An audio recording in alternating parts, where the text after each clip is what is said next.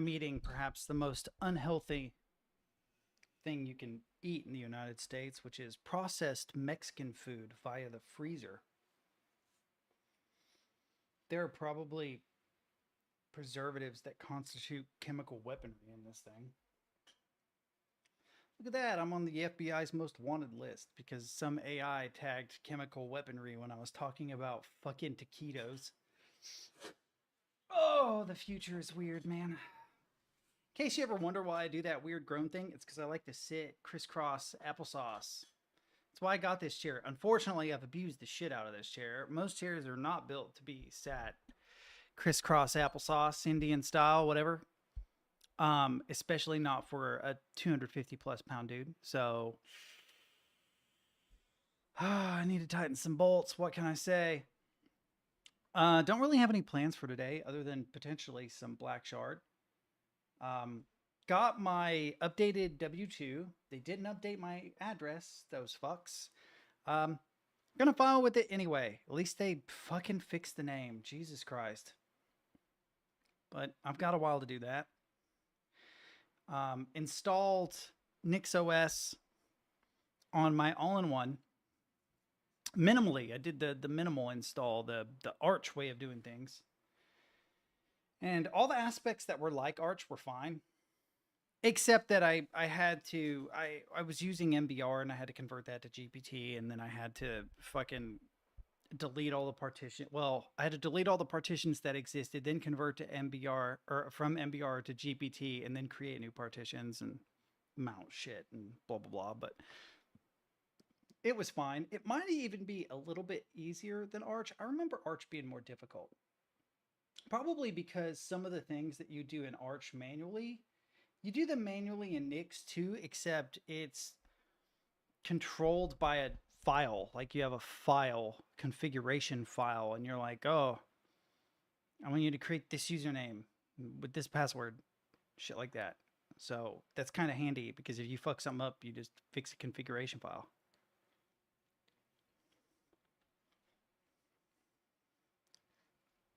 I think you can include the password in the configuration file, but I didn't do it that way. Last thing I need is a clear text version of my password on my computer. Jesus Christ. Have you guys ever been hacked? Because that's how you get hacked. So far, the experience is okay. A couple things are broken. Can't get Waybar to launch. Wofi works. Can't get Thunar to launch. That's a weird one. Because I can launch it from Wofi, but I can't launch it with shortcuts, which is strange.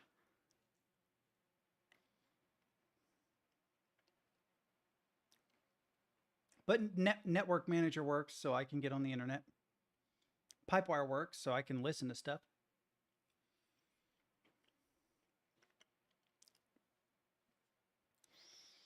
Also, I literally just, like, if they were to grab that computer, they'd be so confused because there's nothing on it.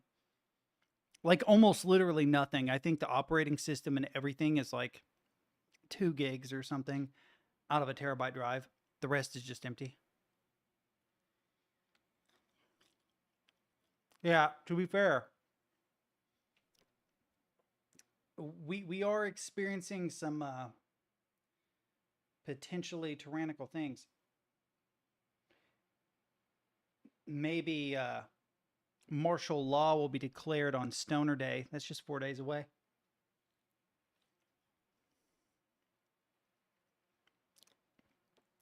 Yeah, there definitely is a lot of real fucking crazy shit going on right now. Ooh, that's hot. Hang on.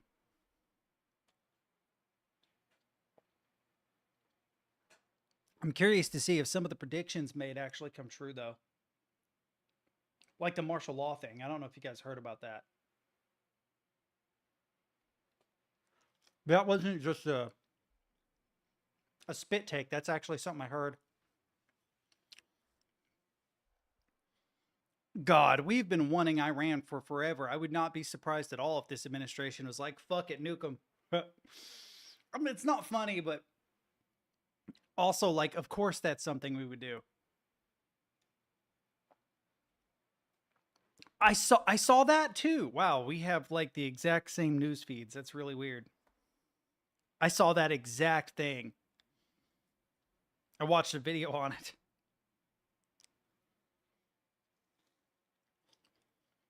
Yeah.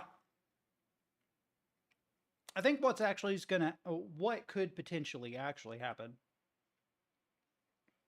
is National Guard posted at the border, right?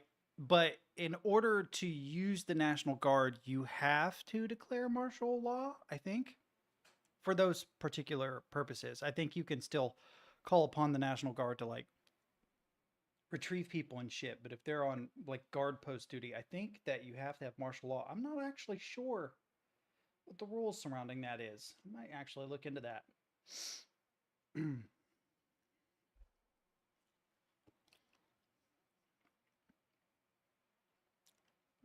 I would be surprised if full on martial law was instituted. What I wouldn't be surprised by is some kind of fucky wucky loophole so that it's not technically martial law. You see what I'm saying? That feels just somehow that feels right.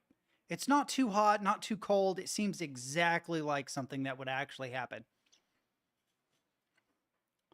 Some kind of optics fuckery that makes it not martial law, even though it's basically martial law. That'd be funny. I mean, it wouldn't be.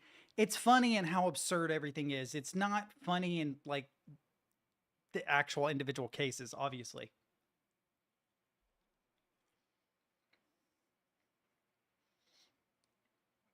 Pretty sure I was right about the tariffs too. I said this is insider trading. 100%. This is like some serious fraud shit is about to happen. And of course they reverted all the tariffs. Everything goes green. He literally went on his social network and was like, "Hey, now would be a good time to buy." I called it, dude. I called it as soon as that happened. I'm like, this is a real stupid way to do this. He actually was given intelligent solutions for this and didn't choose them. And there's like a whole bunch of like buy gold wealth gurus that are like, you don't understand. It was a genius ploy. It's like a game of poker. He's bluffing, and it's like, fuck. I'm sure there were some benefits to it. It was still incredibly moronic. But what can you do?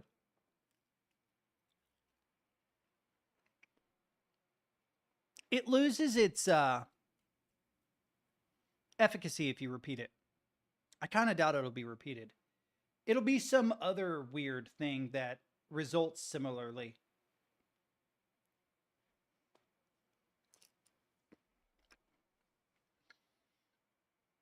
Well, thankfully, I don't have shit invested. I don't have a Roth IRA or a 401k, so I'm super poor. I'm literally like super unaffected by everything. The only thing that really affects me are gas prices and grocery prices. You know, I'm not saying that that doesn't that absolves me of some kind of responsibility, but I did not vote for this. I didn't vote at all. And normally I do. Well, technically I didn't vote for Biden either. I wrote in Andrew Yang, I think. Um, but I did vote for Obama back in the day.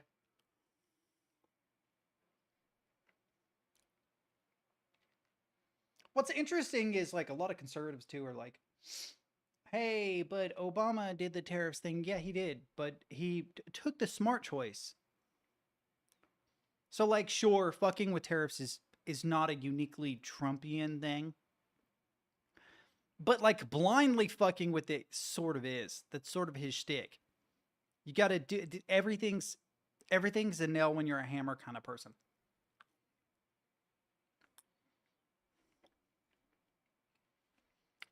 Iran and Israel are enemies, right? Pretty sure they hate each other. It's sort of like Pakistan and India. Am I wrong in thinking that? I swear they're like, in fact, like a lot of Hamas sort of hangs out in Iran, right? Fuck, we're going to war with Iran, boys. It's gonna happen.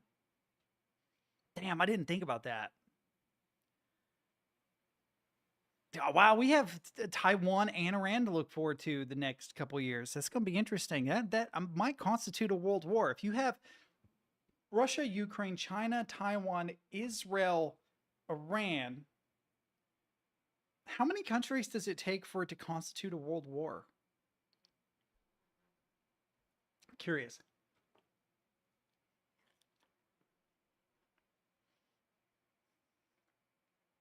There's not a bet on Polymarket about it.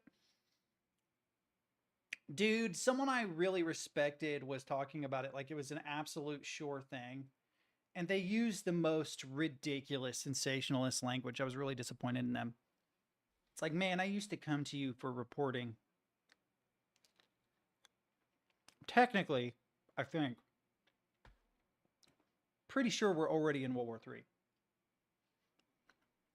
The problem with wars of that scale is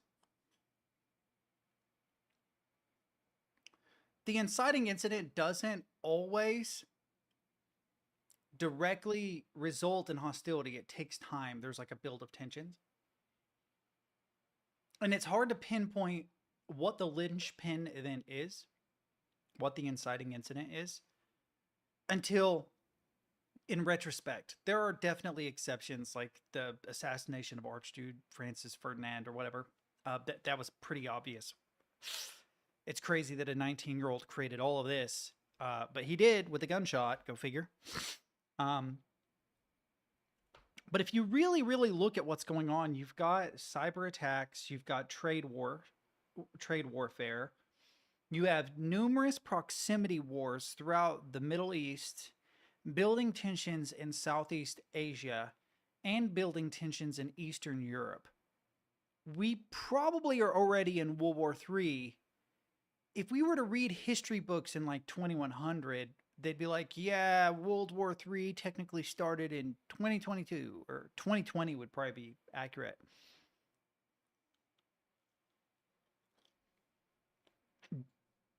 I bet it's like a novel. It's like 300 pages of armed conflicts. Let me see.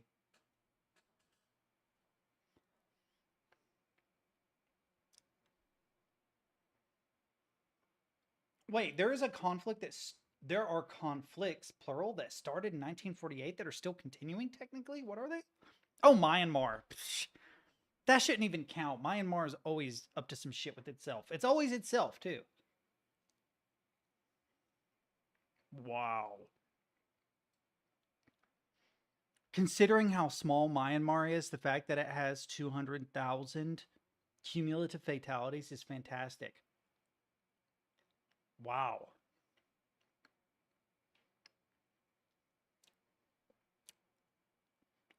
There it is. So, in the news over the course of the last 5 years, right?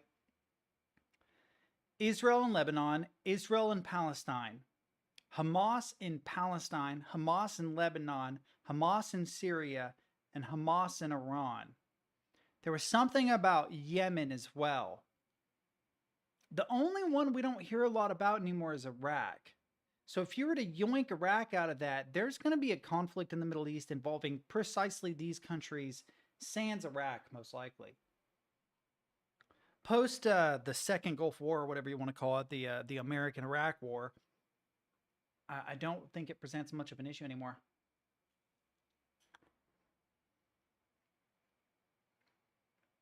Well, I mean, to be fair, if your neighbor was North Korea, that's probably how you'd approach it too. I can't grieve South Korea for that. They need to stop being so fucking uptight, though. I'm sorry, South Koreans. I actually don't mean this disrespectfully, but you're so uptight, it's ruining your livelihood.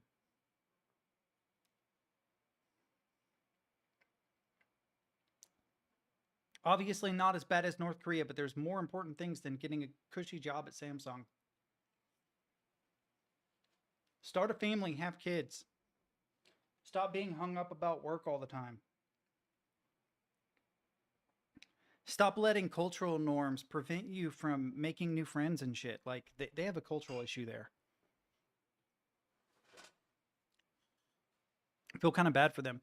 Japan, too, to a lesser degree.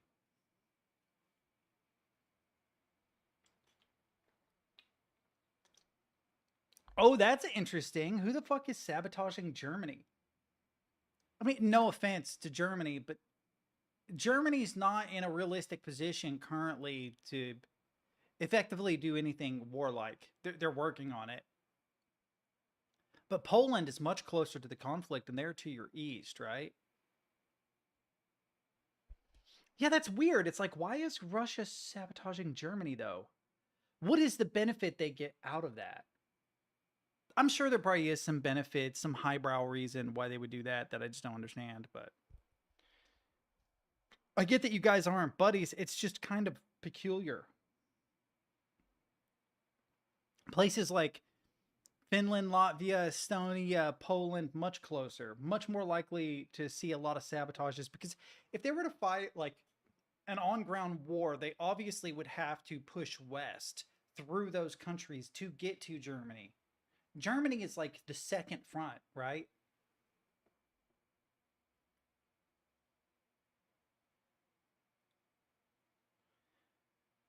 That makes so much sense.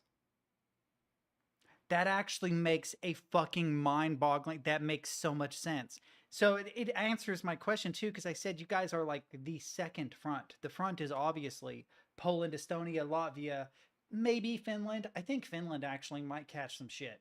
And the reason why I say that is because the waterways between the North European countries, the Nordic countries, and the remainder of Europe, those waterways are going to be crucial to any kind of ground war that takes place in Europe.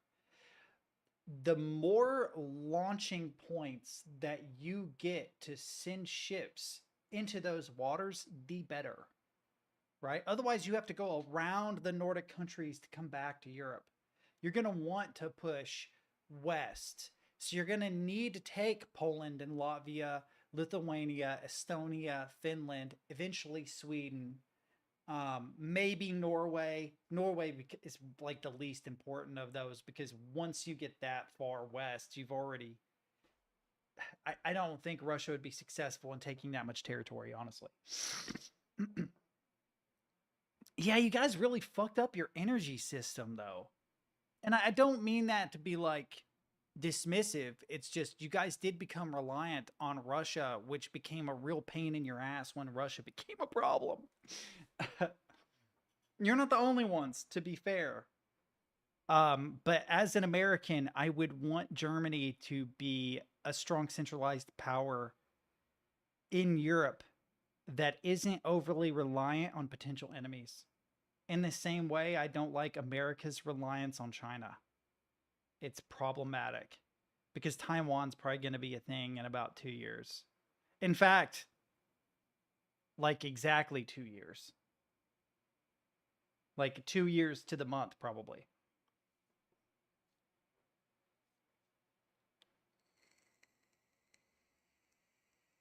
Yeah, that it also reminds me of like Trump shit talked a bunch about uh Ukrainian soldiers, which is just not cool. Like whether you like Zelensky or hate Zelensky, whatever. Politicians are corrupt. You hate them, I respect that. I genuinely hate pretty much every politician. Can't think of one I really like. Just put it that way. But that's not the soldiers' fault. And they are engaged in a land conflict with one of the world's superpowers, or at least a near peer to the United States. And the wealth of data that they're accumulating on how to deal with Russia on land is literally invaluable. It is worth its weight in gold. We cannot act like there aren't benefits to being friendly with Ukraine in this conflict. Because should the conflict escalate to other countries in Europe, or God forbid, directly to America, which is very unlikely, we're going to need that information. Oh, yeah, Zelensky is not a good dude. But you always have to separate the people from their leaders. Like you can't judge America based on Trump. You can't judge Russia based on Putin, right? Fuck, you can go to the extreme and be like, you know, you can't judge North Korea on Kim Jong Un. Those people are basically slaves. They are the most downtrodden, or one of the most downtrodden peoples in the world. They would 90% of them would flip in a minute if they just entered an American grocery store. They'd be like, "Oh, Jesus Christ. Our great leader is full of shit." Yeah. To be fair, the United States has had celebrity politicians, though. Some good, some bad. I actually don't think Arnold Schwarzenegger was that bad. He's pretty moderate. He's come out against Trump numerous times, which as a Republican is, I mean, he's no longer in politics, so I guess he has the freedom to do that. But then on the flip side, you have Reagan, who basically created the war on drugs that they lost. We lost the war on drugs. Let's be honest. Drugs won. Drugs won that war. He also had a whole bunch of bullshit economic solutions that created a lot of issues. He did do Star Wars though. It's a cool sounding program.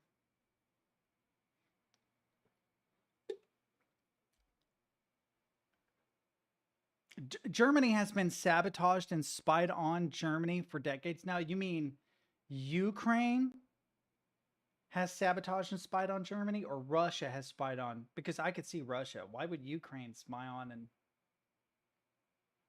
you've got an object or a subject, but not both. Unless Germany is spying on Germany, in which case you do have. But okay, yeah, that makes sense. Be a little weird if Germany was spying on Germany, but then again, the fall of the Berlin Wall, that there probably was a time when Germany was spying on and sabotaging Germany. To be fair, yeah, that's fine. That's an easy mistake to make, especially if you're typing fast. You guys have seen me use voice to text and shit. God, I make some batshit crazy sentences sometimes. It's interesting because you get to a certain age, you stop giving a fuck. You're like, you can figure it out. Fucking detangle that mess I sent you. You fucking deal with it. The only time you feel compelled to fix it is if it legit results in like a serious miscommunication. It reminds me of that skit I saw. It was a meme where the guy's like, "Yo, dude, you got to come with me to the store." He's like, "Why?" It's like, "I got 14 bad bitches. They're going to meet us there, bro. Our fat asses. They're going to meet us there, bro. We're taking them." And he's like, "You're full of shit. There's no shot." So he like accompanies his friend to the store. And they're like having this conversation about like, how the fuck did you convince 14 women, blah, blah, blah. He was like, "Yeah, dude, I thought they were like twins, but they said that they were 14. So yeah, I guess we're going to meet 14 girls here." He was like, "Wait, read the text. Read the text exactly as it says." And it suddenly becomes so clear that this is a Chris Hansen situation. And dude was just an idiot. He thought there were 14 people, not someone who was 14. It was one of the dumbest memes I've ever seen, but bro, it's funny as fuck. That's the kind of miscommunication you got to be careful of if you're like sloppy. So if there's some kind of miscommunication on that level, I will work to correct it because I do not want that to be confused.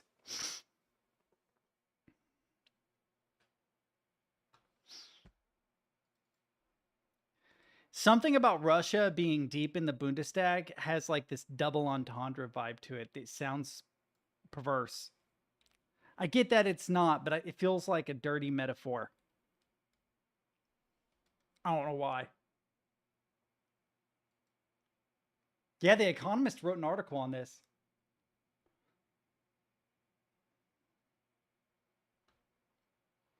It makes sense now, considering that you're like a logistics point in Europe. It makes sense that you would be targeted by Russia a lot.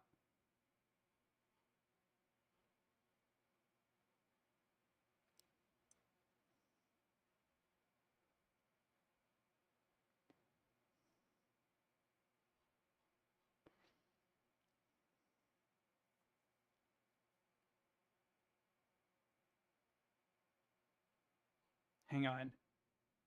I'm looking at current stuff.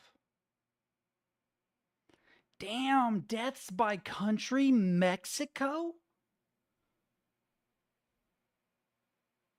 Dude, prior to Ukraine, Ethiopia, Afghanistan, and Mexico. That is crazy that deaths related to armed conflict by country, Mexico with 34,000. That's the cartels, dude. The cartels are something the United States should deal with somehow. They're a problem. They have like entire cities and townships that are bought. Tons of politicians, tons of police forces. They're basically their own private country, funded by drugs. And they coordinate a lot. This is going to sound like a Trump thing. China. They coordinate a lot with Asian countries anymore because there's like a lot of like heroin trade comes out of Asia. And now fentanyl. So it would make sense that if you coordinated with the cartels, you could consolidate the trade of like coca and heroin and fentanyl and everything reasonably pretty easily. You just put it all under one roof. Not literally, because that's a good way to get busted, but it's a good way to organize your drug trade.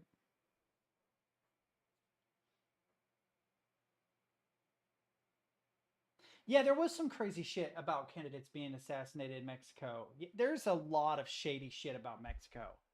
I understand America's suspicion of immigrants crossing the Mexican border and of Mexico in general. They're basic. I don't want to be like dismissive of the Mexican people because they're fine. I have no issue with Mexican people at all. I have had a lot of Hispanic friends. I don't know very many here, but their country became a real shit show as a result of the war on drugs, which a great deal was America's fault. Like we created the monster, right? But we can't just ignore it and pretend like it's not a thing. It needs to be dealt with. So, for better or worse, that was a big reason why the current president got elected. And to be fair, it's a thing that needs to be dealt with. It really, really, really needs to be dealt with. There is just an unimaginable amount of human trafficking, drug trade. I mean, dude, like the deepest, darkest, evilest shit you can think of. Legitimately. Mass trade of children and shit.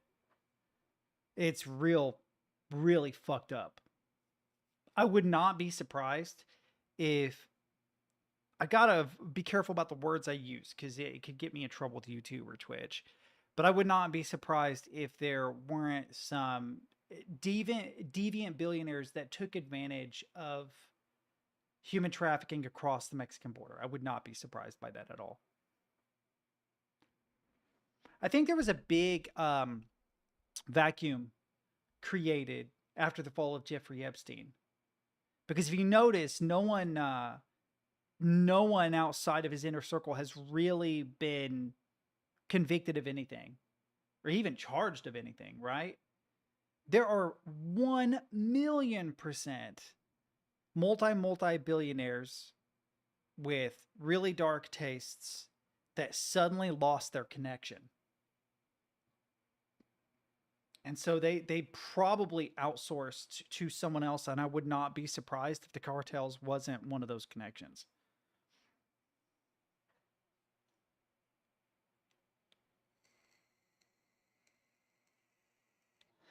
That's pretty fucked up because a lot of those were like translators and people that legitimately helped American soldiers when we were in Afghanistan.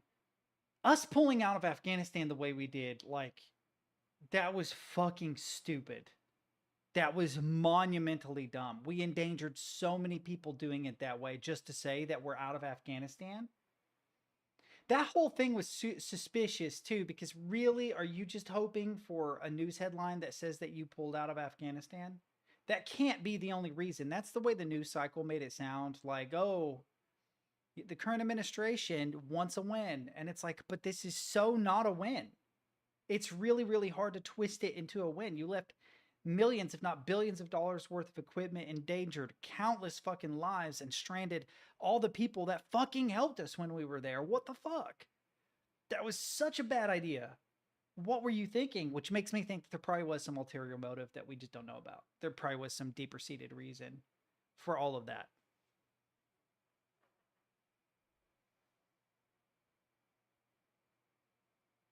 It's the thing that you come to realize when you live in the U.S. long enough is that both sides are super fucking corrupt. I hate to take like the Russell Brand route, but like I just can't imagine voting anymore. I am not a vote for lesser of two evils kind of guy because I have no interest in voting for evil, and it seems to be pretty fucking ubiquitous. It's pretty much everywhere. Our current situation is definitely super super fucked up, but we have had so many fucked up evil people in power for so long. It's ridiculous. I think the system is already probably corrupted beyond repair. It would take some monumental thing like World War III or something to change anything to any reasonable degree, which is super fucked to say, but I think it's probably true. Got to be careful about how you phrase things because there are other alternatives to World War III, but all of them will get you put on a list. So I'm going to shut up there.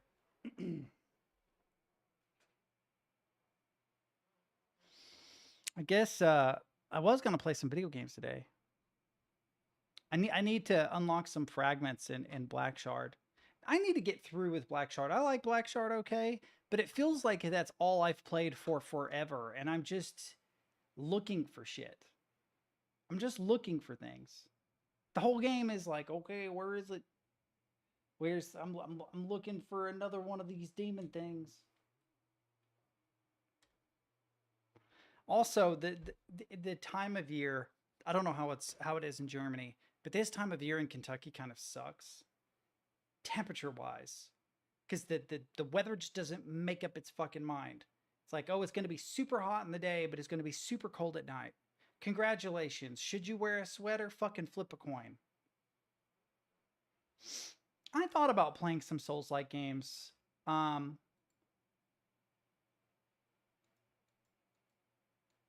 But honestly, I think I'm gonna try and get back into doing shit in Godot. Um, that's pretty warm. Um, yeah, the weather here has been super weird because at the beginning of April it was winter basically, and then at where we are now, mid-April, it's getting really hot in the day, and the problem is humidity. I know that's such a fucking southerner thing to bitch about, but it's true.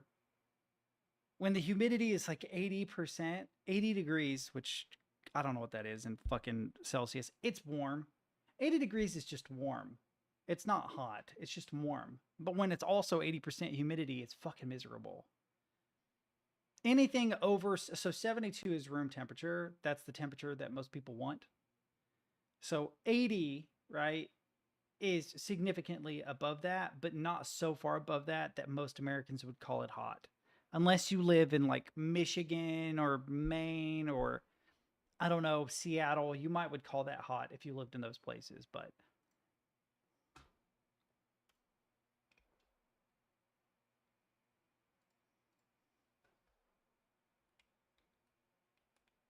oh, but yeah, last night I was messing around in Godot and I learned some things that I didn't know. So I was thinking about tile map manipulation, right? And some things that I figured out is you can actually instantiate scenes as tiles. So I can create a scene and then with animations in code and everything, and then actually put that as a tile into a tile map layer, which allows you to have animated tiles, right? But it means that anything that you can put in a scene, you could technically put in a tile, which I feel like is a key to topology manipulation if you were to do it in Godot. If you are going to use a tile map and you're going to do the fault line thing, then it would make sense that you have scenes as tiles, and those scenes react to input from the player to do certain things. That makes some sense. Plus, there is scale and rotation, X, Y, and rotation and skew. If you were to take and embed the tile map in a 2D node, the tile map itself would have an X and Y scale, a rotation and a skew, but so would the node that it's inside of, which means that you can rotate one node and then scale the other node to create a lot of interesting effects that are the combination of the two. You combine that with animated nodes that are instantiated scenes, and it seems reasonable that you could create the animation of the map being folded. That doesn't seem too difficult to do. You could even throw in some like spatial shaders and stuff to make it look real fancy. The problem is moving whole sections of tiles. So if you collapse, say you've got a screen that's 16 tiles wide and 9 tiles tall. So we got a 16 by 9 screen. We got 16 by 9, right? And you fold the tile set so that 4 tiles wide disappear. That's 4 times 9, which is 45, 36? Fuck, I actually don't know. 4 times 9 is 18, 18, 36. 36, there we go, 36, yeah. So that's 36 tiles, right? That disappear, but they still exist in memory, right? Because you haven't like removed them from the tree of objects. They're just hidden from the player sight. But that also means that every tile on the screen, which would be a maximum of 12 tiles, because if it's 4 tiles wide, 16 tiles, 16 minus 4 is 12. That you would have a 12 by 9 stack of tiles that need to move 4 tiles in one particular direction.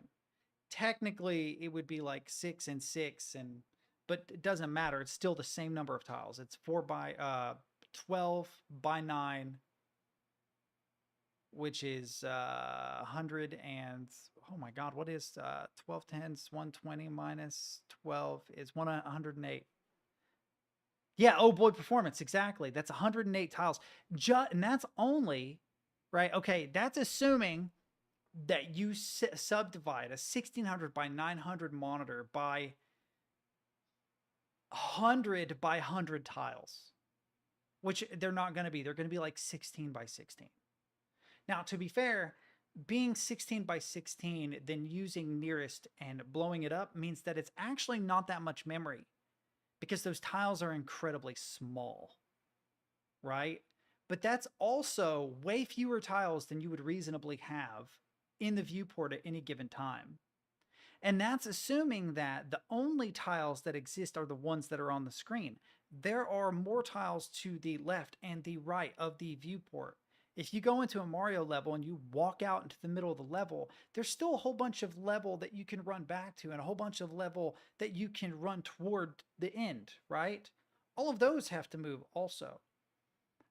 So the best way to manage memory then would be to have screens, which means that you'd have sub-levels.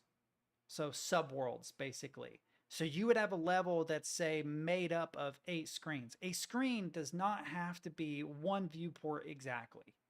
If you look at the way Celeste does it, right, there's basically an entrance to an area and an exit to an area. And then you move on to another area, right, with the screen transition, and it's still the same level. It's just a new area of the level. That would be the best way to manage it because then you only need to manipulate the tiles in that area, not across the entire map, especially if your maps are big. But there just has to be a performant way to do it. I feel like because the tiles are so small, it probably wouldn't be that bad. On modern hardware, you probably could do it messily and it would be fine. But I will say that when I was playing Fault Line, even though those tile maps were small, I got performance hits. That may be a result of the emulator or something, though. I don't know. Right? But if my 3090 is struggling, my i9 processor is struggling to handle Fault Line, an action script, a Flash game. What's it going to do with a modernized version of that is a higher resolution? You know what I mean? Has, I don't know, higher bitrate audio files and all this shit. I don't know how it'll perform. I actually don't know how to do it yet. I've just scratched the surface on approaches. So like, okay, I've got this problem. What are some solutions to it? Well, the visuals can be faked through manipulating the scale, the skew, the rotation of the tile map, and whatever the parent of the tile map is, which would probably be a Node 2D or another tile map. Then you could add a shader to that to add some visual flair, which probably wouldn't be too intense. Most shaders are fine. Not all, but most. But the actual, you would need to get the cells that are affected, delete those cells, get the width and height of the section that was deleted, and manipulate the remainder of all cells to fill in the empty space. Or reverse. You would also need to create those cells out of thin air should you unfold the map. I don't know what you would call that. I tried looking up this problem online, and dude, I don't know what you call that. It is like a topography or a topology manipulation of some kind. It is like a tile map manipulation, but if you go on the internet and you look up advanced ways to manipulate tile maps in Godot, you're not going to find an answer. I actually have an idea. Hang on. Recreating game mechanic from Nitrome fault line.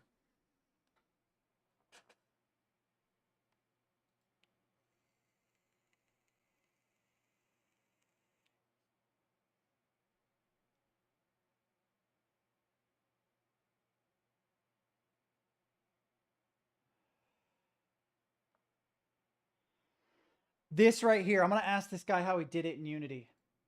I'm going to ask this guy how it, so I'm so glad I looked this up.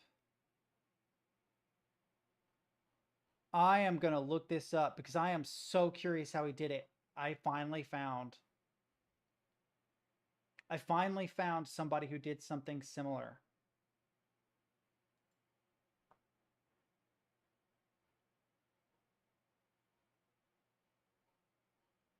Hang on. Let's see if Nitrome's on this page. Control F. Not Nitrome, but fault.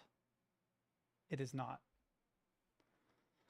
I am going to ask that guy on Reddit, dude, how the fuck did you do this? Because I have a game idea that uses a similar concept, and I'm trying to implement it, and I would love to know how you implemented it in Unity. I'm not using Unity, but maybe your approach will help me to find my own solution to it. Shit. Audio is not working for you guys either because it's set to the wrong fucking thing. There we go. Aptris, you still in here, homeboy? So there seem to be like 3 approaches I've noticed to game development. There are probably more, but there are 3 that kind of stand out to me, and that is you sort of have like the world building approach, which is what this game is. You have like this giant world that you've created that the character exists in. Then you have like the narrative approach, which would be something like Soma, which obviously has a lot of world building as well, because those 3 things are not mutually exclusive. But the third thing is mechanics, a mechanics approach, which is that your game introduces some kind of feature or mechanic that is unique or that is a new take on an old mechanic. So, like, if you were to take, like, Super Mario, for example, that is mostly a mechanic-based game. It is about the platforming and killing enemies and wearing shelmets and whatever else, right?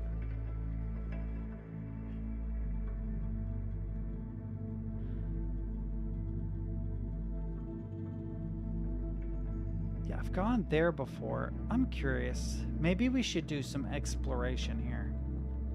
I wish I could get rid of the vignette. I wish I could get rid of the vignette in this game. It's very annoying. The vignette is so excessive. Yeah, it did. It updated automatically. Why? Yeah, shellmets. So a shellmet is literally where if like you kill an enemy that's in a shell, usually you have to hit it twice. Like you knock a Koopa out of his shell, you can pick it up and then put it on your head as a helmet. And they call them. You motherfuckers are amazing. Oh, this is the best.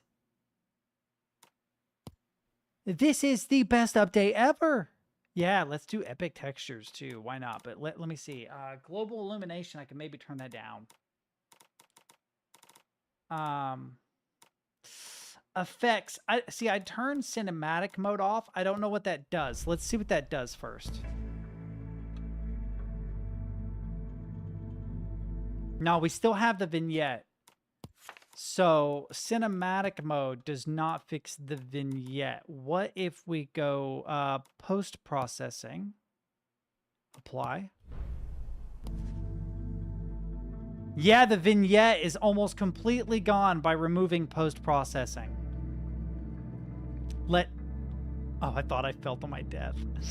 That right there helps a lot.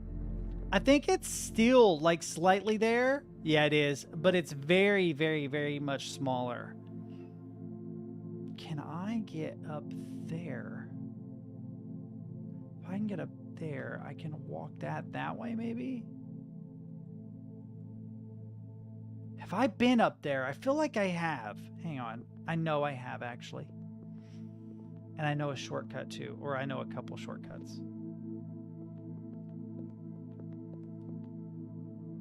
I might actually turn the field of view up too. The problem, no, you're fine. I appreciate it. That actually is a huge update. I've kind of complained about that for a minute. But I also understand that this game is like it's an ongoing process, so I'm not going to be disrespectful about it, you know? But my issue with the post-processing effects, or at least the vignette, is because I'm streaming. So I have a window open with sunlight pouring through, and I have a light in my face.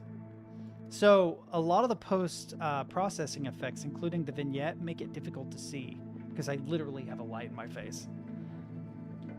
If I didn't have a light in my face, if I were sitting, you know, calmly in a dark room, it wouldn't be a big deal. In fact, when it becomes nightfall, I'll probably turn them back on, actually. So I have no idea where I'm going, so we're gonna go explore. Can I get up there? I feel like I have been up there before, but I'm not sure. Wait a minute. Is this the one with the... Yeah, I have been up there. Okay. I'm trying to get as high as possible. Come on, run. I did check the third one. It just takes you up here. Pretty sure. We'll check it again, but there was nothing interesting in the third one. It was like a shortcut to get up here, I swear. That's what it seemed like anyway. Because it does just take you to the convergence zone, and I'm pretty sure it takes you up to one of these corners, maybe up there. I don't remember which corner it is, but it's way high up in this base world. This, I think, looks down. Yeah, that might be it right there. No, it's to my right somewhere. Shit, where was it? I don't even remember. Yeah, because I know when I come out of it, I can see this. So the exit to the third portal is right here. Oh, it just removes the black. They're fine. That's fine. That's perfectly fine. You with the developers?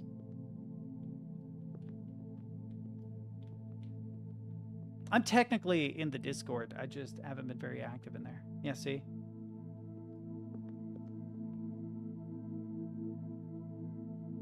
Okay, cool. I appreciate you dropping by and being helpful. I 100% support that change. That is a huge change. It's very, very helpful.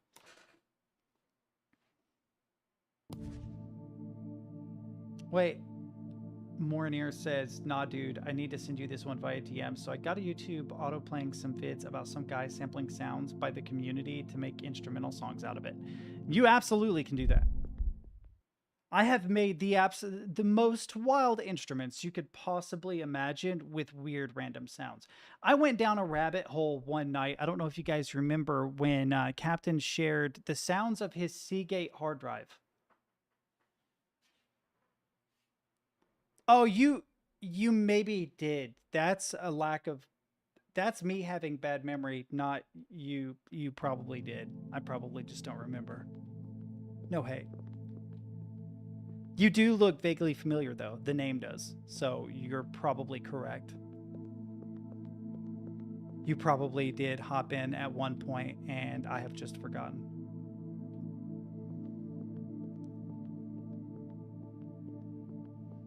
You're watching two videos right now, so are you getting whiplash from something I said or whiplash from something the guy said? I'm assuming the other guy. Okay, I'm a little bit lost. Wait a minute, what's this? What's this? I don't remember that. Hang on. Because this goes to the opening of the convergence zone. Come on, sprint. Right? Yes. Right. So then I have not been... Oh no, there's a giant wall in the way. I can make it, chat. I can make it. I can definitely make it. I just gotta run fast enough. Hang on. How in the world do I get over there? Where is there? Wait, is that... I might have already been there actually. Hang on. I feel like I remember a stairwell that comes into this area.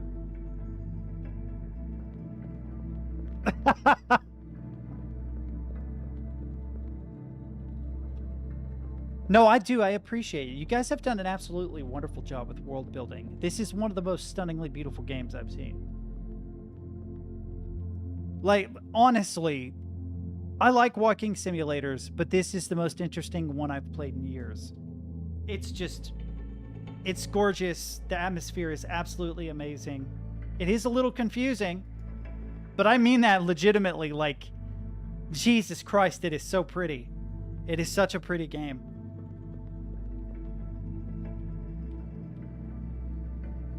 Oh, I definitely want to parkour. What is that? Wait a minute. I know what that is. That is the bridge. That is the big blocky object that's right at the end of the bridge. But it doesn't appear there's anything on the opposite side nor beneath it. But I don't think the... Wait a minute. Can I get off the bridge onto this object and then yeet? I could probably make it down there and then parkour up and get to the... Oh, we're trying that. Because I don't know what else to do. We're going to do something really, really silly, chat. Hang on.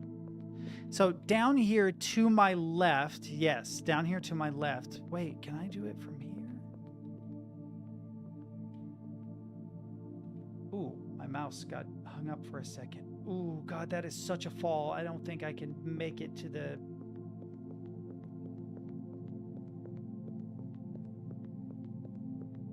Oh, Mass Effect. Oh my God, yeah. I need to play Mass Effect, chat.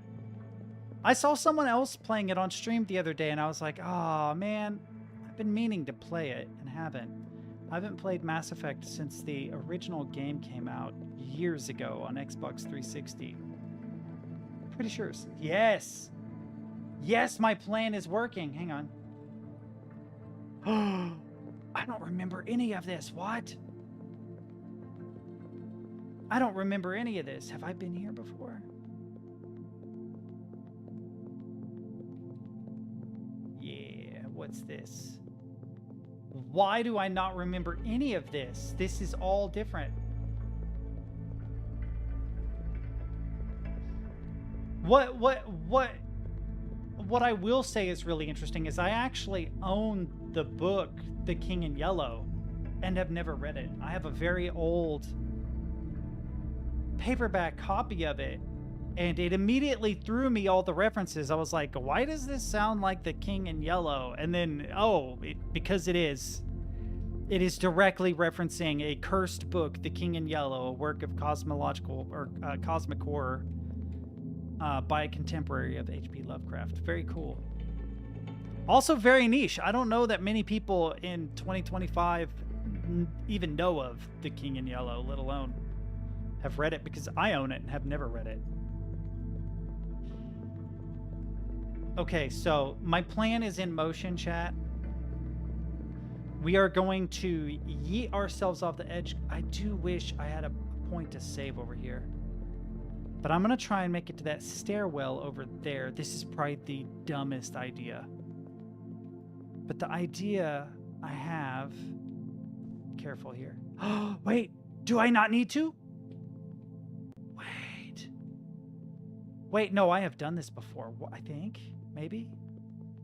Yeah, it's a spiral staircase.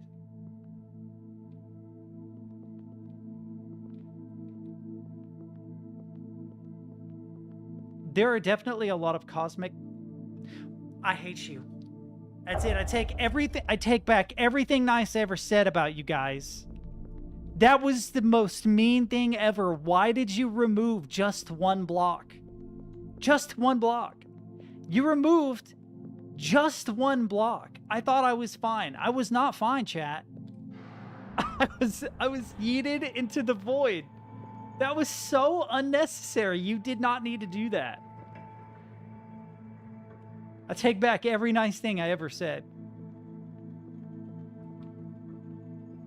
I was going to say, a lot of games that attempt cosmic horror fail at it. Which, this is not quite a horror game, but it definitely has the correct existential dread. That's the thing about a good work of cosmic horror is the feeling of existential dread. A feeling of not understanding what's wrong.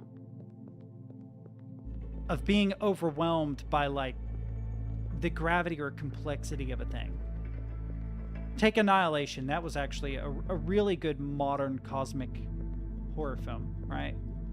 I wouldn't say that Annihilation was scary. It was unsettling. Unsettling is a better way to put it. But most games, when they try to take the Lovecraftian route, they end up either failing miserably or like Dead Space, which could not be more different from this. Similarly unsettling, but not... this doesn't rely on horror. Doesn't rely on gore or creepy monsters.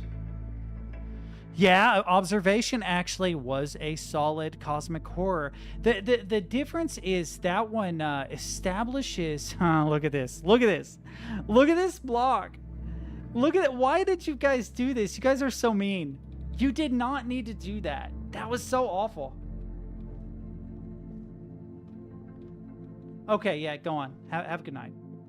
If you get in a conversation with me, you're stuck here. You better leave. You better go while you can. I'm a yapper. It's what I do. Nope. What? Oh. Okay, on this, and then... Yeah, there we go. All right. We're climbing. Oh, yes, we're climbing. I can definitely make it over there, too. I have no idea where I'm going, really. Just up. Okay, have I been here before? I feel like I have. Yeah, I have been here before. What about this way? What is that about? That looks really odd. What is this? Wait. Oh, I remember you. Yeah, I'm backtracking. Damn it. Okay, so I have been here before.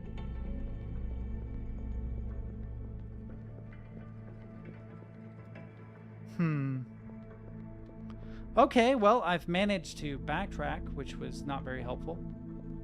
I thought it was maybe somewhere new.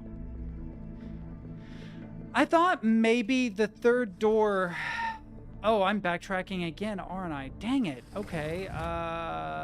Yeeting myself in the void is the quickest way to get back. Oh, well, if I don't land on things... No! Don't! Don't remove more blocks. So mean. That would be so funny if there was an update where they literally just removed one more. They just remove one more block, and I get used to taking that little bridge. I think nothing of it. I go to jump because I expect there to be a jump, and I jump at the wrong time and die. That would be so funny, man. That would be so funny. Just an update to troll me specifically would be hilarious. I approve. Oh, don't fall. I don't know where I'm going. I think I have five fragments. We can go to the new sphere. Let's go to the new sphere really quick, actually. See how many fragments we have. Do I have? Oh, I do still have it bound. Good.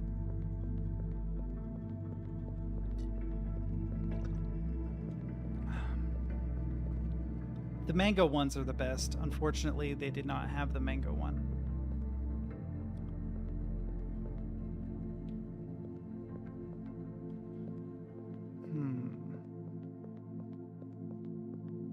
Hang on a moment. Yeah, I've been there.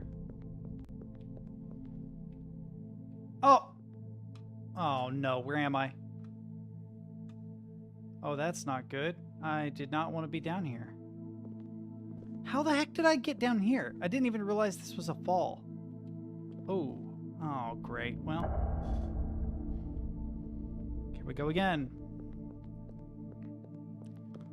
Yeah, that's very much something I could see the developers of Voices of the Void doing. Like, oh, we saw this one streamer do this thing, and they kept failing at it over and over and over and over. So wouldn't it be funny if we fixed it, but we fixed it in a way that after they learn how to not fail at that thing, they fail at that thing again? That would be so hilarious. Yeah, so the third door doesn't accomplish anything. I shouldn't have drank a carbonated drink. I want to go to the new sphere and see how many fragments I have. Hang on.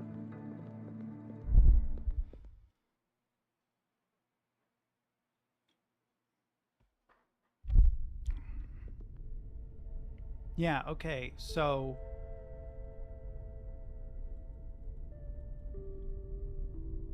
One.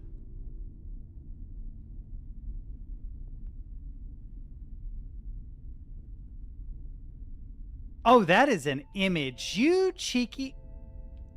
That is an image. That's not an object. Where did I zoomed in on one and it's like super, maybe I'm wrong. Huh, it's like registering correctly now. I zoomed in on one and it was like it looked like a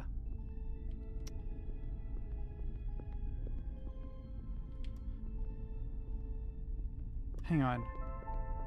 This guy is really close. So there is one. There we go. 1, 2, 3, 4, 5. Correct? 5.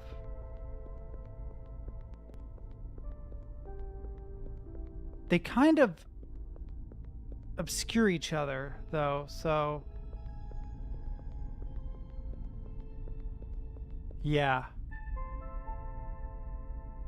Oh, it's like they're getting closer. 2, 3, 4, 5. 2 more.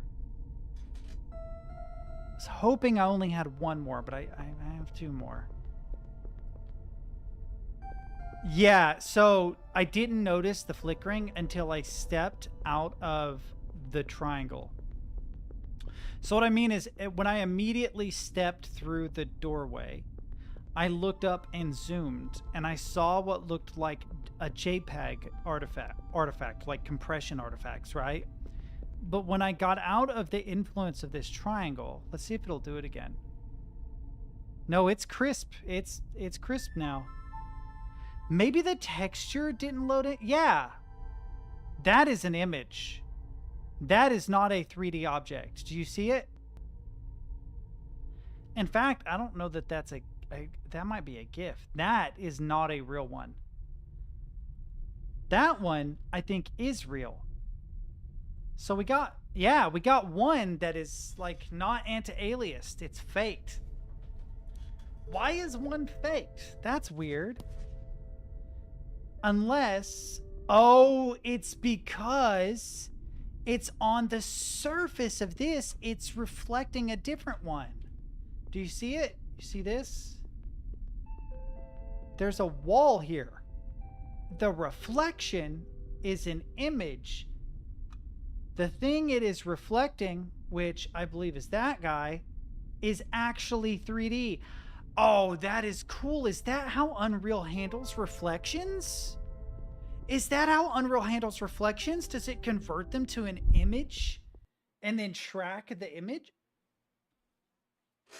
That can't be right. That's weird. That I'm like really confused now. So I've gone both these. Well, let's go this way. I don't remember what's this way. No, this is how you come to be here. The new sphere, that's where the third door leads. Third door is down that way or this way. You go either way. I have fallen yet again. Don't do this to me today. Come on. All right. I don't know where else to go, Apterous. Did you get all the fragments? Because I actually am lost. I have a feeling you got through this game way quicker than me because I have no idea where to go from here. Ooh. Don't. Oh, how? How? No. How? What?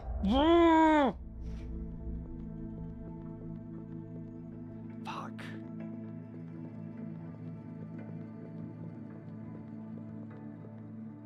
I've done... How did I get to the Tesseract? There were two places.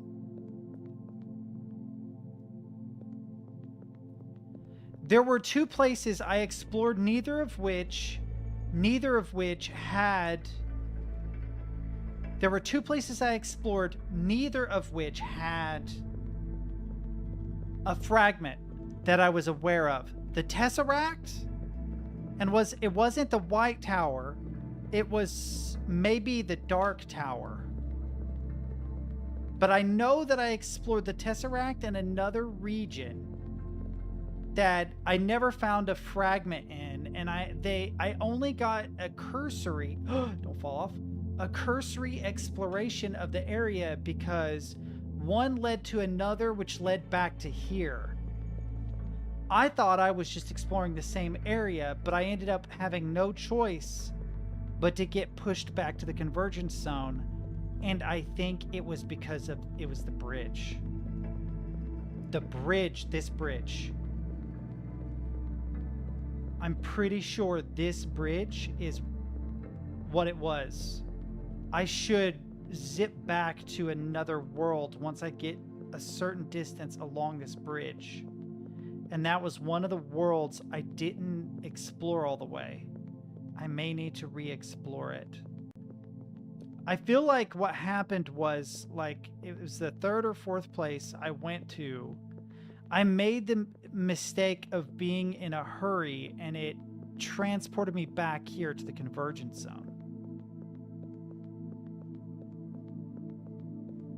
I'm like 100% certain that's what my problem was.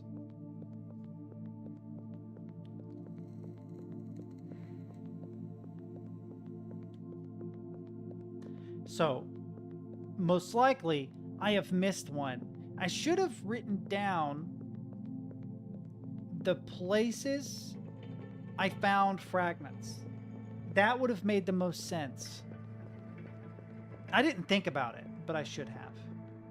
Man, I do love this art style, though.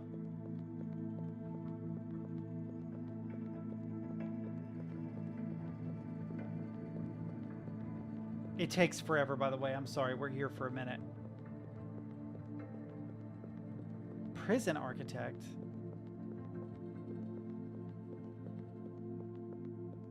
Oh, we're actually getting there. Do you see it? The pyramidal structure. When we cross from the white to the black, I'm pretty sure we enter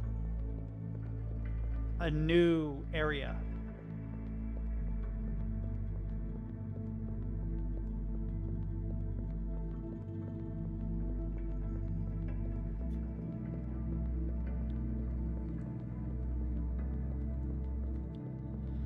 I installed NixOS on my main PC today, or on my all-in-one. There it is.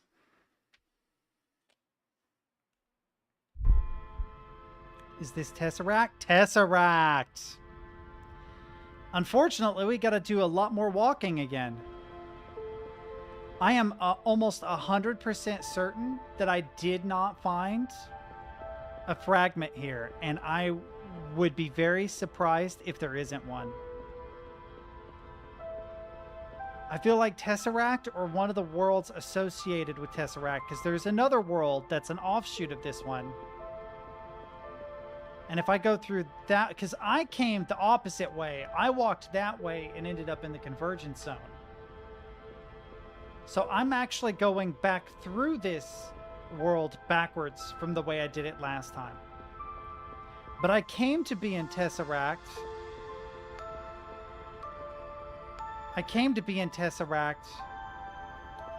Okay, I have found two.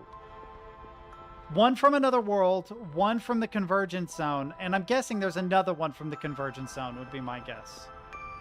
Does this place have a fragment? Because if it does, that's the one I'm missing. Hire legendary prisoner who is way too much trouble for being it worth. Hire dude as undercover informant. Each time info is requested, his suspiciousness rises among his peers. Spam the info request button. Sit back until dude gets jumped. Interesting. I feel like it would need one.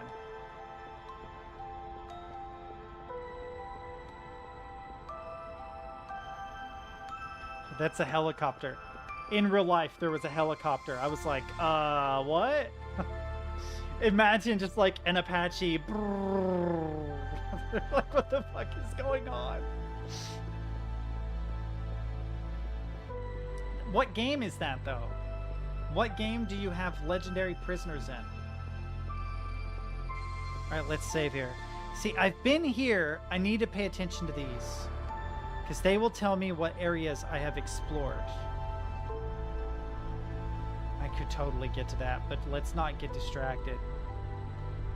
Okay, so I came this way. I remember the meandering walkways.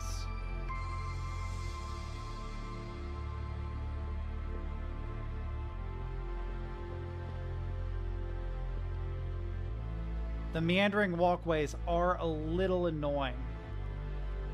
Just because it's a lot of 90-degree turns. 90 degrees.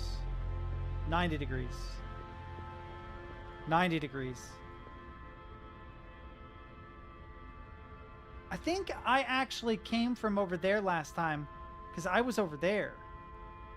I somehow ended up on top of that. Oh, dude, there is almost definitely gonna be a Tesseract in that area. I feel it in my bones.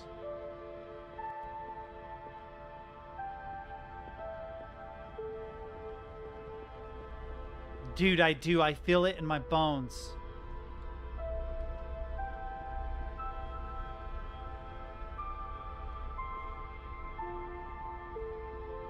Oh, yes, I remember this. I remember this. Okay, so no. I talked to those guys, but they're not the ones I'm after.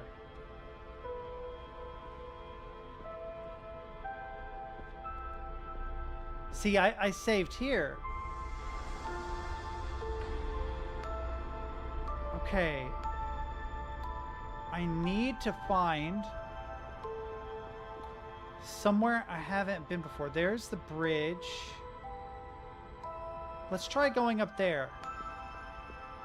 I believe I came from over there, but I don't remember exactly. Yeah, see, I didn't save at that one. So I need to save here so I know I've been here. And then we'll try a couple things, because I think...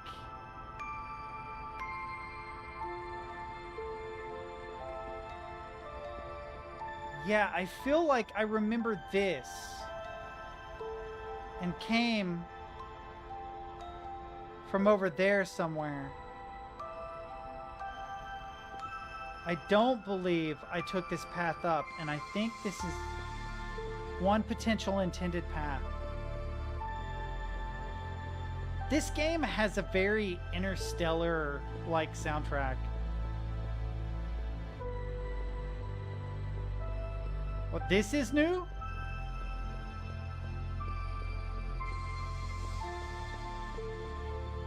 It's amazing that your brain can map these levels because I have a hard time.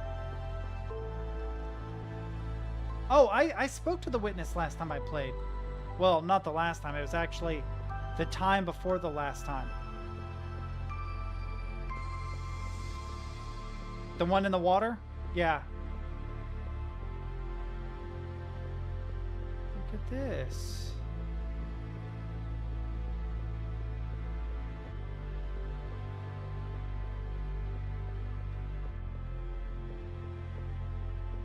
I don't remember this, but that doesn't mean anything. Actually, I might remember this. The problem is I'm going backwards. That is new. I do not... Oh, man. I'm exploring good. What? Are you sure? There is no shot that that is a new witness. Fuck, that's a long way back. I remember talking to a witness in the water. It had to be here because I don't know. Yeah, that all looks super familiar to me, dude. I'll get trapped somewhere and no. I'll go, but I'm like 100% certain I do remember that one. There wasn't...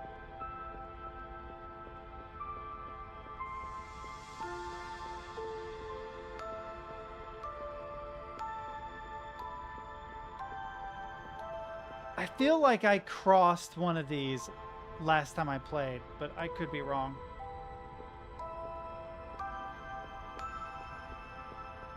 Yet another area.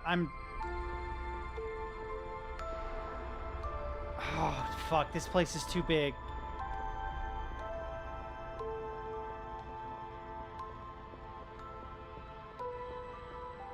So I don't need to backtrack.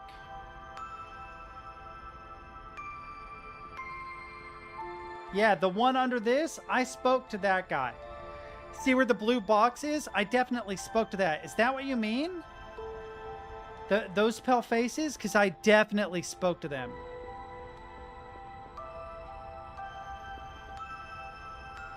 Oh, you... I thought you meant the actual... Oh, okay, we're confusing. All right. Yeah, there was a new one. Yeah, this was a new one as well.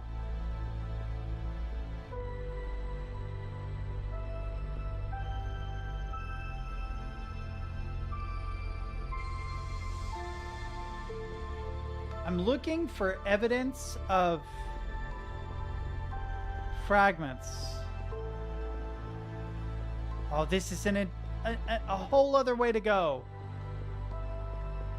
Wait, just... No!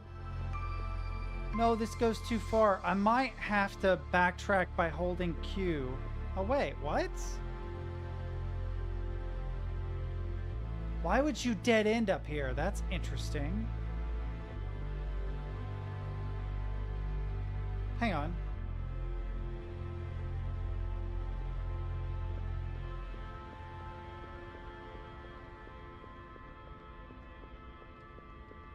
I can always hold Q and backtrack. This feels like I'm going back, yeah, to where I came from before. I can also go across, and I probably will, but I think I see something up here that's interesting.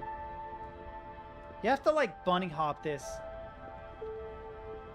Yeah, I saw something that was gold. Yeah, I want to get over there.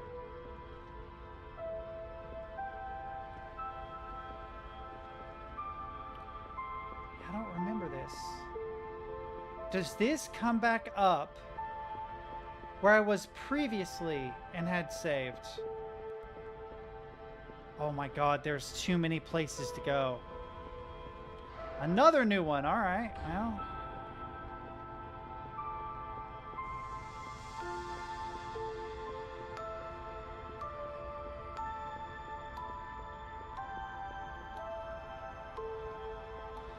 Dude, if there's not a fragment in this place, I'm gonna lose my mind. Because this is definitely the most confusing area I have been in. I am not certain. Because it looks like there is definitely another area over there that I could explore, but I don't know how to get to it. I can go up here, but first what I want to do is I want to backtrack before I get too far away to over there. And then there's an area under here that I also want to explore. There's too many places of interest right next to each other. And what we're going to do is we're going to yeet. Ugh. Yeah, like that. Let's go.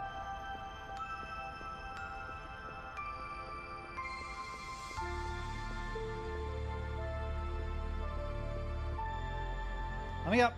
Let me up. Ugh, let me up.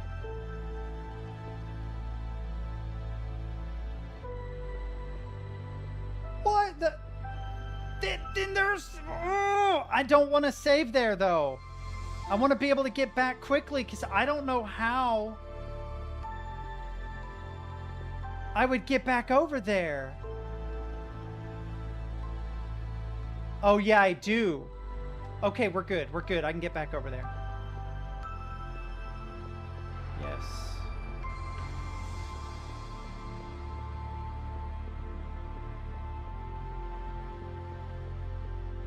Ooh, changing color scheme. Let's go.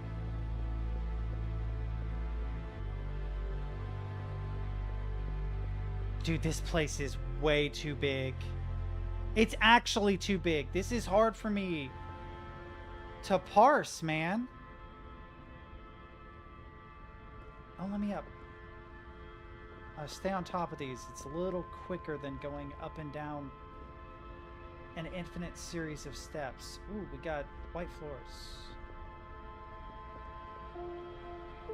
It seems to be hinting at me coming up here. Yeah.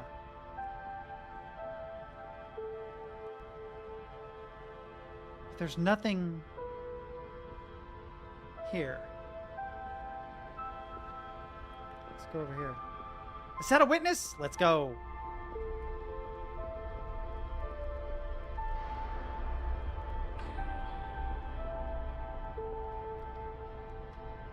I hear something above.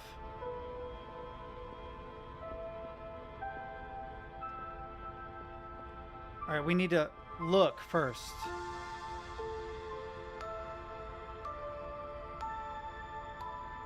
Okay, I'm gonna go up and into that area and then try to make my way back up to the top here in a minute. But first, let's move up.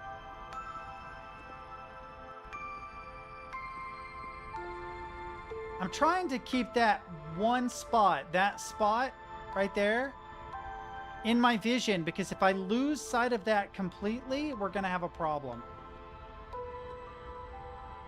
I'm not gonna know how to get back there because there's so much over there that needs explored. Oh, you motherfucker, you would make me go in.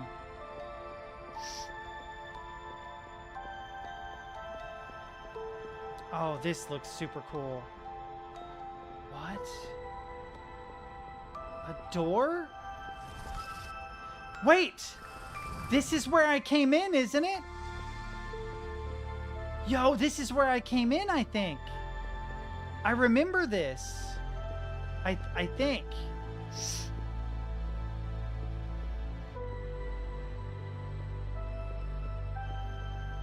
Because I tried to parkour everything, which was pointless. Oh, this is new.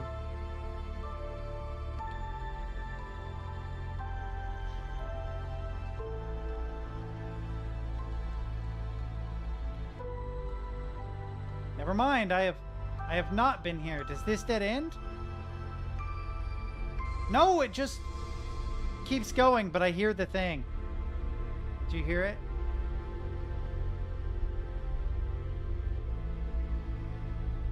Oh God, am I going to be able to find my way back out of here? Oh, where is this? Okay, it's got the cross symbol, the crossroads, convergence zone. 1,000,000%, the crossroads or the convergence zone. How much you want to bet? Oh, it's the crossroads, period. Okay, does the crossroads have... Yes, I remember this. I was here before. This was locked, I think. Wait, I'm confused. Okay. I can always hold Q to back pedal.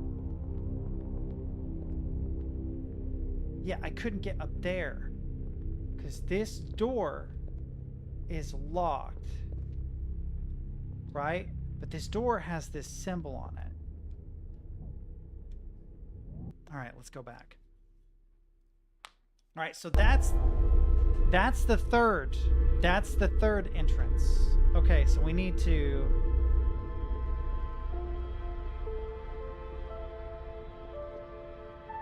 Oh, it doesn't unlock? Ooh, I'm so glad I didn't fall there. I thought it unlocked... Oh, it's a mystery door, just one of many. I have found one mystery door so far, so that's good to know that there are many.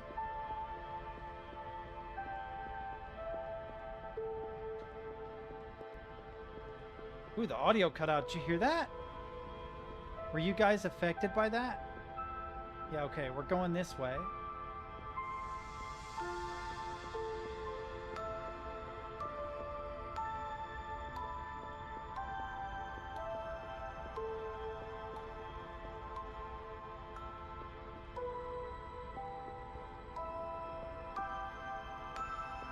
What about the zone? Oh god, I don't remember how to get to it though. There was another zone, the one that I said was my favorite. Shit, I don't remember how I got there. Okay. Ah, I found her. Hey baby girl. Hi. Do we know each other? It's hard to put things right here. An causal dimension, eh? Our minds aren't made for that. You're human, I can feel it. I think I was once too. I've been through the ascent unlike you. Came here from the doorway. I can see that in your eyes. You suffer the cost. Have no fear. I'll be no judge of you. No innocent could enter the labyrinth. It's a selfish quest, no matter what we tell ourselves. My path is just as terrible to some extent. A word of advice, however. If you are seeking the fragments, if you think you are in control, that you will have the strength to turn away right before the end, don't wait until the last moment. I don't know what that means.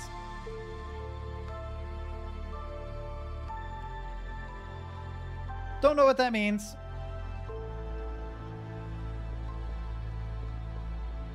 Is there an ending where I get to the last fragment and then turn away? That'd be interesting.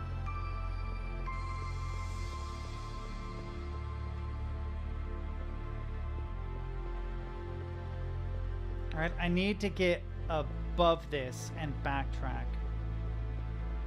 We're looking for another fragment. Through there, I'm guessing. I do not know where the sixth fragment is, though. I actually don't have any idea. If this goes down... This is not the direction I want to go. I want to go up.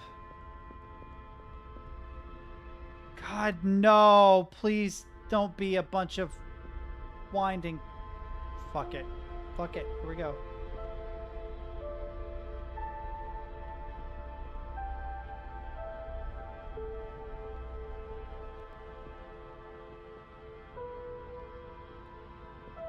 There might be a way back up that I just don't know about.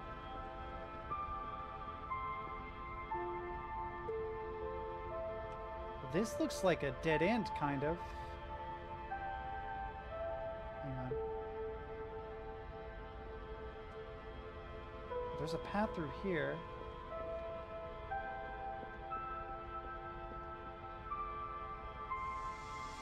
Hang on. Oh yeah, let's go. I did this before. This is how I got to him last time.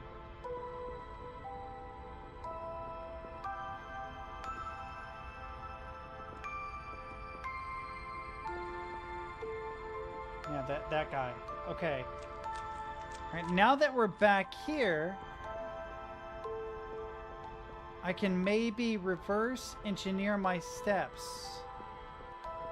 Hang on. I have to go up that.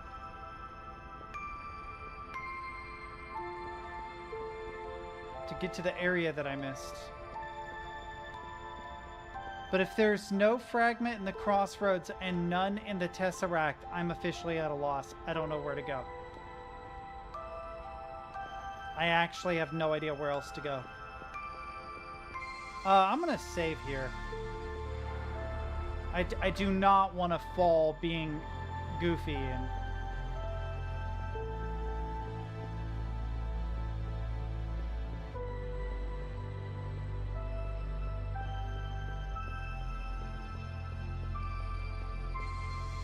One thing I've noticed is our character never gets out of breath. Bro, you are doing some like hardcore elite level athlete stuff. You are the David Goggins of the fucking A-causal realm, bro. I do not think you realize just how batshit insane it is that you're just running all this. No problem. We're just gonna full on sprint across the Tesseract, chat. Was it this way? It was this way. I backtracked from here, I think. Yeah. So this, I think, is the last area to explore. This way.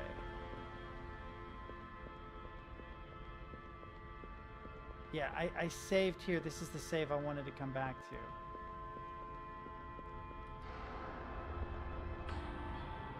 There are the dudes down there.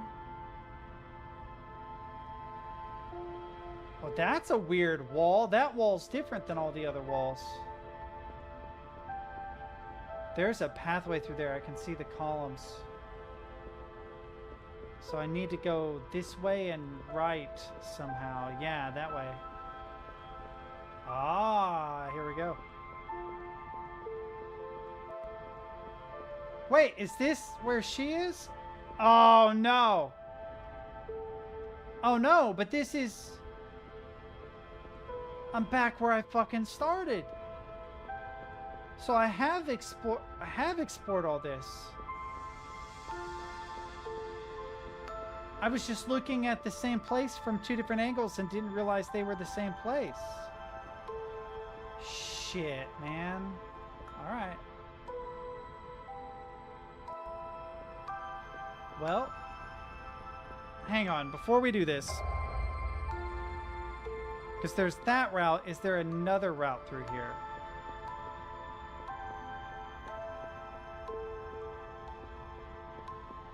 No, this dead ends.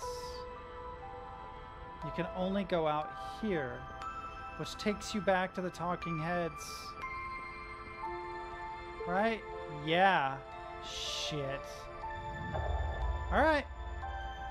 Alright, I guess we'll go to the crossroads. I don't believe there's a fragment here.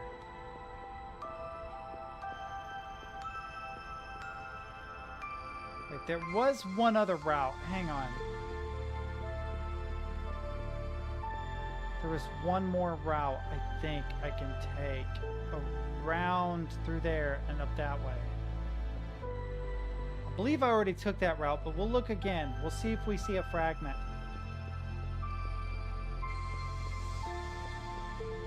I now want to watch Dark Angel featuring Angelina...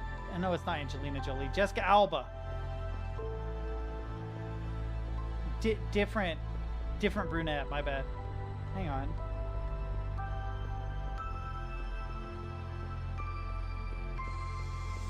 What about this path? This is not a path. Not technically. Shit, okay. Oh, what a bummer. I was really, really hoping we would see a fragment here somewhere, but no.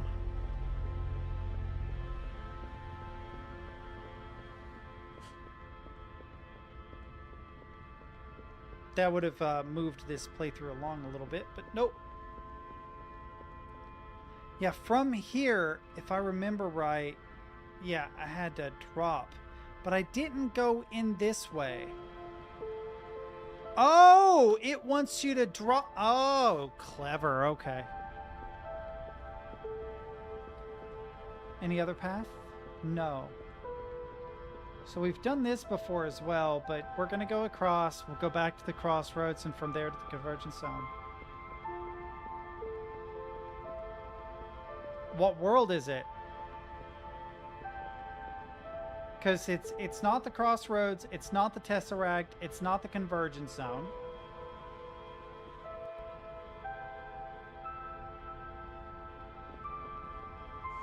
Yeah, I explored all those high up hallways. Like literally every single one multiple times. I have not found a new location in the convergence zone for like 4 hours. I'll try it. I just have been all over the convergence zone so much. I even backtracked kind of to where you begin when you first come to the convergence zone. This takes a minute. You want to take like these high routes and these flat areas.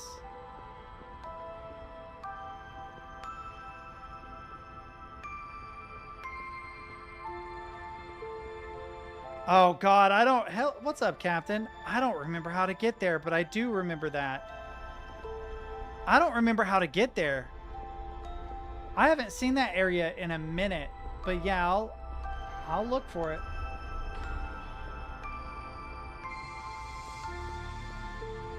Because I've never taken the zip line, but I also don't remember how the fuck to get to the zip line. Wait. Oh yeah, gotta climb. God, it's crazy how big this place is, not a fragment here. Yeah, I don't remember. I remember coming down. I don't remember how to get up. But we'll figure it out. But you might be onto something because I haven't visited that area in a while. That was the area I parkoured in the demo. Come on. That was just a dick move.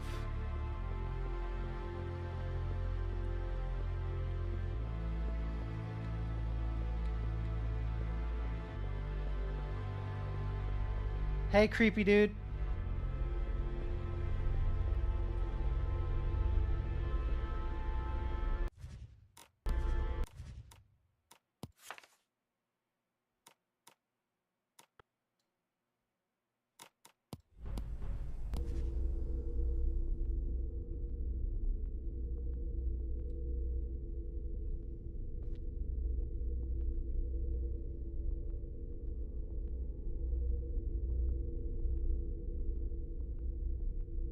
Okay, I'm gonna be honest. I think Krusty was onto something. The silence might be better than the music.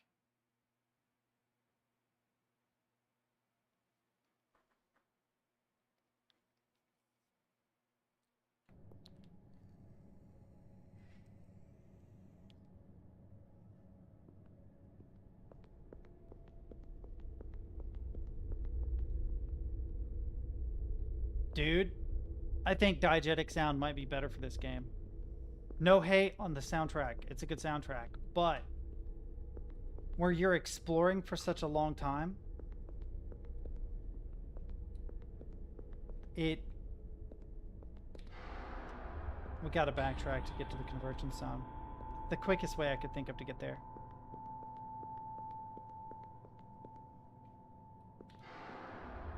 Okay, don't be weird. It, like, grabbed me. Convergence zone.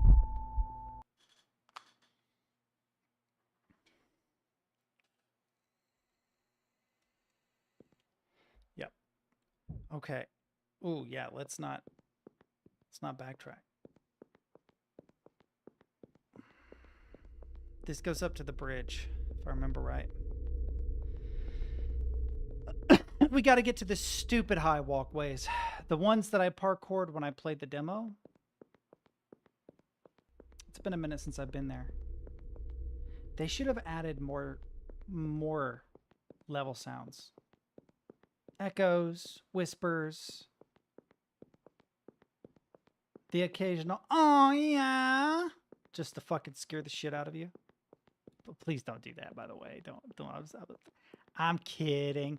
I'm just joshing you, as the kids say. It would be funny though. Imagine it would be the first time in history that someone pissed themselves because of a random "oh yeah." You know, dude, I would shit myself. I'd be like, "What? Oh shit, I meant to go up high like a cool dude. This is not a cool dude path." Yeah, I think you can I haven't taken this way in a minute, but this is don't stop knocking me down. Don't come around. Uh-oh. The party's back in town. Uh-oh. What is this area? Hang on.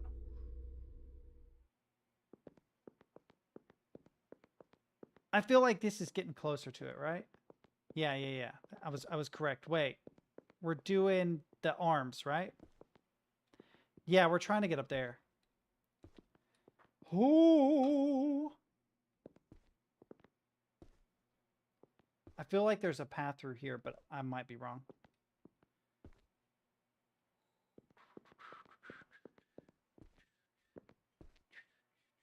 There's a painter.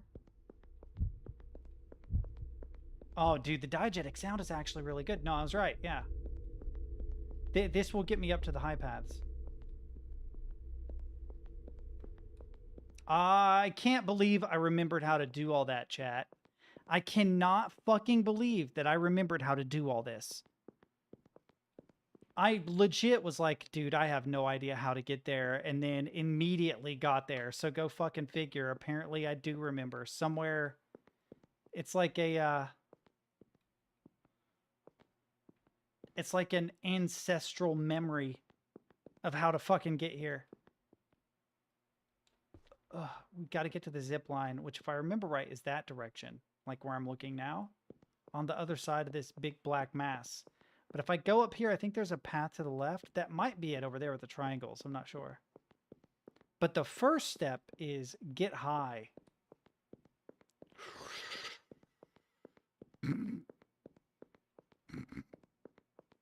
Sorry. It probably wasn't the best bong sound I've ever made. I usually do pretty good. That was kind of a... Yeah, okay, so there's this place. I've been to this place. Is there... I'm pretty sure I unlocked the fragment here. Hang on. I'm gonna save there and go check the zip line. I just want to see it. There is a path now from where the zip line is. Unless that's where I came in. Is that where I came in? Yeah, I've explored that place, yeah. We'll go back to it. Maybe I missed it. It's possible that I missed a fragment in an area. That's why I'm so confused about this game. It's like, dude, I do not remember there being... I don't remember this path where the zipline is. This statue here is new. I hate to be that guy after us, but I think this is it.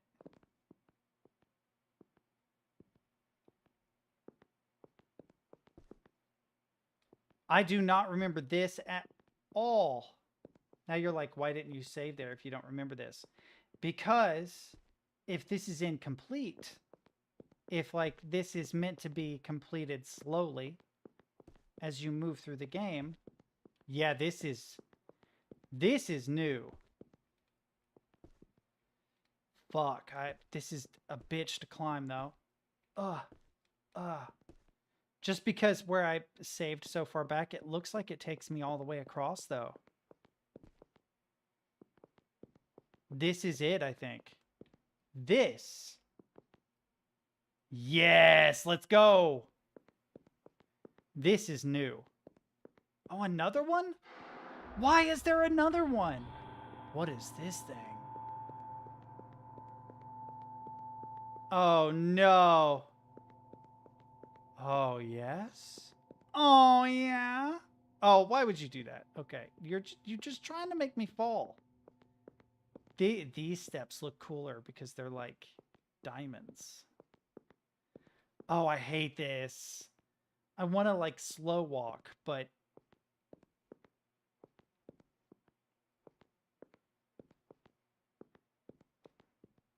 Really?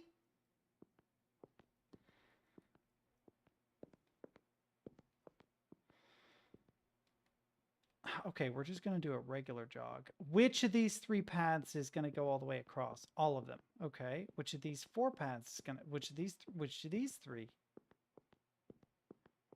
The one on the right, apparently. Okay. Okay. Whoa. Hey. Hey, you did not need to do that. That was uncalled for.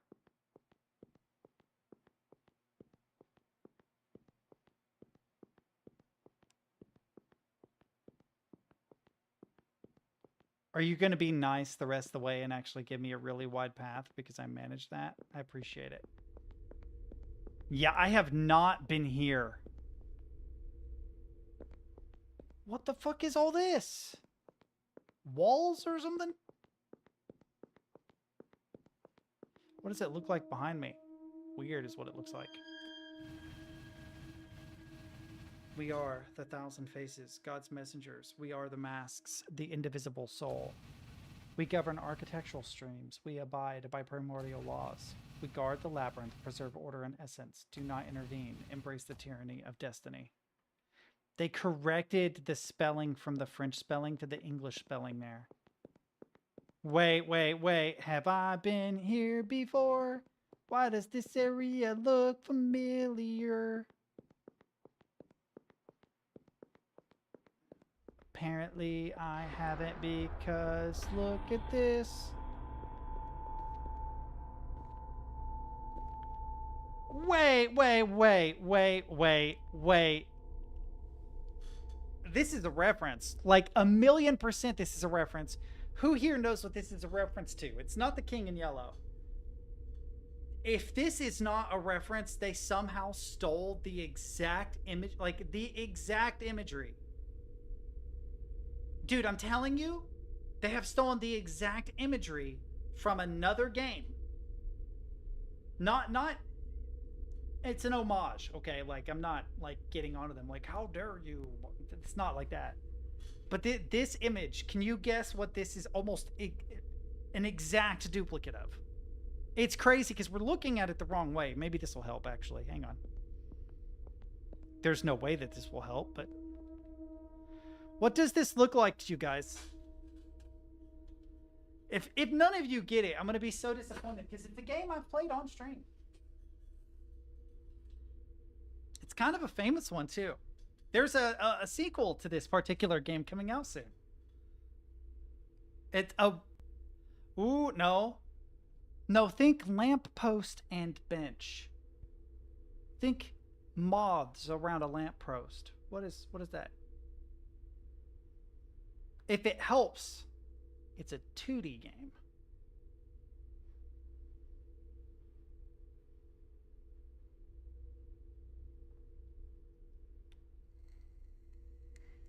It's been a while. I sucked at it. It was a game I sucked at. I beat it though. I know. Okay. Hang on. I'm maybe I'm tripping, but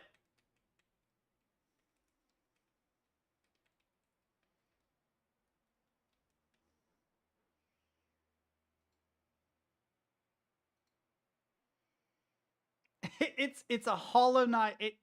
So the lamppost isn't exactly the same, but like literally the spawn point of a lamppost and a bench, right?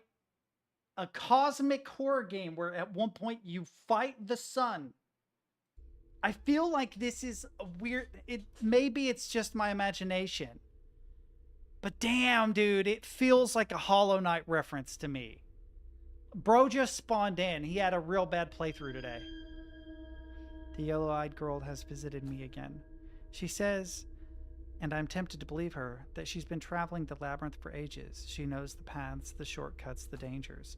She is independent of the sign, despite the obvious bond that unites them. She saved me more than once. I find myself secretly praying to see her again. So much does her presence fill my extreme loneliness. She looks like you, I think. I don't know. Like so many things since my arrival, I no longer remember your face. Well,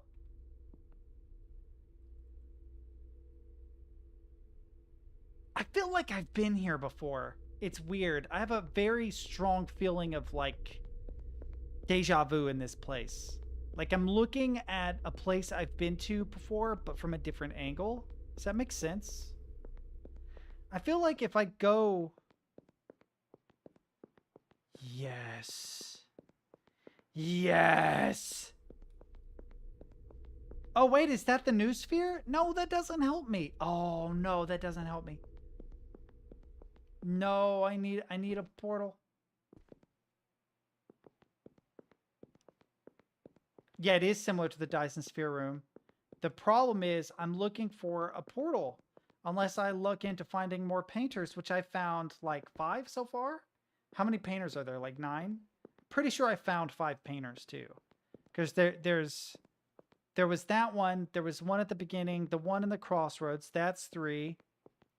One in Convergence Zone. That's 4. One in the Tesseract. That's 5.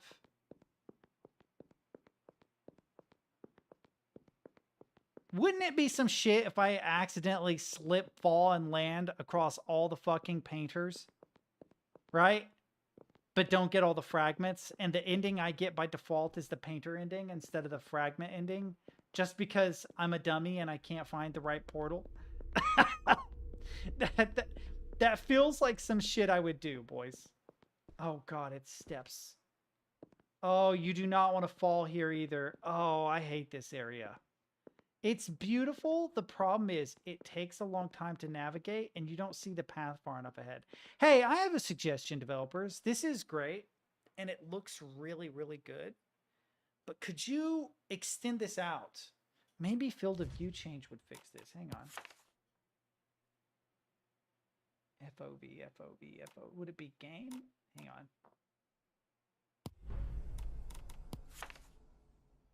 Oh, that is video. Game? Ooh, how big does it go? 120. Apply. Oh, actually, this helps so much. Holy shit. Never mind, developers. You're good. Increasing the field of view makes it so much easier to see the walkway that you're taking. Like, even when sprinting, you see it so much more clearly. You can still be an idiot like I am because it kind of zigs and zags. But it is so much better with the wider field of view. Holy shit. You can see the path more clearly. There's only one game I have played that had a cat ending. And that's a shame. More games need an ending that is exclusive to cats. Stray, I mean, doesn't count because it's a game where you play as a cat. That's cheating. That's not the same.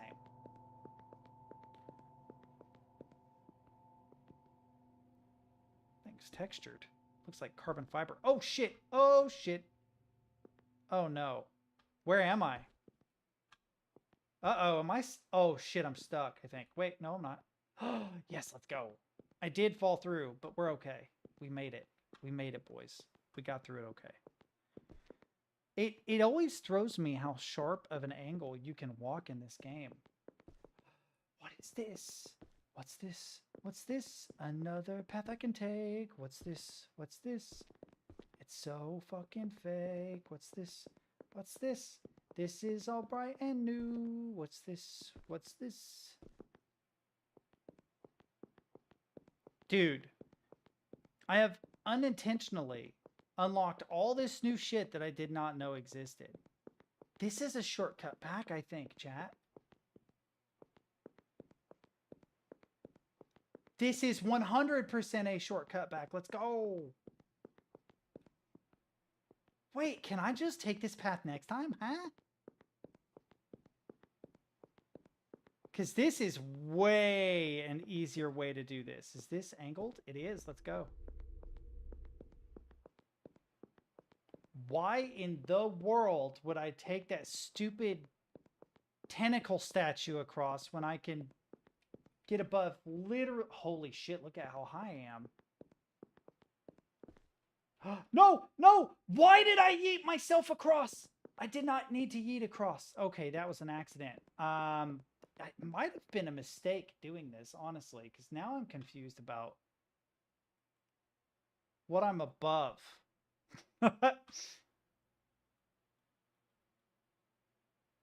That's the crossroads, okay. Oh, that's the main room. All right. All right, hang on. Okay, this is above the platforms. So I can maybe get down to the platforms from here. I've been here before. Yeah, here we go. We're good. We did it. Yeah, that was definitely a shortcut. That statue thing is a pain. Let's not do that again. Wait a minute. I need to be up on those guys. Yeah. It's got the weird black steps on one of these. Yeah, I see them. It's almost like a ladder or something. I don't know. I don't know why they put those there because you can walk on. You are a mountain goat in this game. What if that's the game's twist, chat? What if you literally are a mountain goat? What if into the game it zooms out, third person, mountain goat? Because you can, I mean, if there is a grade of less than a degree, that sounds so satanic, bro. It reminds me of The Witch. Fuck, now I want to watch The Witch again. All right, here we go. We go back to this fucking place. I've fucking been here.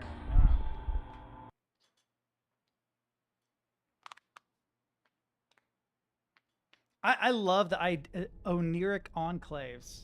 Yeah, this is just the crossroads again. Yeah, okay, so I came from there. Okay, I don't remember. I think, yeah, there's the new sphere.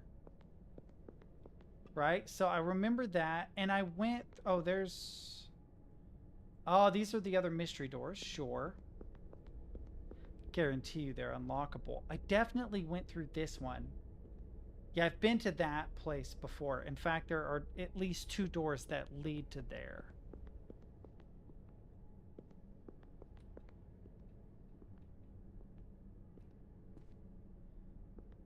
Secret hidden path behind? No. Okay. Been down there before. I think I've been over there before. I don't want to go to the new sphere. That won't help me.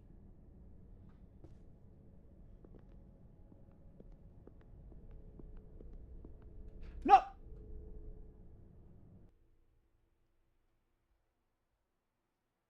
No, I took that portal. The T portal? Definitely have taken it. Yeah, this portal on the left, I took. I just hadn't seen this. Yeah. 100% because, well, shit, it doesn't show the T now. Why doesn't it show a T? What? Hang on.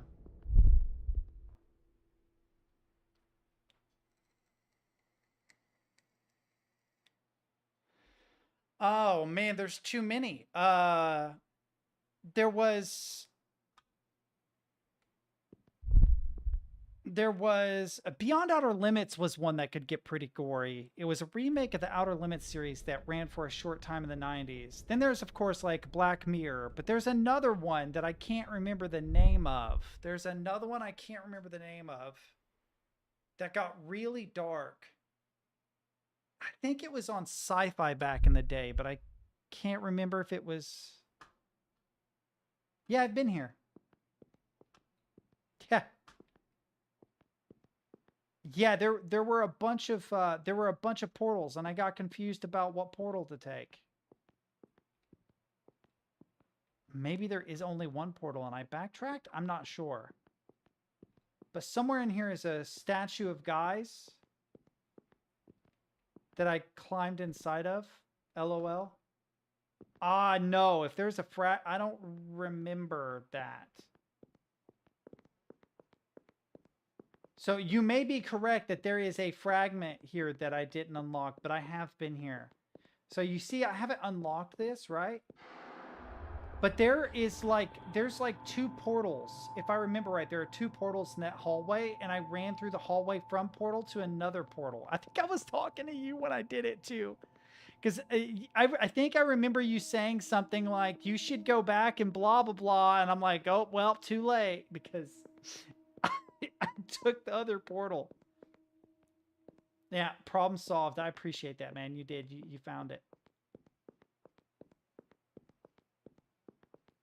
God, it's crazy that I've been wandering around all this time, and it was like one of the first fragments. I just missed it. What the fuck? Okay, when I see stuff like that, I think there are people. I keep thinking that there are like people walking in the distance, but they're not. Oh, God.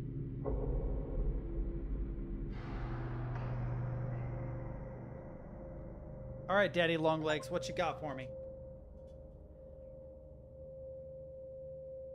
Yeah, find 6 fragments of the sign, yeah.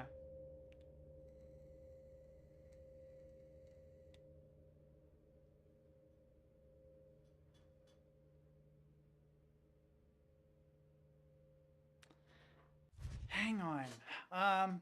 It wasn't Tales from the Crypt, was it? Because that sounds like a Tales from the Crypt episode. That 100% sounds like something that happened in Tales from the Crypt. God, I was obsessed with that show as a kid. Very gruesome and raunchy, too. My favorite episode will forever be the twins episode with Joe Pesci. I was in love with those twins as a kid. It probably messed me up a little bit because they kind of saw him in half with the chainsaw at the end while wearing lingerie. Made my young mind a little confused, but it's my favorite episode. God, there were so many though. There were so many episodes because there was like the "What's Eating You" episode where the guy's like he owns like a steakhouse, but he like tries to sell clams or something weird, and he meets a guy who is like, I have a solution to all your problems, and they kill the landlord they owe money to, and then they use a recipe to cook them up like steak. Hang on. Was there a second run of Tales from the Crypt in the 2000s?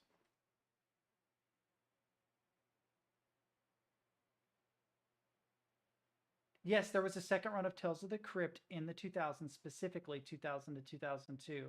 But oh, as a radio series, that doesn't count. Gruesome TV episode where witch puts rat in man's ass.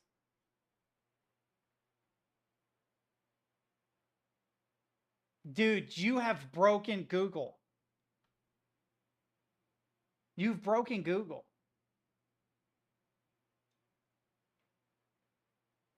Google has given me no results. None. There are 3 images from Reddit, and that's it. I don't need images for this either. That's so funny. But there's this thing that says Dreams in the Witch House. Cabinet of Curiosities.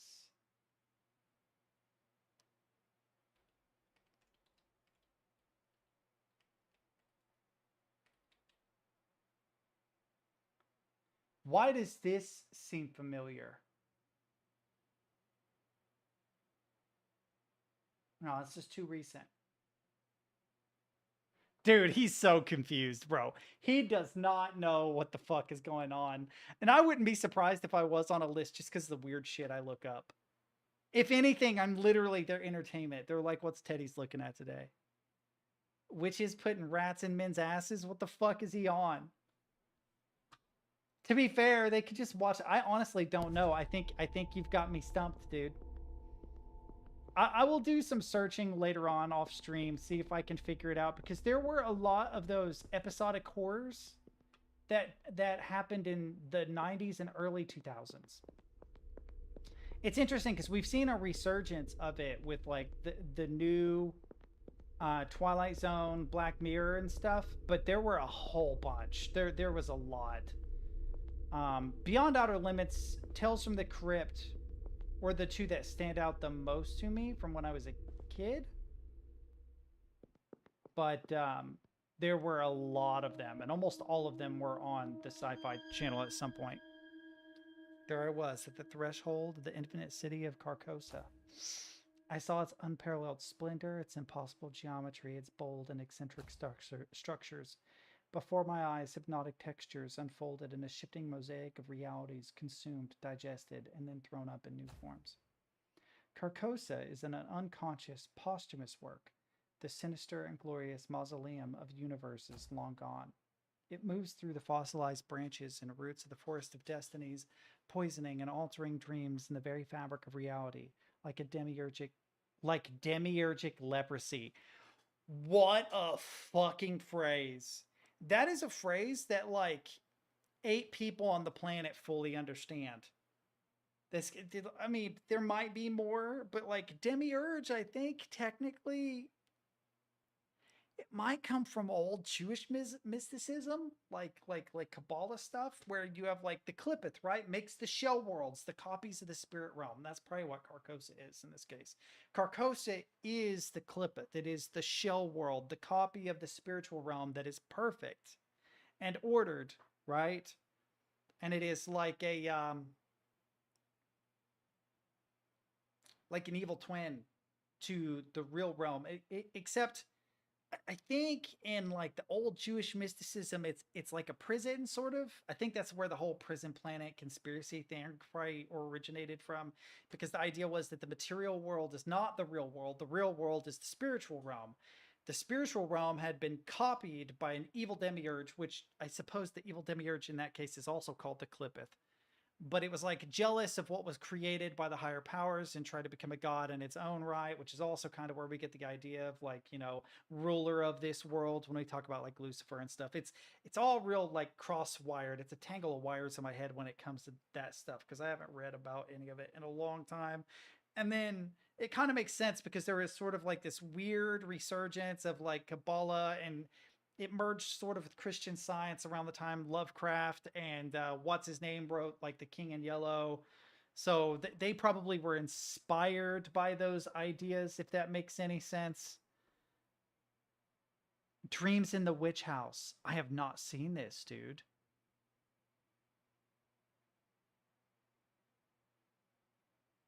Yep. So they borrowed from legit good authors, though.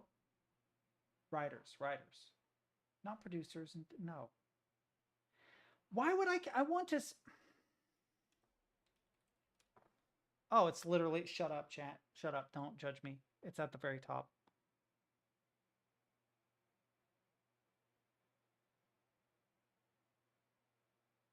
Interesting. Interesting. I'm gonna find this on like 123. Dude, I shouldn't have been allowed to watch Tales from the Crypt as a. I should not have been allowed to watch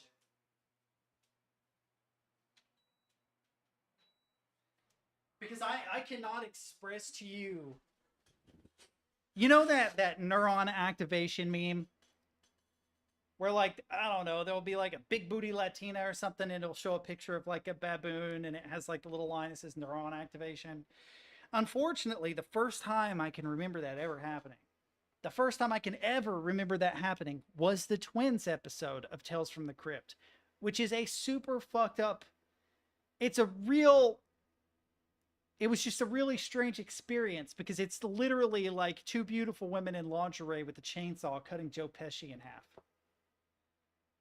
And so, like, I was allowed to watch a lot of horror stuff as a kid, especially if it came on TV, because for the most part, it was pretty PG.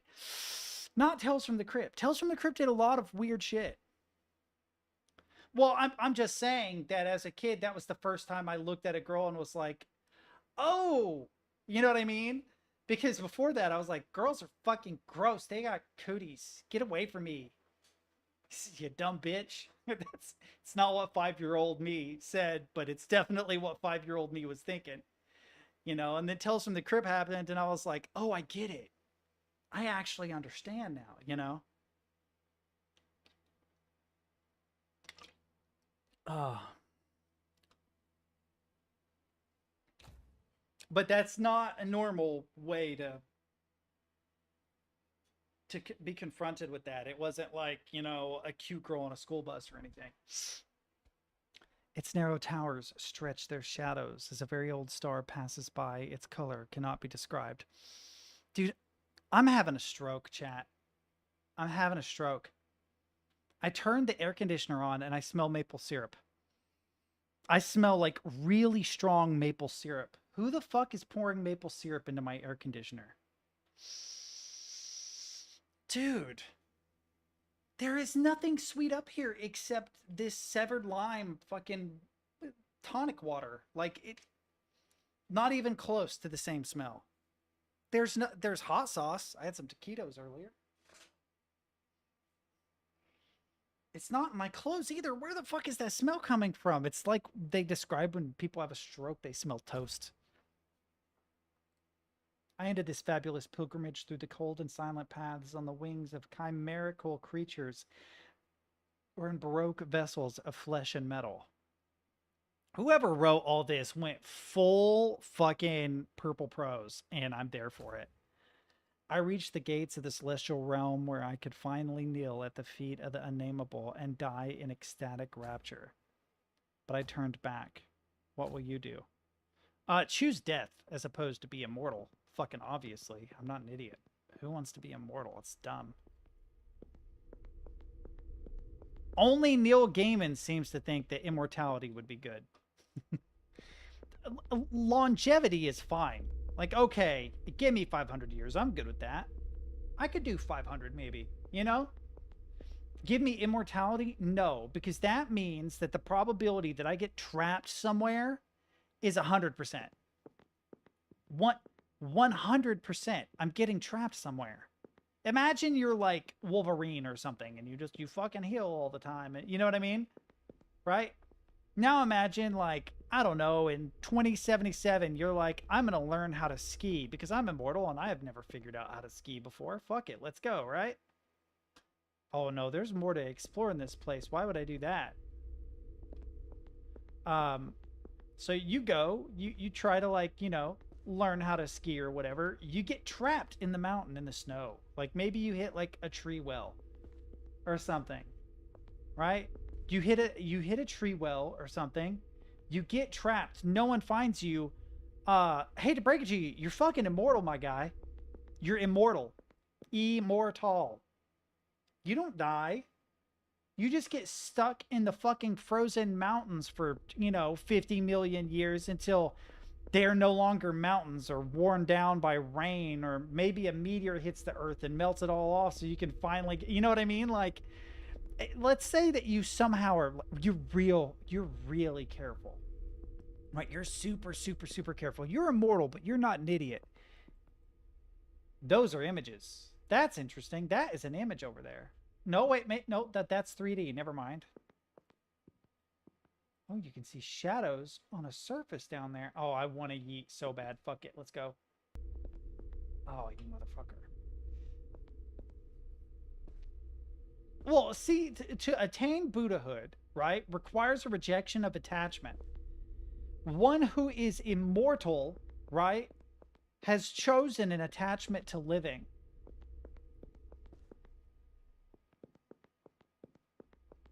Literally, the whole point of Buddhism and finding nirvana is that you no longer have to continue being resurrected and continue to live.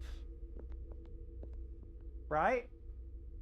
So, and that's why the Buddha is the Buddha, because the Buddha was like, yeah, I heard the screams of the people suffering in the material world, and I could not possibly turn my back on them, so I chose to be resurrected anyway. Oh, yeah, to be fair, the best argument is minds can change, yeah. Yeah, this game is wild, dude. It is absolutely, totally wild. I did not. Oh, I know what. Ah, I know what that is. That's from Schedule 1. I have a macro for quickly packing stuff. So that little hop and then moving to the right is literally me using the packing station. That's funny. Um, yeah, everything is like fractaline, surreal. We're we're speaking to eldritch horrors or demons and letting them loose so that they can finally destroy the universe and be done with it. I don't know, but I got really far. My problem was I got to a point where I had the barn and I had a whole bunch of pots that's grown a ton of weed. I had chemists and everything. They just kept getting confused. They wouldn't put soil in a particular pot, or they wouldn't move marijuana where they were supposed to, or the cleaners wouldn't clean something. And so I looked it up. I'm like, what's going on with this? And they were like, oh, well, certain ways of organizing your plots, your pots, your hangers, your trash cans and stuff confuses the AI. And so they just ignore it. And it's like, I had like this really beautiful organization where I had broken up the barn into one, two, three, four, five, six, seven, 8 sections. And I hadn't completed it yet. I had one, two, three, four, five, 6 sections completed. There was one section left incomplete. And it was beautiful because I had like my 2 botanists, I had my 2 chemists, I had my 2 workers, and then the 2 cleaners spent their time around where the botanists were for the most part because they were the ones that were tearing bags and dropping seeds and all that shit. And they just kept getting hung up. And I even went back and was like, I'm gonna fix this, and got about 10 minutes into it, and I was like, man, I don't know that I have the energy to do this right now, which is unfortunate because I was making a hell of a lot of money in that game. So we got one, two, three, four. I think that's four up there. Yeah, five, six. Uno Mas left to go. Let's talk to our boy. We're in the fucking rift from Mist here. Ooh, are these lighting up more? It's definitely darker in here. But this is the death of a cosmos, chat. Let's go. So this is the guy from that one penis painting H.R. Geiger did. Also, you might know him from like Prometheus and the original Alien movie. He's not quite as cool as that guy, but he's definitely got a cock telescope thing going on. Just saying. It's like, it's so... People are like, the fuck's he talking about? H.R. Geiger. Um, Alien telescope, maybe it'll bring it up. Yeah, so in the original painting it didn't look like this. In the movies it looks like a cock, if I remember right. In the original painting it's like a really big dick. It's like a big robot dick, because of course it is. It's Geiger, right? I feel like they're filtering it out so that it doesn't show up here, and maybe I shouldn't show it on stream even if it does pop up. But just trust me, I wasn't just being randomly perverse. It's a reference to something real. Last log. In the branches of the forests of destiny, the sign can be seen. It is engraved in the veins of all their leaf, in the clusters of the nebulas, or the trails of silent storms. Okay, that was unnecessarily poetic, but okay. I have seen it in the eyes of the silent stranger as the embers of the dying flame. It lies in the palm of my hand. It is, or in its very atomic structure. It is shaped at the core of elementary clouds of matter and in the uncharted folds of DNA. The sign is a code, a threat, a promise, a testament. I hear it, I see it, I feel it. It promises and offers so much. I want to be transfigured too. I want to be beauty and vanity. O Carcosa, swallow me and transform me. Let me follow the voice of the king in yellow who waits beyond time. O Carcosa, Carcosa. We have driven dude mad. We've officially this is the whole point of this game is gaslighting this poor dude. He just wanted to look at stars. He was just perfectly content to look at stars. We've gaslit him into worshiping the king in yellow. It's a founding cult simulation game. I don't know how fucking else to phrase it.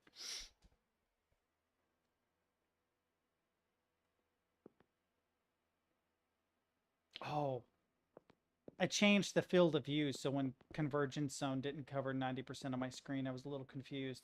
Okay, so there's a new path that has unlocked somewhere.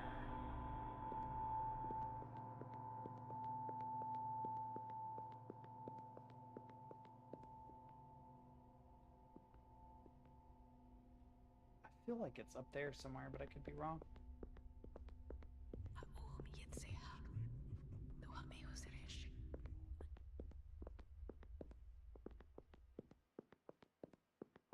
Damn it, now I'm thinking about schedule 1. Ooh. Oh, hey, what's this?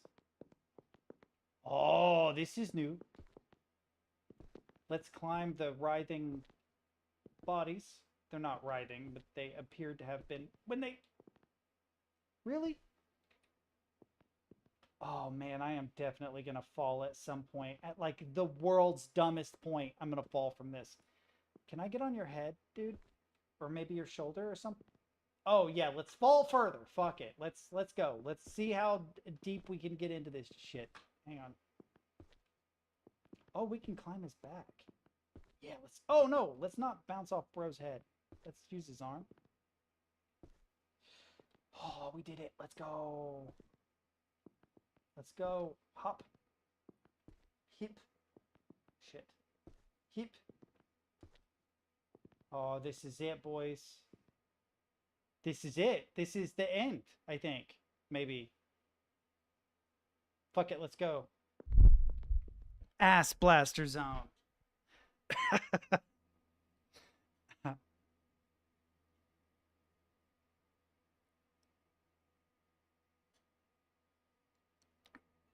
Oh man, you know how they make like perverse remakes of songs? We built this city on cock and balls, built this city. Shit like that. I don't know why, but for some reason that's just where my mind is today. It is not. It's in the gutter. Not in like a gross way, just in kind of like a ha ha ha. It's funny. In a funny, stupid way. That, by the way, that song is not the song that came to mind. The song that came to mind was so much worse. It's based on that "Give Me the Beat, Boy, and Free My Soul." There's a remake of that is fucking horrendous, hilarious but horrendous. There's only one song like it I can think of that's worth. And the one that's worse has a beat that goes do do do do do do do do do do do do do do do do do do. Those of you who know. Oh, yes, let's go. We're climbing. I'm getting out. I'm getting out. Or maybe I'm not. Maybe I can't make this jump. This is bullshit. Let me up. Let me up. Yes, let's fucking go. All right, where are we going? We're going up there, I think. Yeah, I see a star thing. This was like the way easier way to do it. Nah. Parkour. Captain knows. He knows the song. It's stuck in your head now, probably. If you don't know the one that's Give Me the Beat Boy and Free My Soul, if you don't know the fucked up version of that one, I'll try to find it and send it to you. It's really funny, dude. I love that AI has made it so that we can make fucked up versions of those songs that are legitimately in the voice of the people that sang them. That is a good use of AI. I approve of that.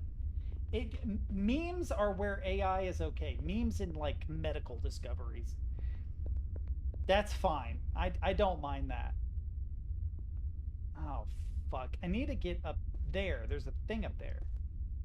Right? But I don't know how to get up there. Not easily. They were really careful to make this Death Star looking... Whoa, what? Oh, hey. Well, hi, Mark. I wonder if it's the stairs, chat. Do you think it's the stairs? It's not the stairs. It's never the stairs, chat. It's never the stairs. I watched a scary movie at work the other day. I was getting off of work in like 3 hours, right? in those last 3 hours, you're doing like final cleanup shit. You're doing you're doing like final cleanup shit, right? So you're like, okay, I gotta. Ooh, what's this? I gotta finish the dishes, and oh, this is where they moved the actual painting. There's a door. This is so Kingian, King-esque, Kingian. This is some drawing of the three type shit. Some wizard in This is literally Stephen King. Okay, let's go. I am moving further and further away from the conversion zone. I keep trying my experience along the road, getting more ambitious and more successful each time. I'm getting pretty clear about what the work should look like. I have made blueprints and models. I haven't forgotten, you know. I would not. But I have to get out of here before I go insane, and once I'm out, I need time, a lot of time. These two requirements are mutually exclusive. That's why I must work, improve my art. I'm laying the foundations of my drawing. Everything must be perfect. I wonder if this is like a, like Outer Wilds-esque. God, I really want a Victorian fucking library, but I'm too poor. It'll never happen. I wonder if this is Outer Wilds-esque, where like the painter's artwork is what's creating the next iteration of the universe. Because what we're doing here is we're destroying the universe. We're ending universes, perhaps, but we're at least destroying one universe. That is what we're doing by releasing the fragments. We're basically tearing down the foundation of the universe, supplanting it with, presumably with Carcosa or whatever. But I think there's kind of like implicitly a cycle that is sort of being referenced here. I could be wrong, but I feel like there is like this sort of cycle that is taking place where it is necessary to destroy the old to create the new, kind of. Or it could be, oh, look at the Dyson spheres. Or it could be like that Harlan Ellison short story, The Wine Has Been Left Out Too Long and Has Gone Flat. I think that's what it's called. I always forget the name of that one because it's like the world's longest fucking title for a story. But if you guys don't know that story, if you like cosmic horror and you don't know that story, you don't have to read the whole book. The book it's in is called Strange Wine. That might help you to find it. I have that book somewhere. I have 2 copies of it, actually. It's one of my favorite books. But the story is about a group of aliens from all across the universe that come together in this special world. There's a special world that has this giant cavern. And this giant cavern that's like the width of the world long has the most fantastic acoustics in all of the universe. There is no place in the universe that sounds better. And these aliens, being for all intents and purposes immortal and incapable of experiencing anything new, try to find novel experiences, and one such experience is finding the most beautiful sound in all the universe. So they come like every million years or whatever, and they share sounds. And it's kind of like this petty squabble between aliens because someone cuts the line. And it's told in like a first person peripheral sort of way, where like the most interesting character is not the character that's telling the story. The character that's telling the story is the witness to the most interesting character, who provides a sound that is in fact quite deeply special. I can't tell you it because it would ruin the story, but if you were to sneak bits of that story into this world, it would fit perfectly. You'd be like, oh, that actually makes a lot of sense. It's very on brand thematically for what's going on here. You're probably like, fucking Teddy's is rambling about obscure stories now. This crazy motherfucker doesn't know what he's talking about. You can go to Google and ruin it for yourself if you want, but if I were you, I would try to find a copy of Strange Wine on PDF and then just like search for Wine Has Gone Flat And hopefully you'll be able to find that story and read it. It's very short. I don't remember. It's like maybe 9 pages or something. There's a lot of crazy stories in that collection of short stories too. So if you like the idea of albino babies riding on the backs of alligators in the New York subway system,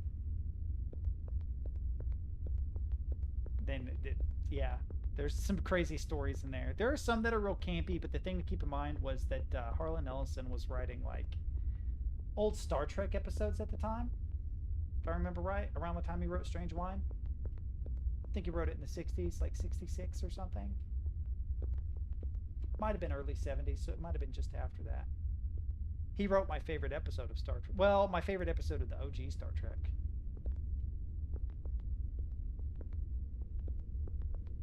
My favorite episodes of Star Trek, though. Holy shit, that's gonna be me nerding out for a minute. The time travel one in the original, where they go back to World War II, and Kirk falls in love. That's actually based on a Harlan Ellison story. I can't remember what the name of the damn episode was called, but it was very good. Then in Next Generation, it's the one where Picard like gets trapped on an alien world and lives out an entire life among the people there. Eventually comes to like accept his place among those people, but it's all an elaborate ploy. You'll understand if you watch the episode. It's one of the best episodes of fiction, period. That might be my favorite, like my actual favorite Star Trek episode. But I also really, really, really, really fuck with Duet, which is an episode based on, God, it was based on a World War II spy story, but Duet is about a war criminal being tried in Deep Space Nine. Very, very good episode. One of the best episodes of any show ever. It's probably my favorite Star Trek episode, actually. Even though Next Generation overall is a way better show. Fuck, man, I don't know where I'm going, boys. I'm just rambling and looking around.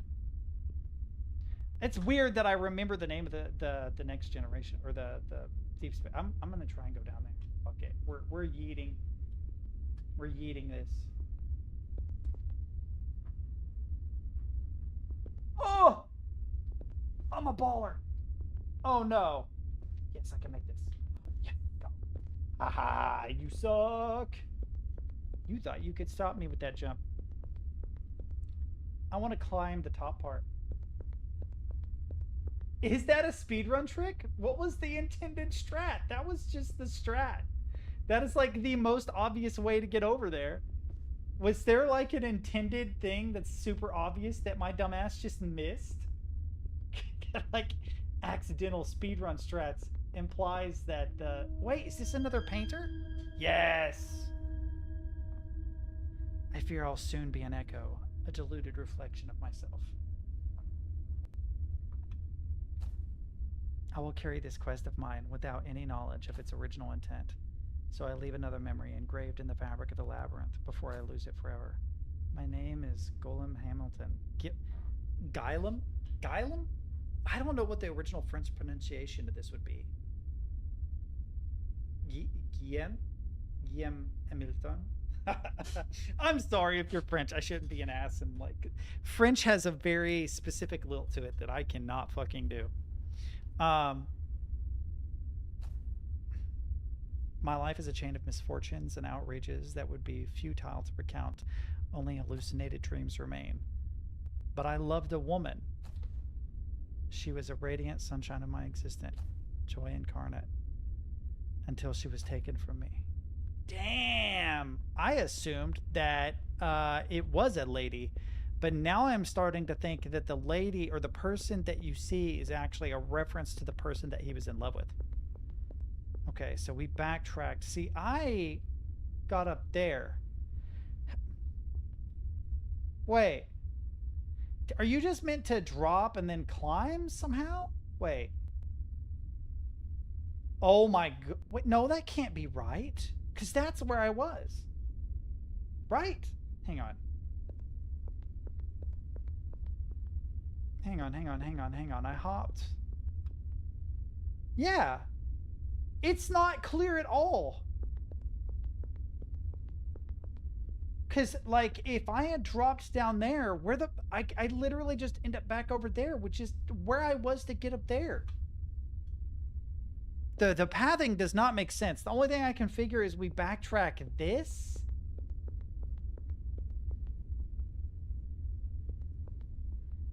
Yeah, I know that stairs up is forward. That is forward.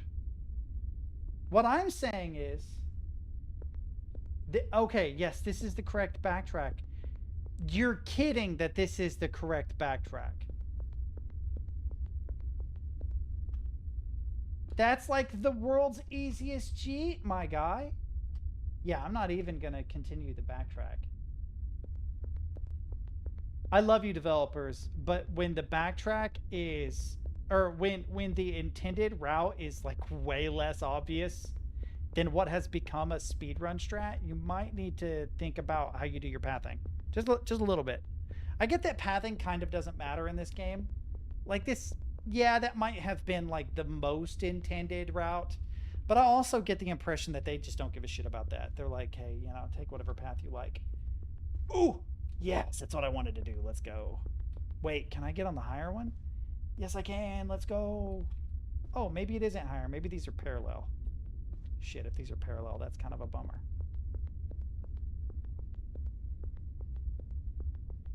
I just want to get high, boys. I just want to get real high up. Yeah. Yeah, we're real heckin' high. I really, really want to no-clip cheat in this game. I'm going to have to get Cheat Engine and figure out how to rig up no-clip. I want to no-clip these levels more than like any level I have ever played since, I don't know, Halo 3, I guess?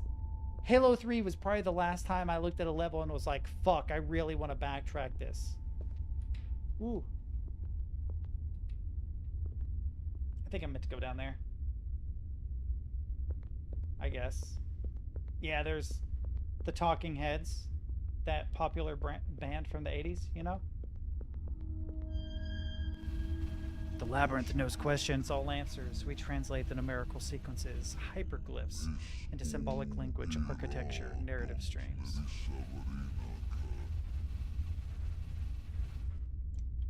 The labyrinth is the truth, guards itself against lies. It preserves the secret and does not offer, does not promise. We are the messengers, the masks, the face, the indivisible soul, now divided, split, wounded. Coherence is lost, coherence is broken. A pale face betrayed the secret he did to preserve, prevent, recover. The eye that sees all has been offered, stolen, yet attempts have failed. The end is inevitable. Do not intervene. Embrace the tyranny of fate. Just occurred to me, I turned music off like ages ago, right? Because I wanted to hear some ambient sound. And now I'm curious.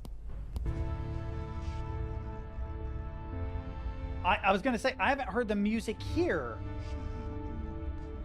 I was curious what the music here was. Very Evangelist. Very, very OG Blade Runner. For those that don't know what Evangelist is. Although if you watch my stream, I've gushed about him before, so you do know who that is.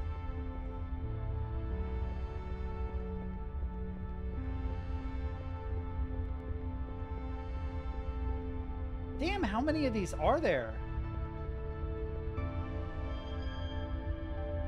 I have wandered the dark corners of the world. I have learned forbidden arts and cursed sciences in the hopes of bringing her back. From beyond the veil, I heard the whispers of the sign.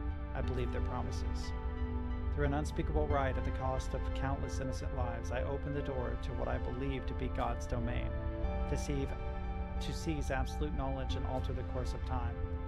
But there was no God to face, no knowledge to steal, only a frozen infinity, the architectural manifestation of an inevitable fate. Other whispers, more terrible promises. Interesting.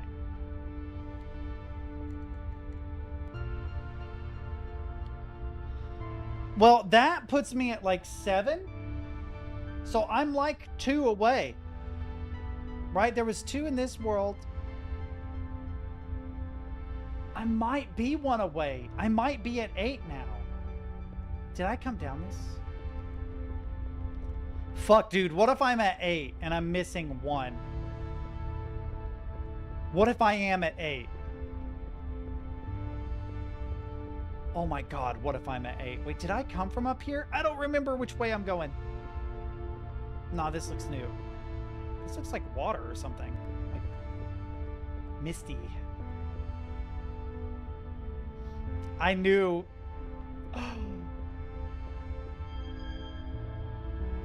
Then I offered the eye. Thought it. Through. This is meant to be through it, not through it. You got to drop the T here. If there's a dev watching, got to get rid of that T. Through it I have seen all that is, all that was, all that will be. I know what is to come, what is waiting, starving at the end of time. I have been the blind, selfish instrument of an untold power and should be cursed forever. I cannot atone for my sins nor undo what has been done. But through the branches and roots of the forest of destiny, I have foreseen a path, a way, a path, to repair all that is, to prevent all that is to come, to restore things to come. There are no words to describe it, so I will sketch the lines, the intertwined patterns I will draw. No. Find all the memories of the drawing man. Yo, what? Let's go. I did. I found all the memories before I found all the fragments. Let's go. Sick. That's good. I can't believe I was right about the Ken. I was like, wait, that's 8. That's 9. Holy shit. That's all of them. So how do I get a special ending from the painter then? Teddy's thoughts on having some game server hosted for your community? Yeah, I would consider it. The community's been really sparse lately, but I would definitely consider it. That would be kind of cool. I don't know what, like if it would be and go through the red door at the end instead of doing any of the other 2 endings. Okay.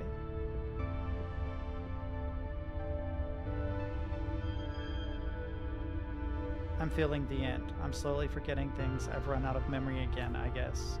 We're not meant for this journey, not meant to commune with the labyrinth. I'm not yet able to grasp infinity. Hush now. I want to enjoy the music before it all fades away. We'll meet again. It's gonna be back at the convergence zone.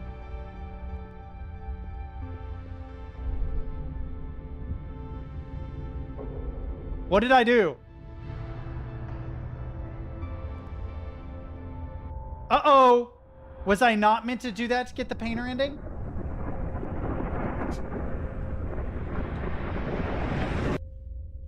I may have goofed. That I didn't realize that was an ending. Oh well. The end, chat. Whoops. Oh, no goof? Okay, we're good. No goof. Was that the final fragment? It had an actual face. They did introduce naturalistic elements. The one thing I was thinking the whole time I was playing this is, man, there's not a lot of natural elements in this game. They should have natural elements. This might be my favorite.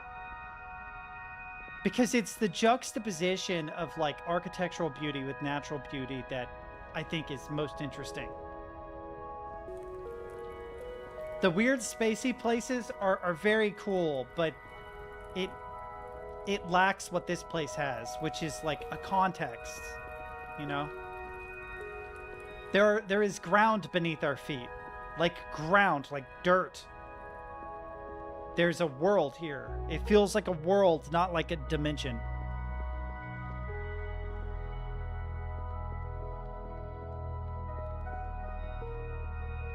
Oh, they did a good job with the leaves.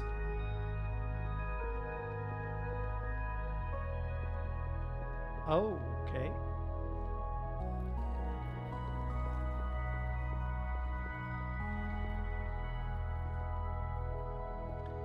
The only issue I have with this place, vaguely reminds me of Doom Eternal. It vaguely reminds me of Doom Eternal. The castle-like architecture juxtaposed with natural elements. We just need a gore nest somewhere over here.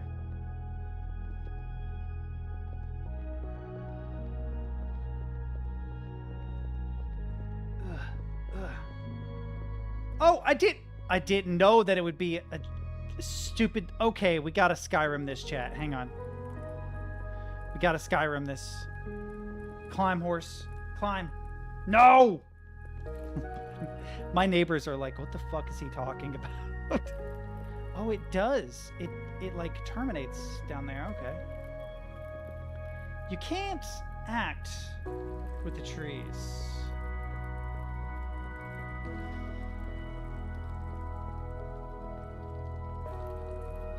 Ooh, I fell.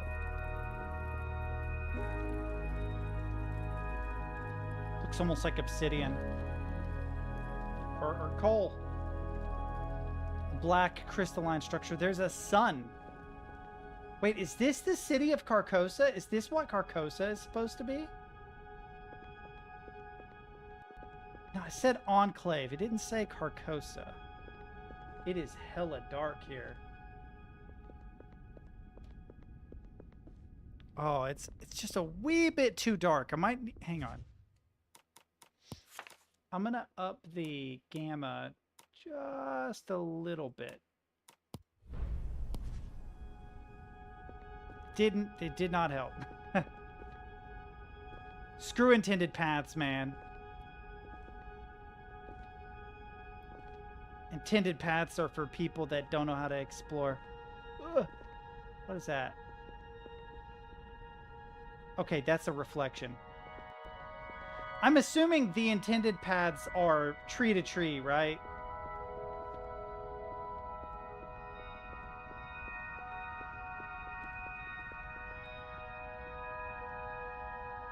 Yeah, I think I was meant to go from there to, like, the world tree over here.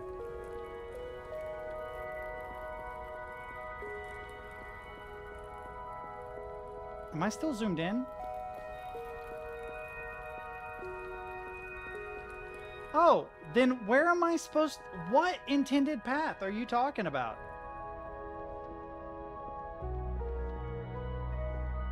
Oh.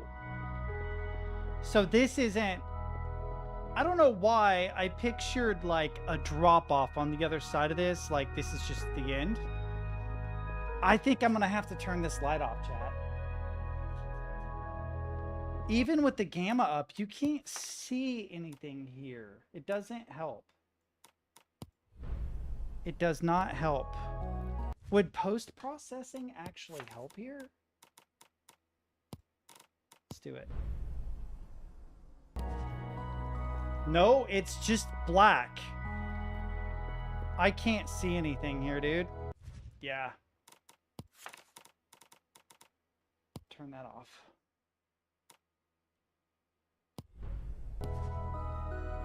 I did not turn it off because I forgot to hit apply. My bad.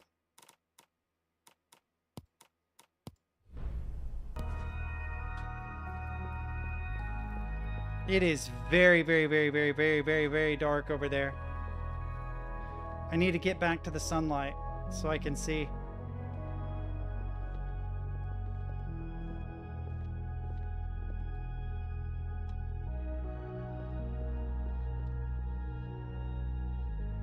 What's interesting is from this angle, I can see down there clearly, but when I get down there, I can't see Jack. I do not see a white bridge.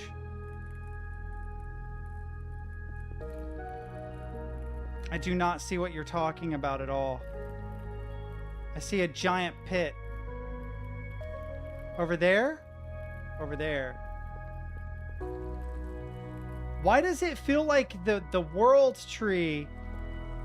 Oh god, it's so dark. Why does it feel like the world tree is closer than that? I'm calling it the world tree because that's what it reminds me of. It is hella dark. I'll look up as much as possible, chat, so you get to see something that isn't just black. They need to introduce more illumination to this area, I think. Just a little bit. I don't know what, but something, because this is so dark. I actually feel stuck. I don't know where to go because I can't see.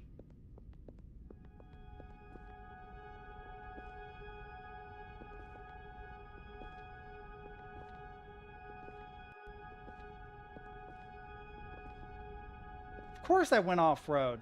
I'm not a dummy.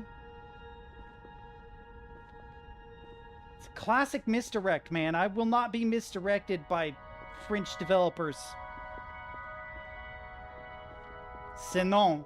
I don't know what that means. Something about no. So no, I think is what I said. But anyway.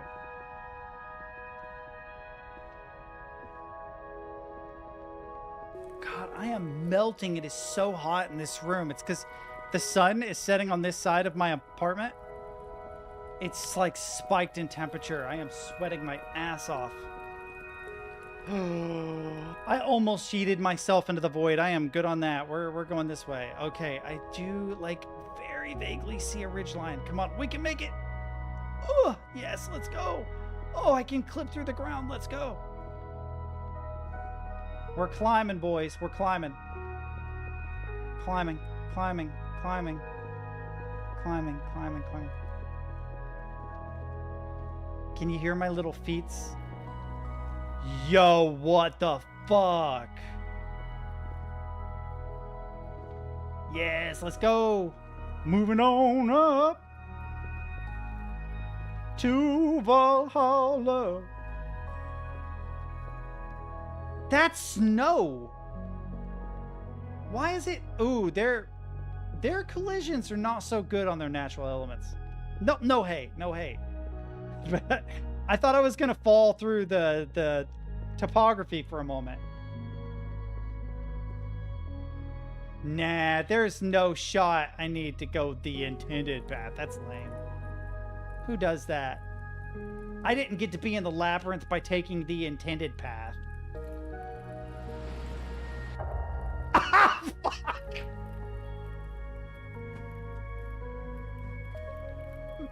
Fuck you, chat.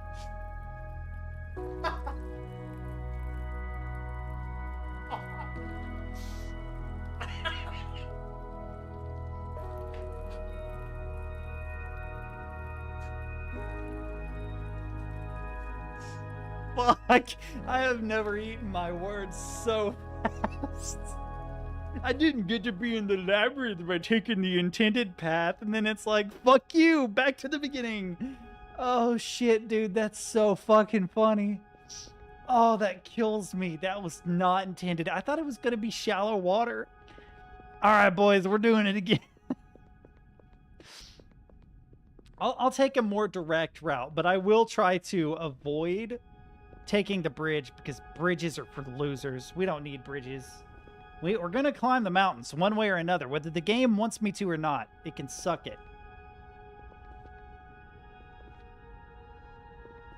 That tree is hella big, by the way, because that is fucking far away. That is a very big tree.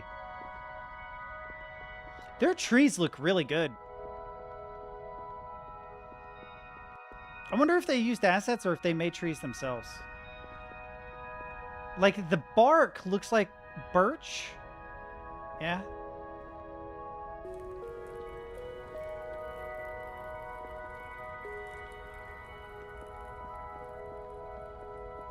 I feel like I should cut across this and take that route.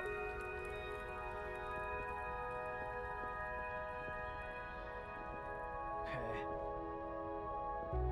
I feel like I'm on, what this reminds me of, any of you who have played No Man's Sky, right? In No Man's Sky, if you like clear out an area, there will be these floating blocks. That's what it kind of looks like here. I kind of feel like I'm on a planet in No Man's Sky. I'm just trying to get back to my ship, boys.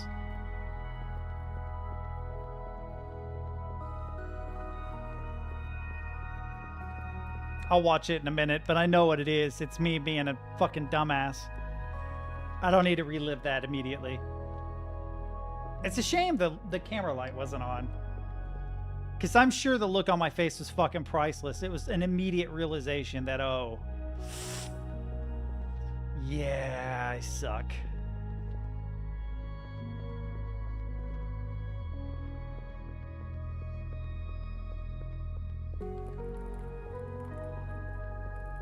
Oh, the head bob is real extreme when you zoom. Interesting. This is not close. This is like really fucking far away, actually. Does this go back to the world tree or?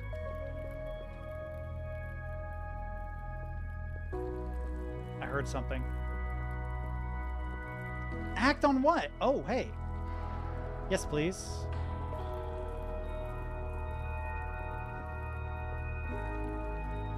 What the fuck? I'm still going to try and parkour it, but now I'm curious about the intended path because holy fuck. This is way bigger than I thought it was. Like, damn. What the fuck? Humongous.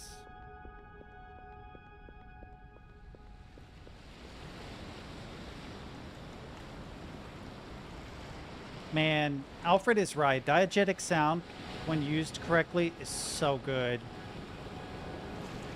He is so right about that.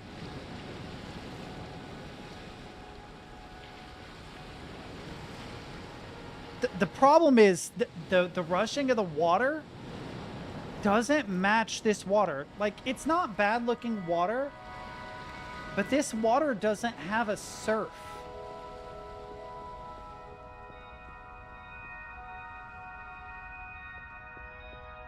Yeah, but what I'm getting at is that the sound of surf doesn't match the placid water.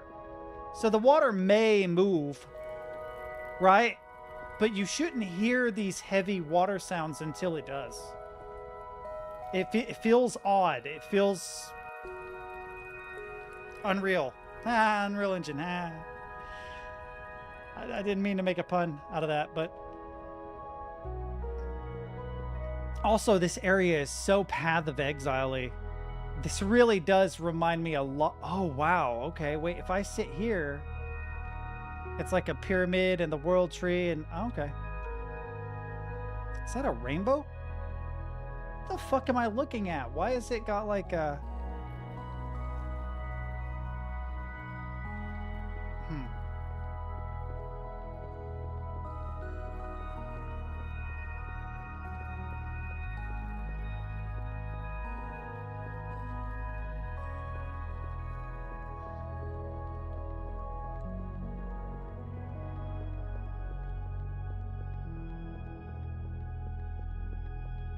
If we're getting close to an important event, I want to go use the restroom first. Because I don't want to wait until something interesting happens and then be like, all right, I'll be right back. So I think at the foot of these steps, I'm going to go use the restroom real quick. I'll be back. You know what? I'll let you guys enjoy the music and the sounds. It shouldn't be but a moment. Just hang on. 2 minutes.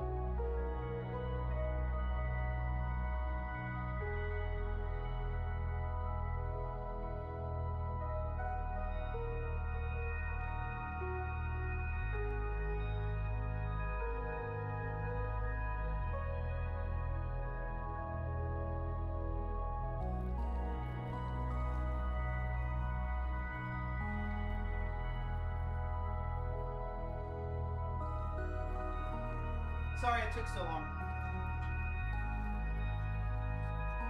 I finished my cup of tea.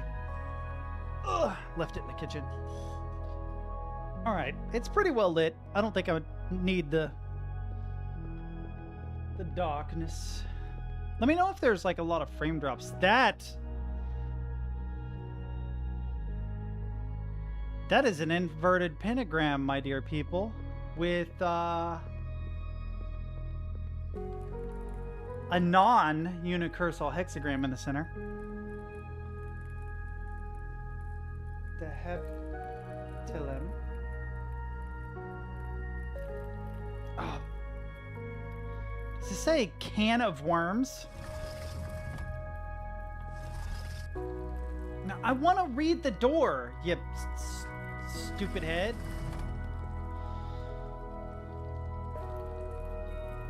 Yeah, can of worms. But that is definitely an inverted pentagram with some fake script on it. Well, there's actually some real script there.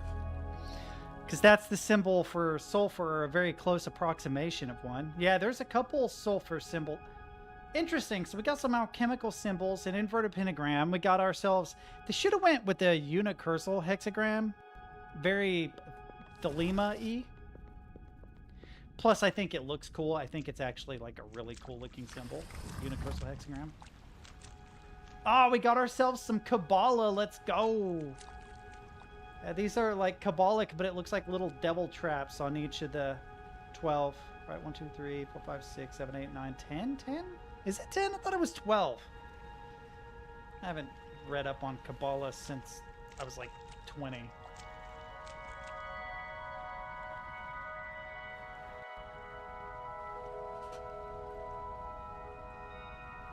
Three and 15 till midnight? That's confusing, but okay.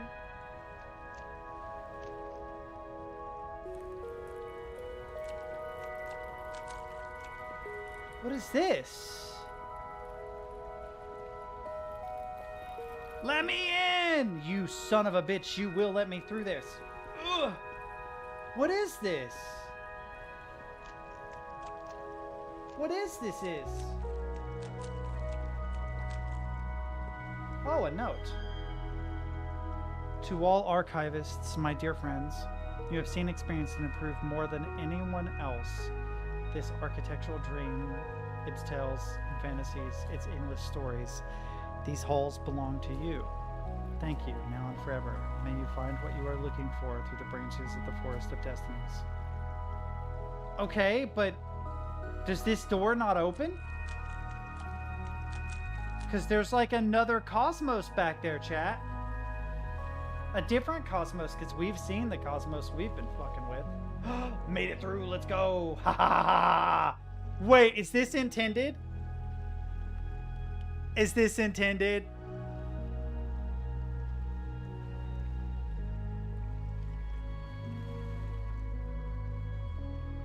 Where does this go? Where does this go? Fuck it, let's go. Wee. Oh. You motherfucker. What do you mean? What do you... Oh my god, I just got cocked so hard.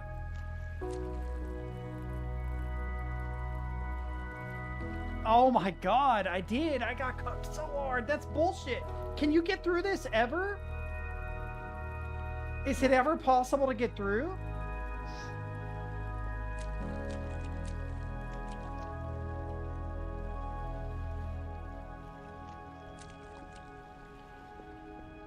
Developers, you've got to get on that.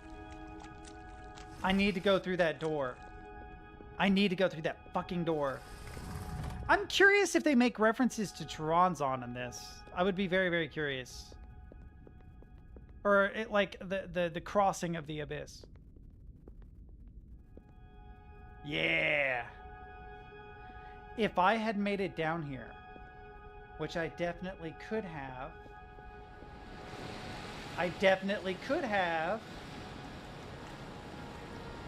You 1,000,000% can make it up. Yes. What's hidden down here? Anything? Anything? Can we parkour a different way? Mayhaps? Hmm? No? Ooh, I might not be able to there. I'm going in. Ooh, this is what's under. That's the base of the... I wonder if this is intended at all, because you can see the edge of it there. They probably didn't mean for you to see the bottom edge of that. What's this way? The ocean.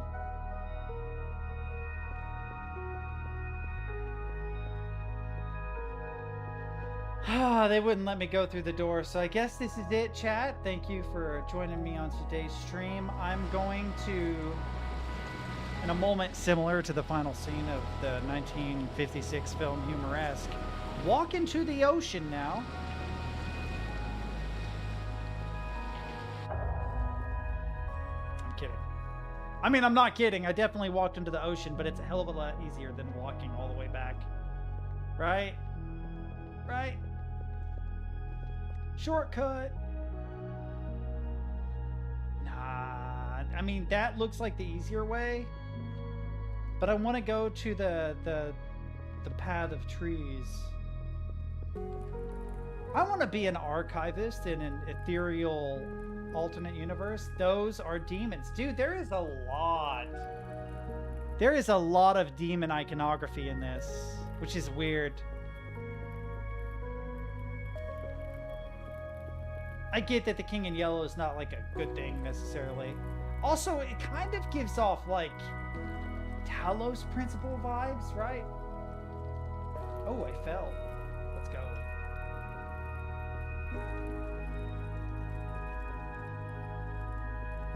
I'm gonna have to go back and read a whole bunch of like really weird, rare occult books again to like reacquaint myself with a lot of the references in this, because there's like a lot of subtle little things.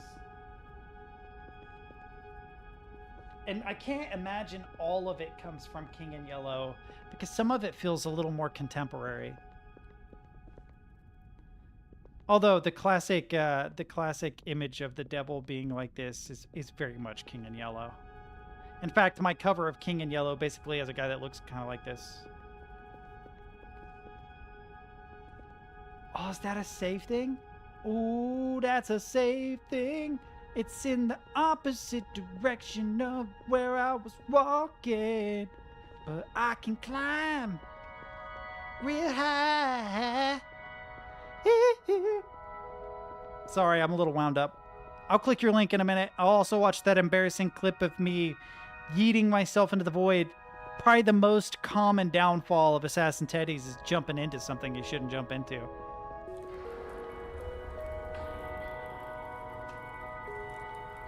Okay, alright. So I think we're meant to...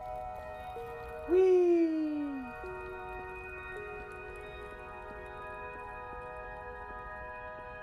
Well, that's a different cross. Interesting.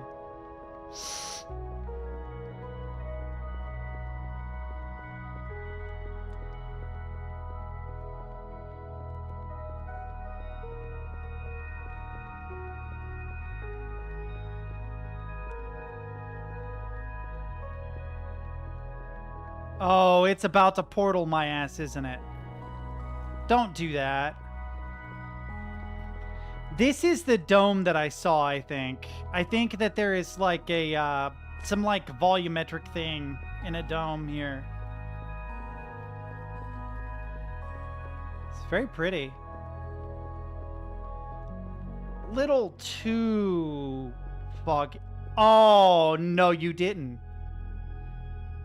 It spawned something in. Hang on. Okay, it didn't spawn something in. The volumetric fog got thicker, see?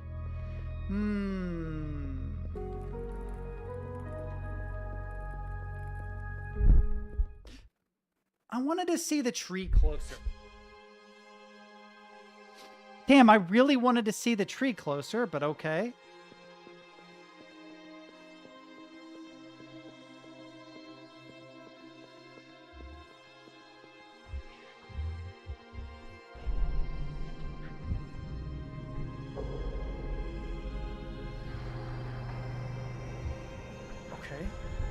Oh, is this the final fragment?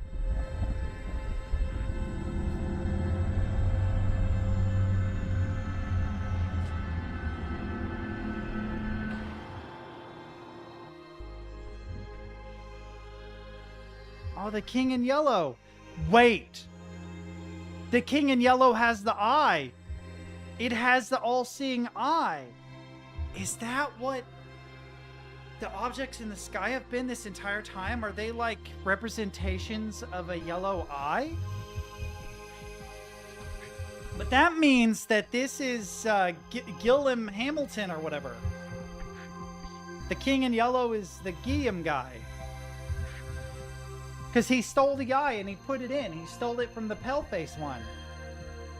Yeah, the eye! All is accomplished. The fragments are in place and the sign has been revealed. You have heard us, you have seen us, you have set us free. Behold, our light illuminates the labyrinth. It draws the holy path. The gate lies at the end of all things. We languish beyond the threshold to offer you all we have promised and more. Come, join us.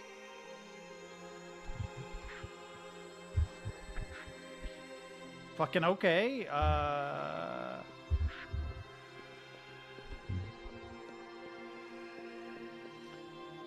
Man, this is real bizarre because I've talked about it before, but I used to have this this dream about like a black star. I don't know how else to describe it, but it looks a lot like that. It had like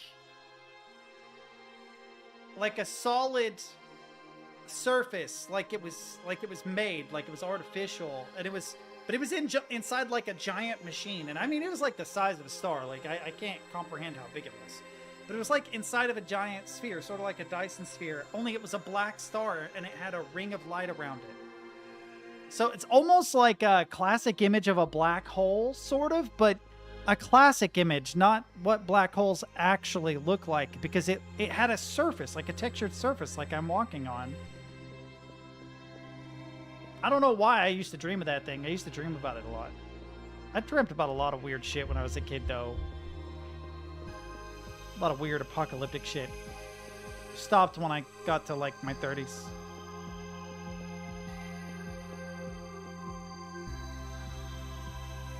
Where am I going?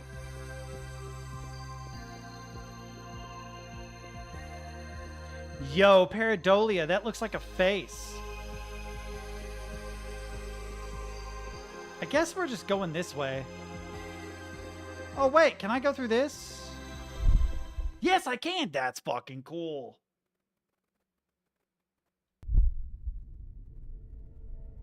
Oh, we're in the new sphere. The new sphere is bloodied now.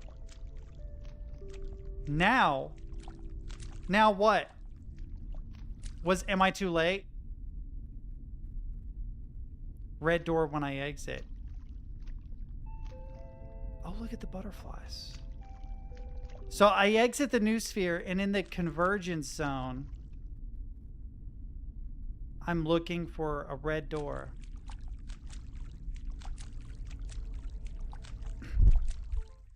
Dude.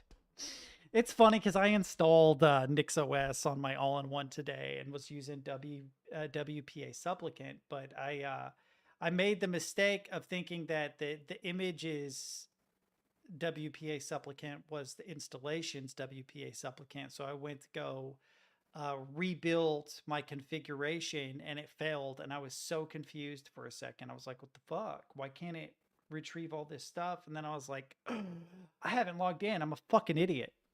I'm an actual moron. So instead of WPA Supplicant, I used the network manager. So NMCLI or whatever, and logged into my wireless. And yeah, so I'm guessing the big obvious ending is through the white door. Where the fuck is the red door? Ooh, I can save here. That's probably smart because it means I can play out different endings. I saw a red door and I wanted painted black. So this is the painter ending. Let's go!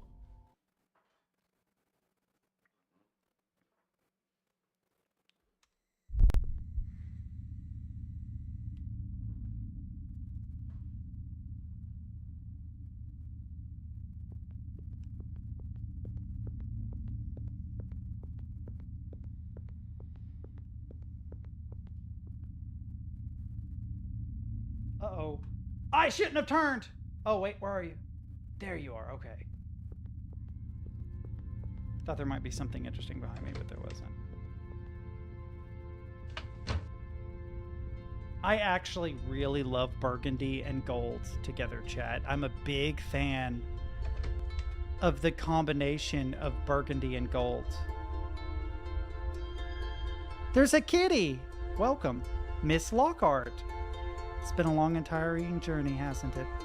You must be exhausted. I apologize. Your role is not finished. He is waiting for you. Take care.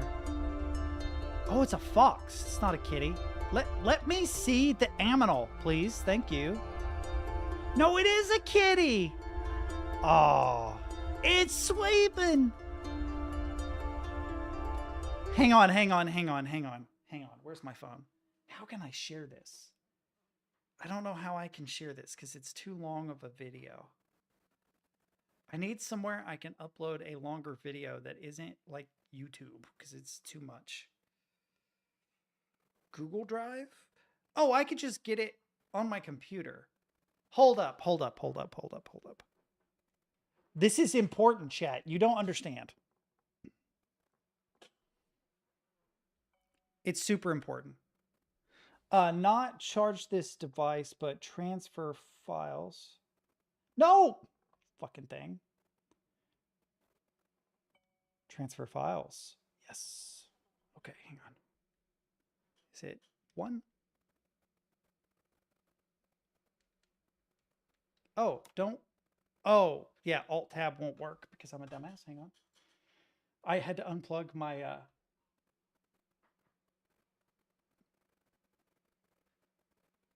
Well, that's interesting. It doesn't recognize my phone as being connected, you son of a bitch.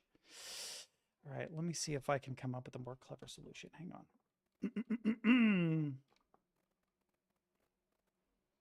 I believe I moved my USB cord into the living room because I needed it for something.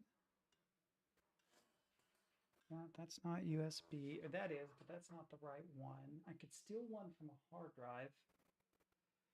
We may try this again. Why is my phone not connecting? What I need to do is set up a network folder. Oh, just okay. Hang on. I can't even see you guys. You're going to have to bear with me a minute.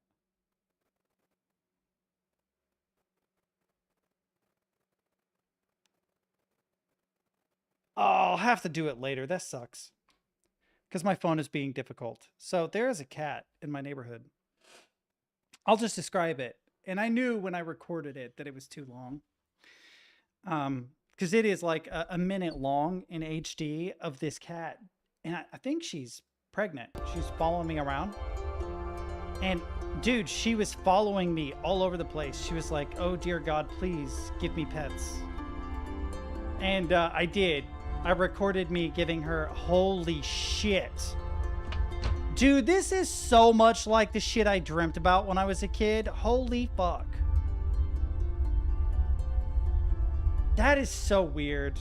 I probably just watched too much sci-fi as a kid. I'm gonna be honest. Let's go. That's small, not big like what I saw.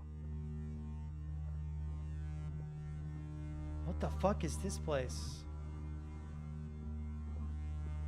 Oh, dude, this is so Beksinski, dude. This is so Beksinski-y. This is so Beksinski-like.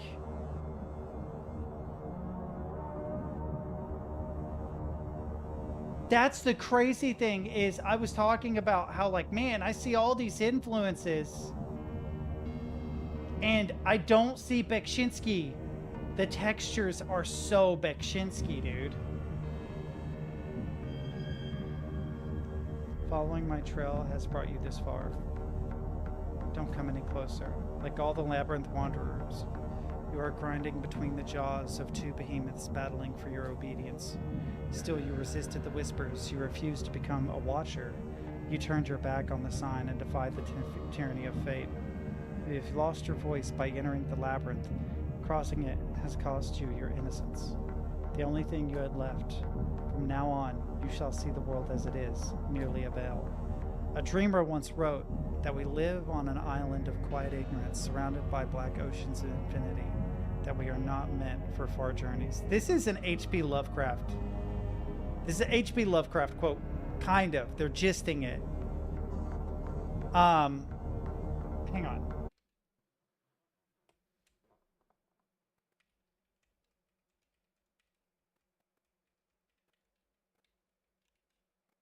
I can't remember the quote exactly. It's super good, though.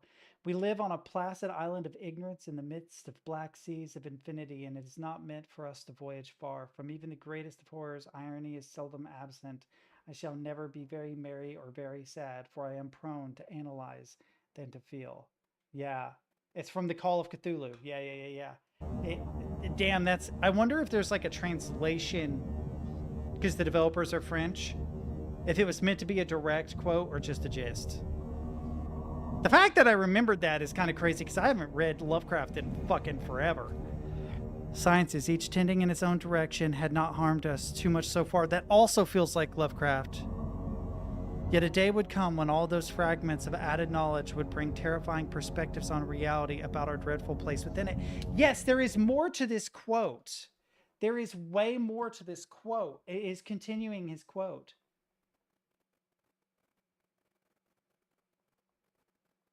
It's this. The most merciful thing in the world, I think, is the inability of the human mind to correlate all its contents. We live on a placid... There's more to this quote. Yeah, here we go. Black seas of infinity, and it is not meant for us to voyage far. The sciences, each straining in its own direction, have hitherto harmed us little. But someday the piecing together of disassociated knowledge will open up such terrifying vistas of reality and of our frightful position therein, that we shall either go mad from the revelation or flee from the light into the peace and safety of a new dark age. Literally forcing ourselves to become Luddites because the technology, the knowledge that we have attained is too horrible. Right? Man-made horrors beyond our comprehension type shit. He thought that this revelation would drive us mad unless we fled from this dire awareness and seek refuge in the peace and security of a new dark age. He died before witnessing this accursed day, unlike us. We are all slaves of causality, slaves to the forest. It's not just causality, though. In the real world, there is a certain element of random chance that comes from the quantum realm, and some combination of random chance and causality leads to everything we do, everything we experience. Unless there is some kind of loophole provided for us by some divine being, then free will does not exist. But the sign lies. It hides the nature of what is waiting for us, starving at the end of time. The king in yellow, who promises are spread to the selfish, the vain, the nihilists, and who shall reign upon the ashes of the universe. The faces of the labyrinth proclaim this end is inevitable. Your actions have only hastened or delayed it. Like me, you are a part of the drawing now. Your part is only beginning. From now on, you shall walk the strands of time until the eternal return. Eternal return is a reference to something, too. You shall be an architect, a companion, an adversary, or a guide, and you shall prepare the way. Until then, leave. You may begin a new life, or perhaps find your way back to the old one in another branch. The red lock will always be there for you if you need it. Goodbye. This is officially the best walking simulator game I have ever played in my entire fucking life. Just hands down, they did such a good job with the lore.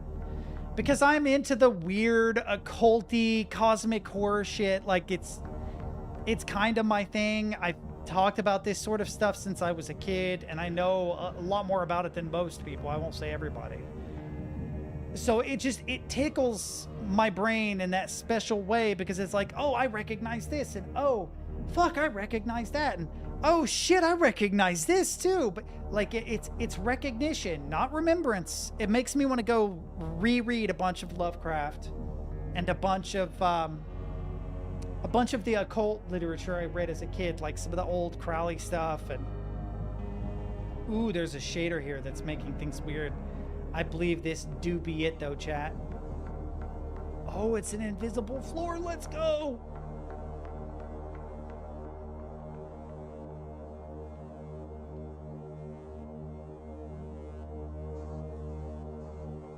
God, I cannot wait to see what else this team makes. I cannot wait to see what else they make. Because if they get someone who is good at designing mechanics, someone who is good at making features for games, of gamifying stories, say, they could make some of the absolute best shit you will ever play. Because they have everything else. The lore, super fucking solid. The world building is super solid. The art style is fucking fantastic. The only thing this game lacks is gamification. And I'm not saying that we should go full on and like, oh, we should have portals or, you know what I mean? Like, we shouldn't gamify it too much. But I do think that if they have someone who can come up with a really interesting gameplay loop, and then you can actually use that gameplay loop to further the plot. So for instance, Outer Wilds, one of my favorite games, if not my favorite game of all time, the gameplay loop furthers the plot. The quantum moon, the restarting every 22 minutes, like that gameplay mechanic reveals something about the story of the world. Do you see what I'm saying? So you can really, really use game mechanics to further a plot, to give it that extra oomph. The problem is, if they make another game, unless they base it on old occult fucking, you know, cosmic horror stuff, which they probably won't, it's not going to feel the same. My guess is if they work together on another game, it will feel completely and totally different than this.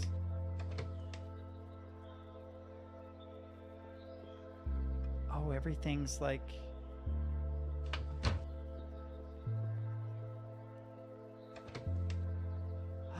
We're like in Victorian England.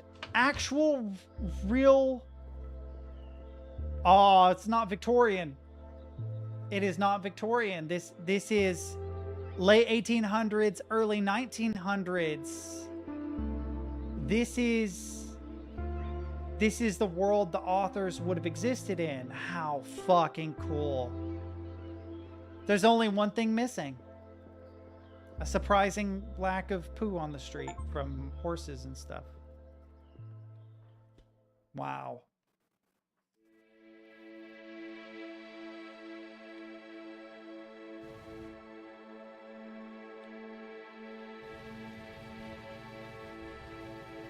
This is officially the best walking simulator I've ever played. There are faults. It's easy to get lost, for instance, which it's a fucking labyrinth, so I kind of have to cut them some slack.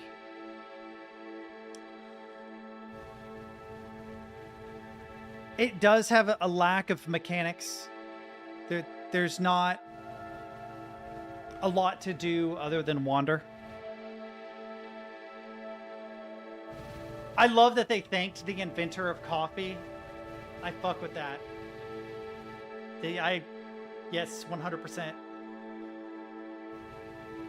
God, I really look forward to what they do. I don't know that I even want to play the other endings, because it's like, that is the coolest ending to a game I've experienced since Still Wakes. Probably. Still Wakes is probably the last time I played an ending to a game where I was like, fuck. You know what I mean? Fuck. But let's do intended ending, because we've done the Dyson Sphere ending. Oh, we can't! You son of a bitch, we can't.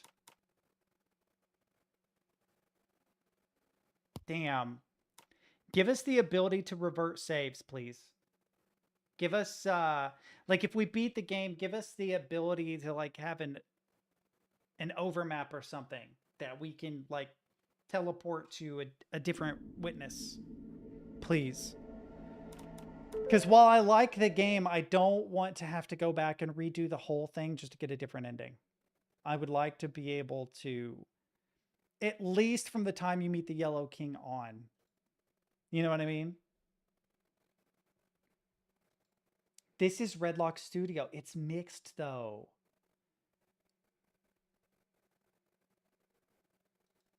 I don't know. I wonder if they learned from this. I will say though that Black Shard has sold me more on Unreal than anything else I've played. Ooh, it's like whimsy gothic. I approve. Very medieval, very oh, the art style is very similar. It also inspires me to draw a lot more than I've been inspired to draw in a long time. I used to draw a lot, and I don't anymore. I'm not good anymore, which is part of the reason. It's frustrating.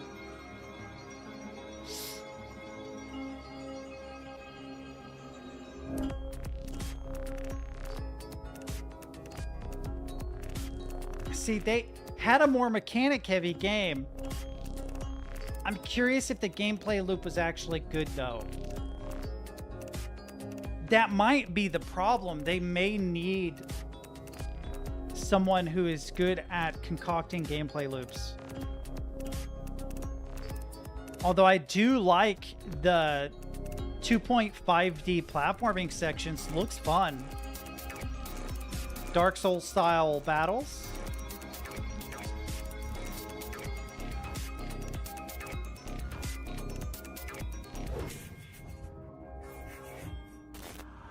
The last two games, Hypnos, interesting. Another interesting reference.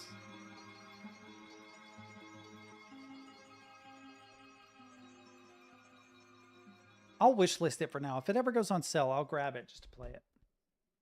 What I was going to say is the last two games that had worlds that looked amazing are definitely Black Shard and Forever Winter. It's a shame that the Forever Winter, like if you were to take the settings from Forever Winter and put them in a different style of game, no hate, like I like the Forever Winter gameplay loop, but it's not really an open world. You have set levels that you go and you scavenge in, and it definitely, the gameplay loop of the game serves the futility of the existence of a world at war that doesn't even know why it's at war. I might go back and restart that. Unfortunately, I've lost everything at this point because I had 55 days of water, and it's definitely been 55 days since I played it. But when it comes to the beauty of environments, probably the two most beautiful environments I've ever seen in game, period, are Forever Winter and Black Shard. Their environments are just so amazing. They're so good. Forever Winter, I think, is prettier, actually, just a hair, mostly because there is a sort of repetitive nature to Black Shard that isn't there in Forever Winter. If Forever Winter tried to expand upon their world building and make it as big as Black Shard, I wouldn't expect it to be as pretty either. Just being fair. Because it's hard to make a world that big that doesn't get repetitive. It takes teams and teams of artists. And they're obviously a smaller studio, so I can't grief them for that. You know what I mean? The fact that they were able to make something that pretty that was that big and yet that simple is still very impressive. But I think Forever Winter has the most stunning environments I have ever seen in a game. There's also like insane world building in Forever Winter's environments. Like you will go into an environment and you will see this ship fly over and you see these things drop out, and you don't realize until after you play that the things that you're watching drop out are soldiers. They're like these robot Terminator-like soldiers, and they actually drop into the environment. And if you were to head where they are, you would encounter them. I'm pretty sure. Don't hold me to that, but I'm pretty sure they are actual literal spawns of those enemies. Just absolutely fucking incredible environments. The problem is the environments are so detailed and so gigantic. You can't stream it on Twitch. It won't look good on Twitch. You can't like go watch a Twitch stream of Forever Winter and be like, man, that's really pretty. You're getting like the most compressed down, maybe on YouTube at 15,000 kilobytes a second, 20,000 kilobytes a second, and 4K, you could get it. But what is this? Christopher Scott Wagner wrote a book called Forever Winter. Let's see what this is. Steve Borgia should be happy that Autumn Winters is back in his life. Oh my God, is this like it's a shitty romance. It's a shitty romance novel. What do you mean it doesn't take place in a post-apocalyptic wasteland, you son of a bitch? Sorry, I'm on one today, boys. Sorry. I am. I'm a little wacky today. I got my updated W-2 and they still fucked up my address. They got the name right. Fucking congratulations. They got the name right, but they still gave me my old address. So I'm just going to go ahead and file my taxes using an address I used to live at. And hopefully the United States government doesn't decide to fucking murder me for it, because I've already paid my taxes. I paid them already. I owed $10 to the federal government. If I get audited and they call me on, oh, this is an old address when I owed $10, I'm going to lose my mind. Which also, it's bad that I only owed $10 because it means I paid a fucking lot. Oh, my buddy Jordan messaged me. He made $10K more than me last year. I used to be his boss. That hurt a little bit. To be fair, he's doing a very, very difficult job, and he definitely deserves it. And I have a way better schedule than him. But I have to decide, is my schedule worth 10K? It would be if I were making 10K from streaming, but that's not happening, you know? Hell, if I made 5K from streaming, it'd be worth it. I feel like that would really hurt going in, but maybe... Nothing wrong! What is this? I think this one might be special ed. Whoa! Look at the size of that dog! Maybe I can find some monkey! I think I just found a new guy. Got it! That's a good time! The thing about this game is it wasn't scary. There are definitely moments where you're a little afraid, but I really didn't think it was scary.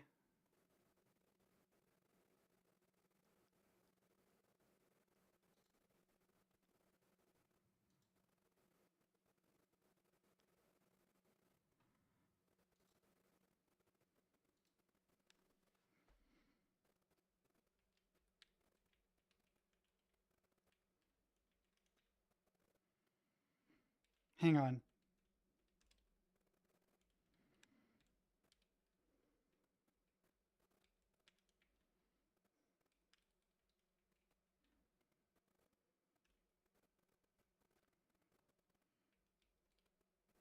Hang on. What would you call clean vocals? So like, oh fuck, how can I explain this? So I left this comment. There's this guy, he's got like a podcast thing. I left this comment because he was talking about like genres of metal that are coming back. And I said, I think we're seeing a resurgence of industrial to a degree as well. Because he was like, man, it's weird that it didn't last that long. I said, well, it's kind of coming back because of Mick Gordon's OSTs. And if you go back and you listen to bands like Knocked Loose, Bad Omens, Thornhill, etc., you really hear a lot of influence from both industrial and nu metal. So we're seeing an industrial nu metal resurgence right now. If you look at something like Van, which is Violence Against Nature, you guys didn't like that song. Fair enough. It is kind of weird and repetitive, although I do respect Poppy as a vocalist. She's an insanely good vocalist. You can really tell that industrial is making a comeback, but more than that, in addition to like Poppy and Lauren, I think is her name, from Spirit Box and a whole bunch of other bands. Ginger is another one. You're hearing women sing like these, they're using Fry false chord gutturals. I don't know how to explain it, but this guy's like, I think that it's rightly so that they're getting traction. Because traditionally in the metal scene, women sang symphonic or traditional heavy metal like Nightwish or Doro, which is absolutely accurate, right? And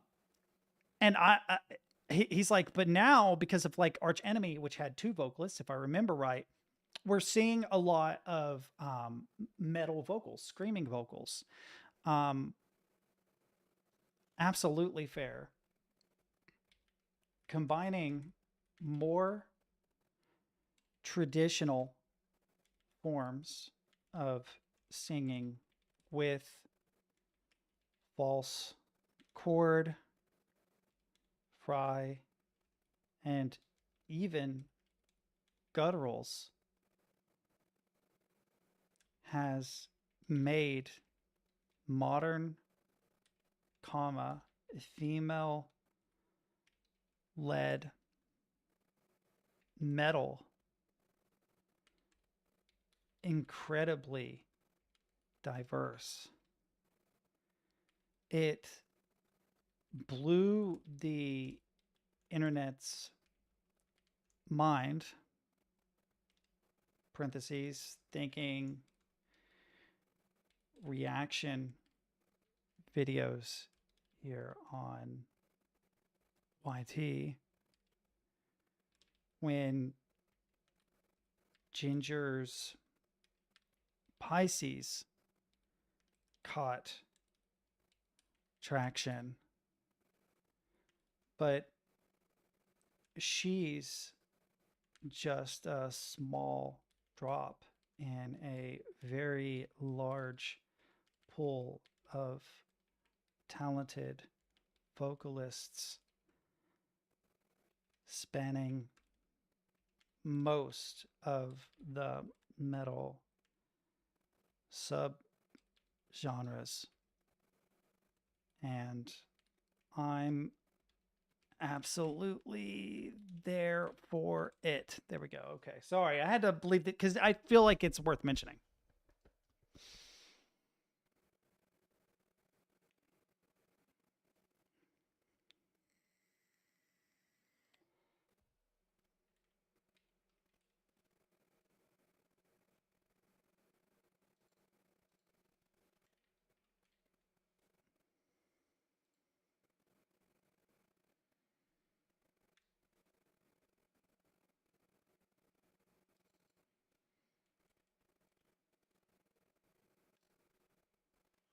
Okay.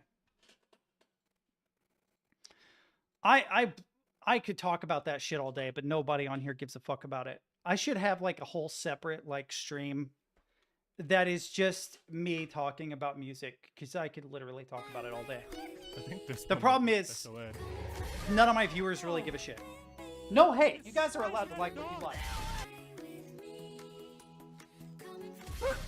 Maybe I can find some monkey. I think I just found. But my silly ass Oh, stick it in. could definitely ramble on and on and on and on and on and on and on about music for hours and hours and hours and hours. I probably could just release a video today of interesting music things I discovered. I could do it every day easily. It would not even be hard. But don't worry, little guy. I would literally just sit in front of the camera like I'm doing right now. You're gonna be Ramble for 2 hours. Just ramble for 2 hours. Cut that to a 10-minute video. Boom. Video every day. No problem. Low effort. Super easy. It all started that day. Who is this? Oh, it was my fault. But it Ghost wasn't. mimic? Who could have imagined them warming up an aluminum butt plug in a microwave would have such I feel like he's just a little too wacky for me. severe consequences? I've got to see this. Oh my god. Oh, we got a problem though. We got a problem. I have this auto muted.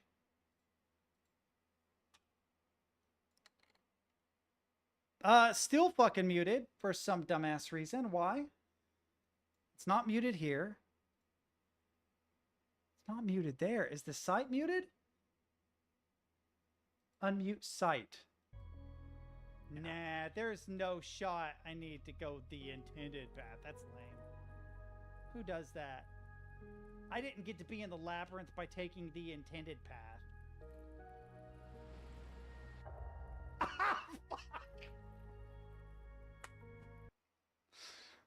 That's... Yeah. Accurate. Yo.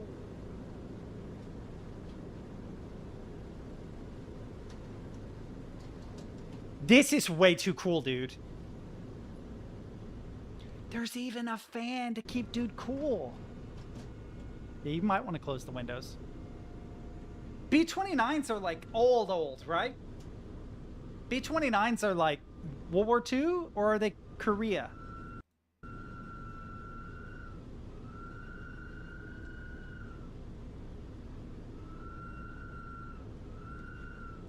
Hang on.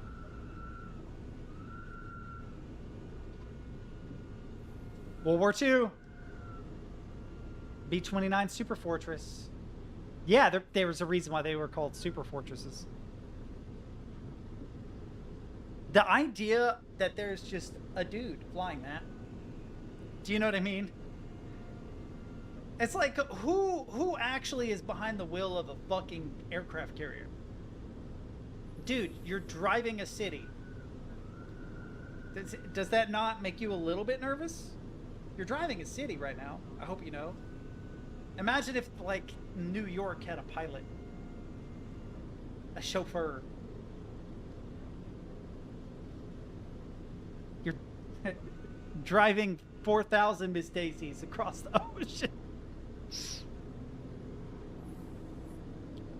Okay, you lined up on the runway. Nice, nice, nice. They do have some modern technology that they have attached. This would obviously not have been there originally. It would have been done all analog. It says B-29 on his patch. Yep, wind it up. They've got the brakes on. They'll release the brake and it'll start to push forward.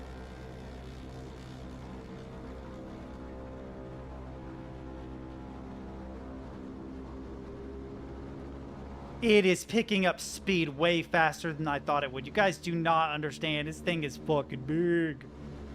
The fact that it gets that fast, that quick, blows my mind.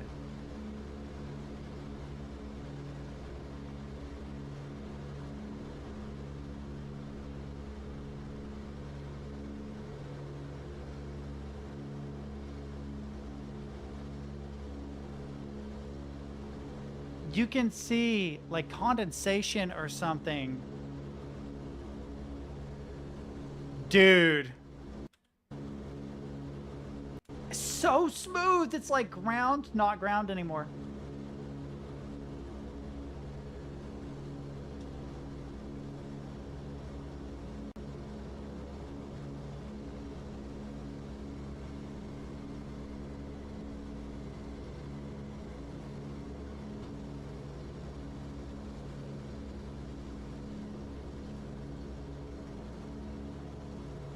It would make me so nervous.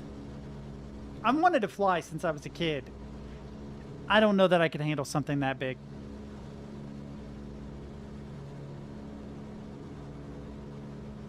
It would make me incredibly nervous.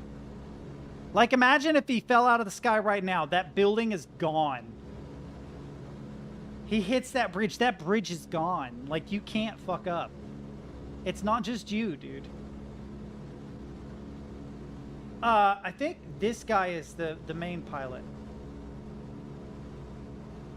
If you notice, this moves with this. This is the co-pilot. That, I believe, is a gunner seat, if I remember right. Or was? Ah, okay. Yeah, I was gonna say, it's pretty complicated. If I remember from movies correctly, it is a very complicated... But the guy who's behind the wheel is this dude. And should he need assistance in any way, he would take over. Notice how it mirrors perfectly.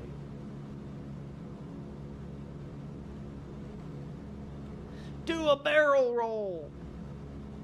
Short of the engineer? Let's see.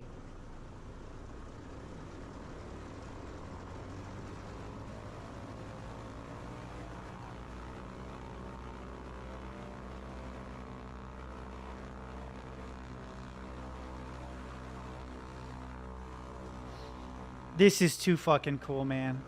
It makes me want to go play the Medal of Honor games all over again. The Medal of Honor games are the best World War II games, period.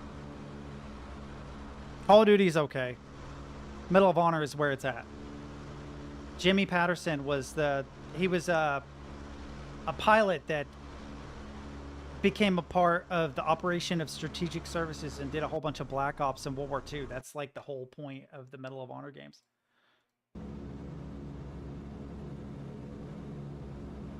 Yeah, it's pretty damn cool.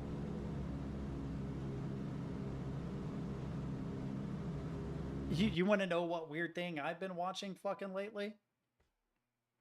I started getting recommended in my YouTube, and I've been fascinated by them. Not quite as cool as this, I'm going to be perfectly honest, but it is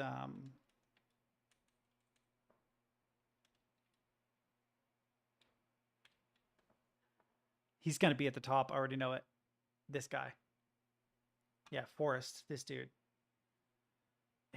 All these fucking Morse code videos are super fucking interesting. So this is kind of crazy, but if I'm sitting around at home and I'm like, you know what, I really want to send Morse code to somebody, well, I can come over here and find, like in this case, this is Zach, and Zach's at Elliott State Forest, which looks like it's kind of by Coos Bay in Oregon, and then I can tune up to his frequency. I can see, okay, Zach is on 140265, so let's go 140265.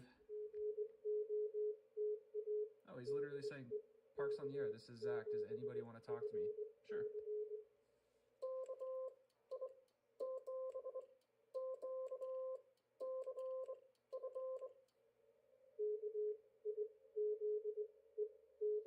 Just fucking cool. It made me want to learn Morse code, and it's like, dude, you're almost 40. Like, maybe now's not the time to learn Morse code.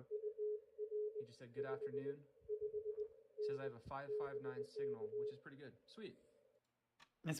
I just thought it was cool. I was like, fuck, this is actually really interesting, and I ended up binging a whole bunch of Morse code videos. Back in the day,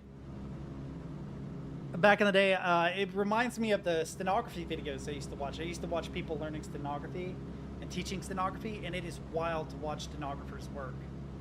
Because it's like they just do a couple taps, and it's like a paragraph of shit pops up on the screen. It's like, holy shit, I see why we pay people to do this.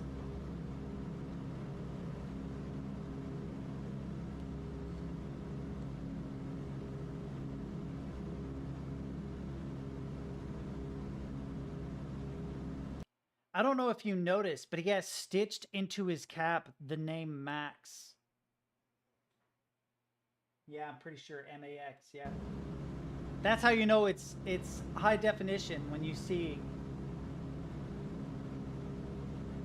a word stitched in someone's baseball cap in the footage and you can actually see it.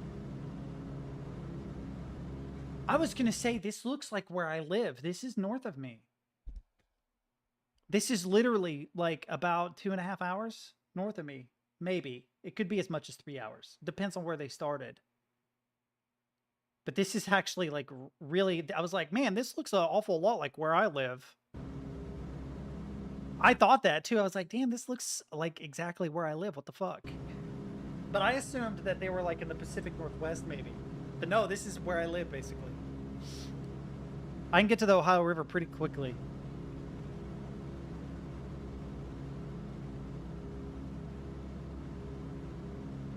Yeah, the Ohio River separates Ohio and Kentucky, so... And the way Kentucky is shaped, it depends on where they are, how far away from me they are. They could be as much as maybe 4 hours away by car, realistically, but most of the Ohio River is within 3 hours of me. Unless they're at a different state border, which is possible. But we interact with... Ohio, Indiana, and Illinois. So if they're on the Ohio River in one of those 3 states, then we're fine. It's all on the border with Kentucky mostly. And in the case of like Illinois, they'd be very far west of me. But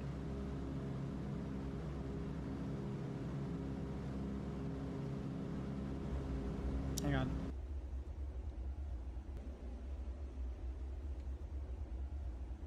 Look at it wiggle. That's a fucking GoPro Hero. Yo.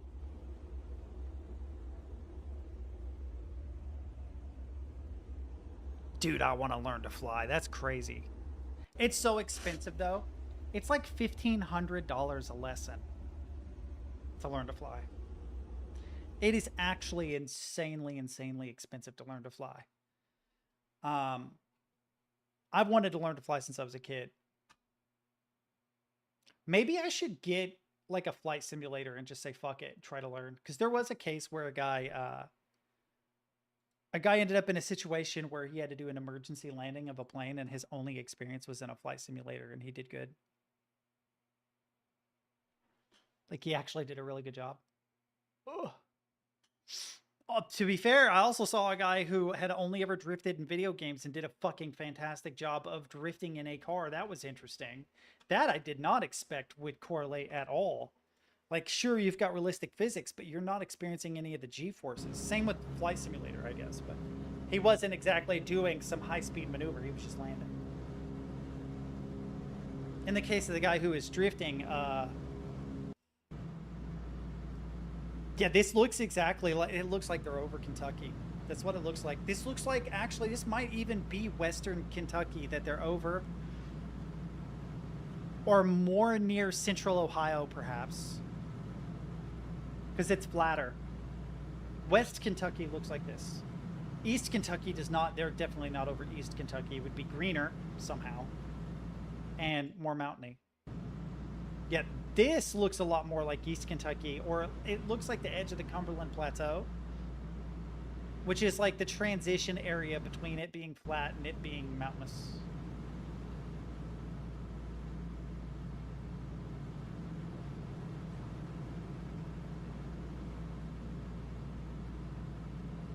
Yeah, I've not played War Thunder or DCS. But honestly, I want to, like, I've wanted to learn how to fly, not simulate fly. Like, flight simulators are cool. No, I want to be in the fucking sky, like the actual sky would be super cool.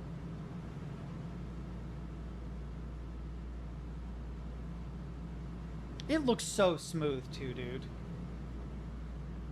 They're coasting at this point. They're good.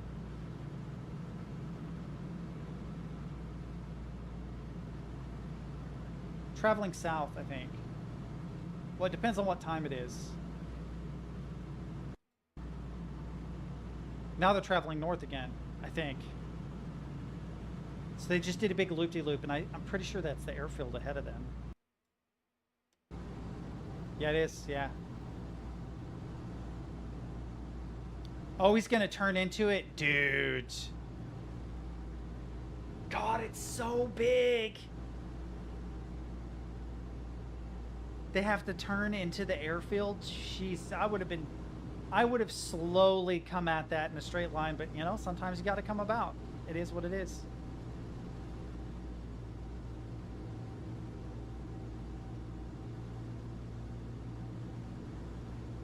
You can see the edge of it up there. He's trying to get his altitude right. You can hear the landing gear lower. Did you hear that?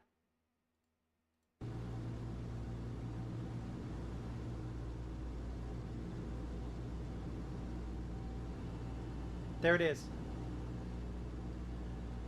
That's the fucking landing gear lowering.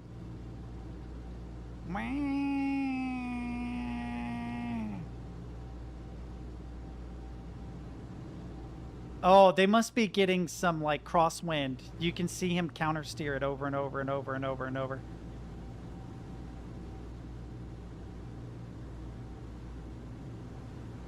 How smooth, how smooth, how smooth. Oh, he levels out.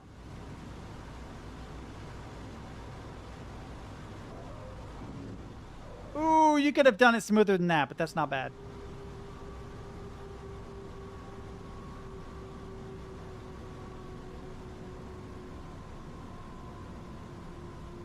I think there was a crosswind, though. Because you can see as he got lower, he started to experience turbulence and it started to rock back and forth. I can't see any of the wind socks, so I don't know, but I would not be surprised if there was a strong wind, a strong crosswind. Yeah, not every landing can be smooth, but I have seen people land where you don't even realize they've landed. It's like, holy shit. I mean, it's like a perfect landing where they line up within centimeters of the tarmac. and just sit down on it gently. Another thing that will surprise people is there's like a lot of pilots. Hang on. It's that time of day where I can't decide if it's cold or hot. A lot of pilots are scared of dirt strips, of dirt landing strips, until they land on one. I've heard it from a couple of different people that landing on tarmac is harder. It's safer and more consistent, but it's harder than on dirt. Dirt actually has a little bit of cushion to it, so the landing feels considerably smoother, and in some cases it actually feels like you have more traction, although it's more of a feeling thing than a reality. The problem is that um, dirt landing strips are more susceptible to weather, obviously. So, like, if it's a really fucked up rainy day, you're not going to have nearly as good a time as you would on something like tarmac. But I remember hearing about a pilot. He was afraid because he was going to do a landing on a dirt strip for the first time. He'd never done it before. And he was really stressing about it. And everybody's like, it's going to be fine. You're not going to have an issue at all. In fact, you probably will like it. And he's like, yeah, whatever. And then he did it. And he was like, holy shit, that was the smoothest landing I've ever had in my entire life. Now, part of that was probably him worried about it, though. Part of it was he was so worried about it that he really made a concerted effort to do the smoothest landing he possibly could. And it was like a little Cessna or something. It wasn't, you know.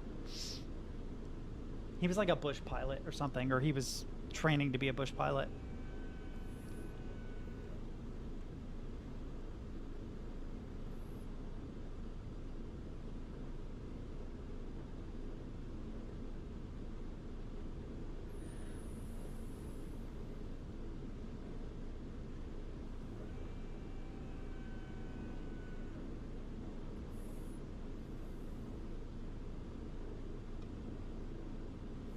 Super cool. I'm glad you shared that. That's neat. What is this? Turn and burn? A P-51 Mustang? What?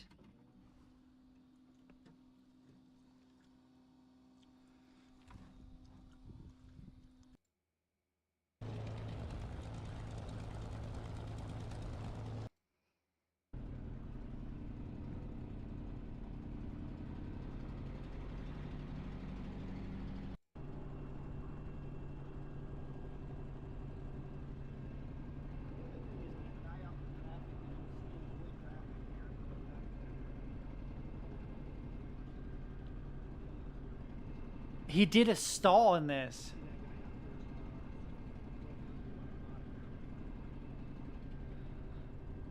There's probably like one DCS pilot in the whole world that is so incredibly good with the P-51 Mustang. He probably annoys the shit out of everybody that's like got objectively more capable aircraft.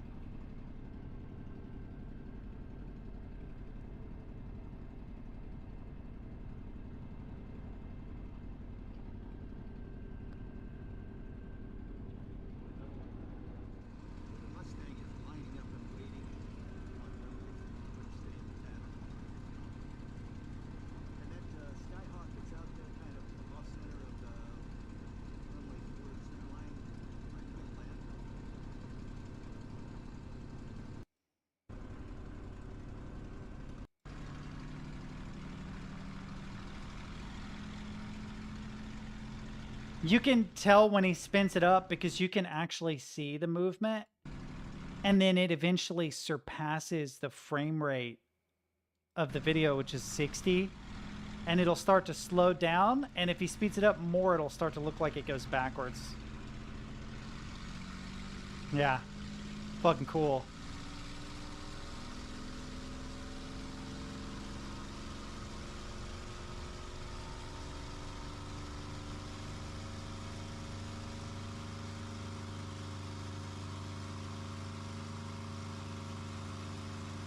That's cool. I never noticed that this display gets reflected up there like that. That's probably where they got the idea for the old rudimentary holographic displays that aren't really holographic displays.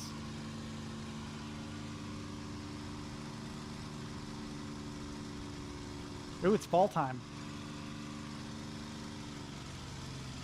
Walmart distribution center. I'm kidding. I wonder what that interstate is, though.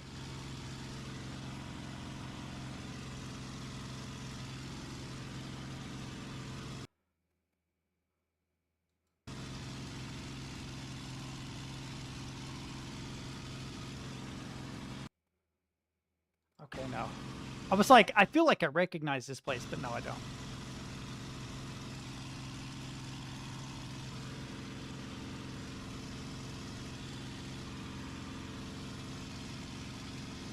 I'm gonna get off here in a minute.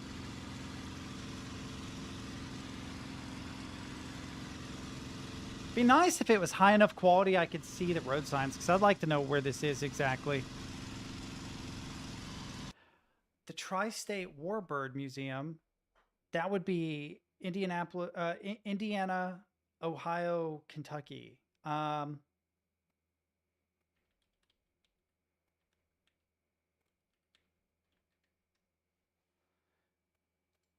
Yeah, they're right here. So they're actually kind of far from me. That's near where Louisville is, I think.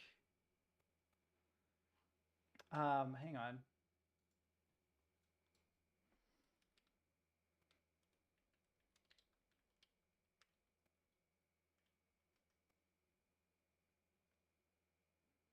It's Claremont, Ohio. Well, yeah, it would be closed now.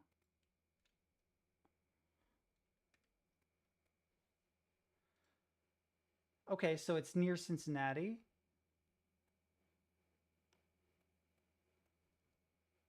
Hang on, I'm looking for Claremont. It did not highlight it. Okay, it's a county, so it's here. It's this county.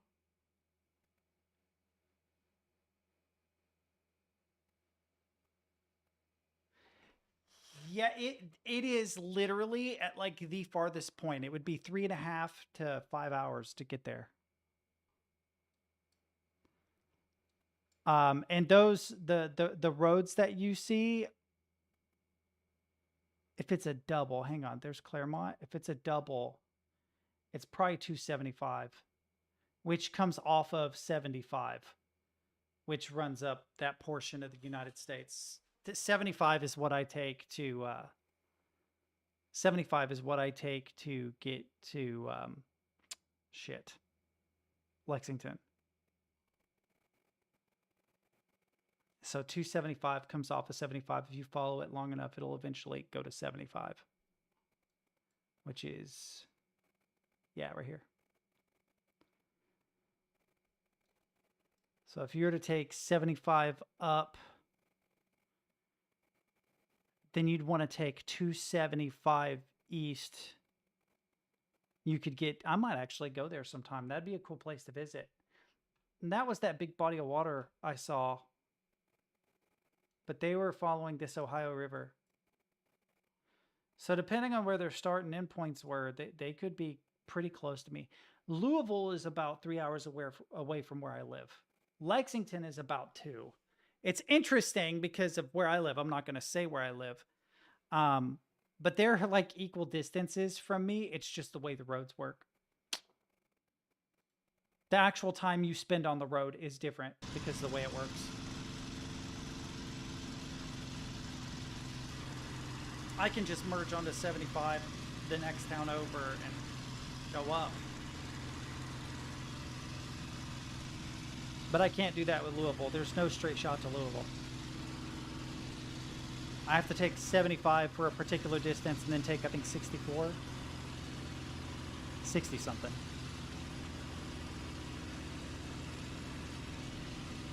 They're building a subdivision there.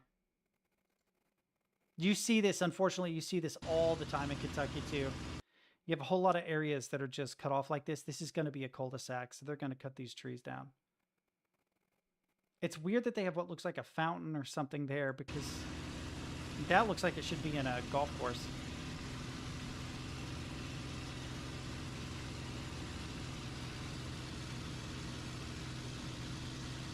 Let's look at the stalls. He's going to stall it, and then I'm going to get off here. I'm hungry. I'm going to go make a sandwich.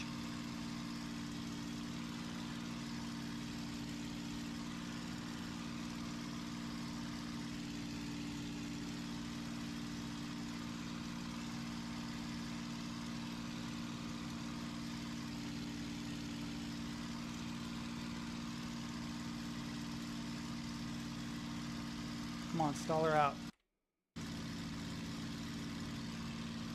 I wonder how he's gonna do it. I think he's just gonna slow it a lot.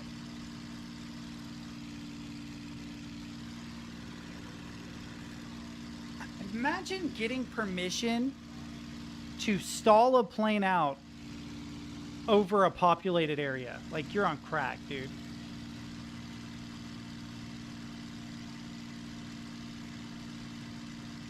I don't know if you can hear it, but there's like a warning bell going off. Beep, beep, beep, beep.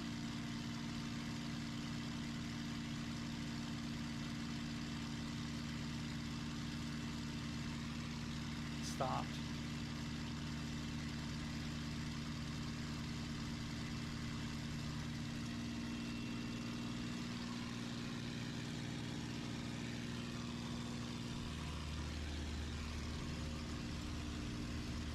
I wonder what that beep was.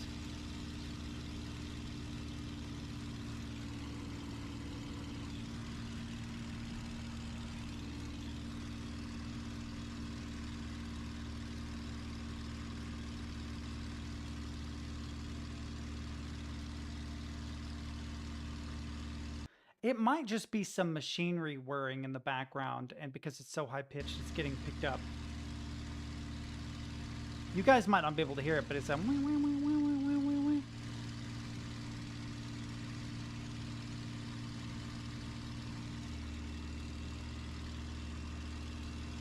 To be fair, it looks like he moved over a bunch of crop fields. You do hear it? It's intermittent though. I wonder if it's machinery reacting to what he's doing, or if it's a warning or what. Is he gonna do like a tailspin stall out? A death spiral or whatever they call it?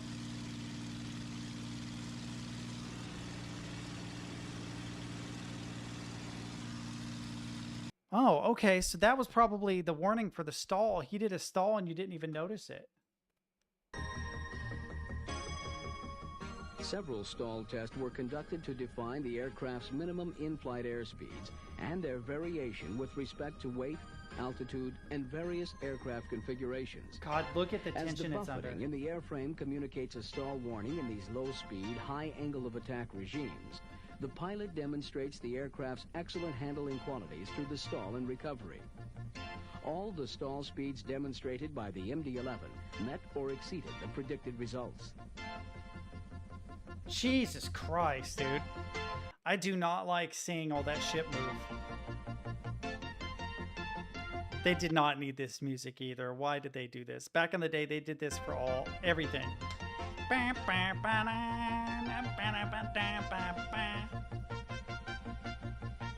You know what we need? We need a saxophone, but not a real saxophone, a synthesizer saxophone. That will really sell it. Yo, that's cool. This is a Latte Panda Mu, a tiny but powerful single-board computer, and in this video, I'll show you how I turned it into the heart of this custom cyberdeck. So what the heck is... You put Windows... Even the video showed... Even the video showed Linux Mint, which I can respect, but you put Windows on that thing? Are you fucking high? Super cool, though. I would build something like that. Yeah, I know. That's an actual thing. Oh, I don't want to bookmark this. That's an actual thing where you build things with soft tolerances specifically, so that because if you make something too, oh God, there's a word for it, and I can't think of the fucking word. If something is too stiff, it makes it brittle. If it can't bend, it'll just break. So if you make something that is the correct level of bendy, then you prevent the possibility of it breaking. It's just like crumple zones on a car, which is why the fucking Cybertruck was a terrible idea. But yeah.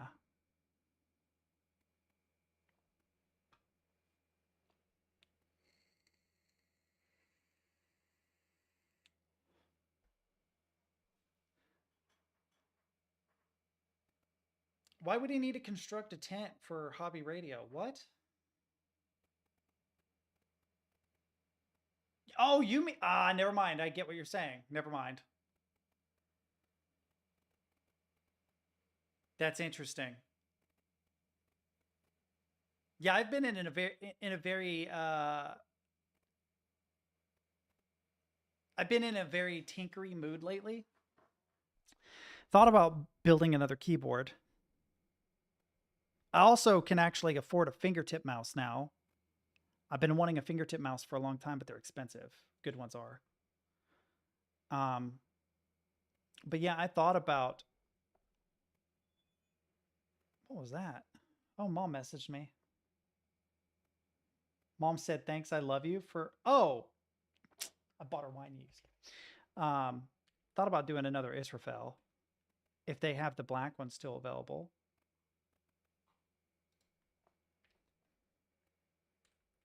Yep. They might be sold out now. No, it's still in stock. Thought about getting the black one because I have the white one and building it. They have 1800 right now, so I could still... There's a sound pad?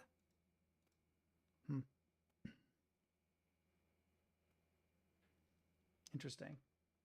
But no, okay, I'll keep it in mind. I've been wanting to like build or tinker with something physical for a while. I have a problem actually. My main laptop is falling apart. It has been abused too much at this point. I use it at work and stuff, and it's having a hard time. I do have the tablet that Captain graciously gave me, which I can use for most of the things. But I'm gonna have to buy another laptop, I think, because my old Dell is just too old and slow. Although it's a fucking tank, it still works. Unfortunately, though, my HP is falling apart, and I found on Facebook it's a Windows laptop, but it was a... Hang on, I'll see if I can find it really quick. Priority sold, but it was very small. It was like a 14-inch, I think. Hang on, which I don't need a big one.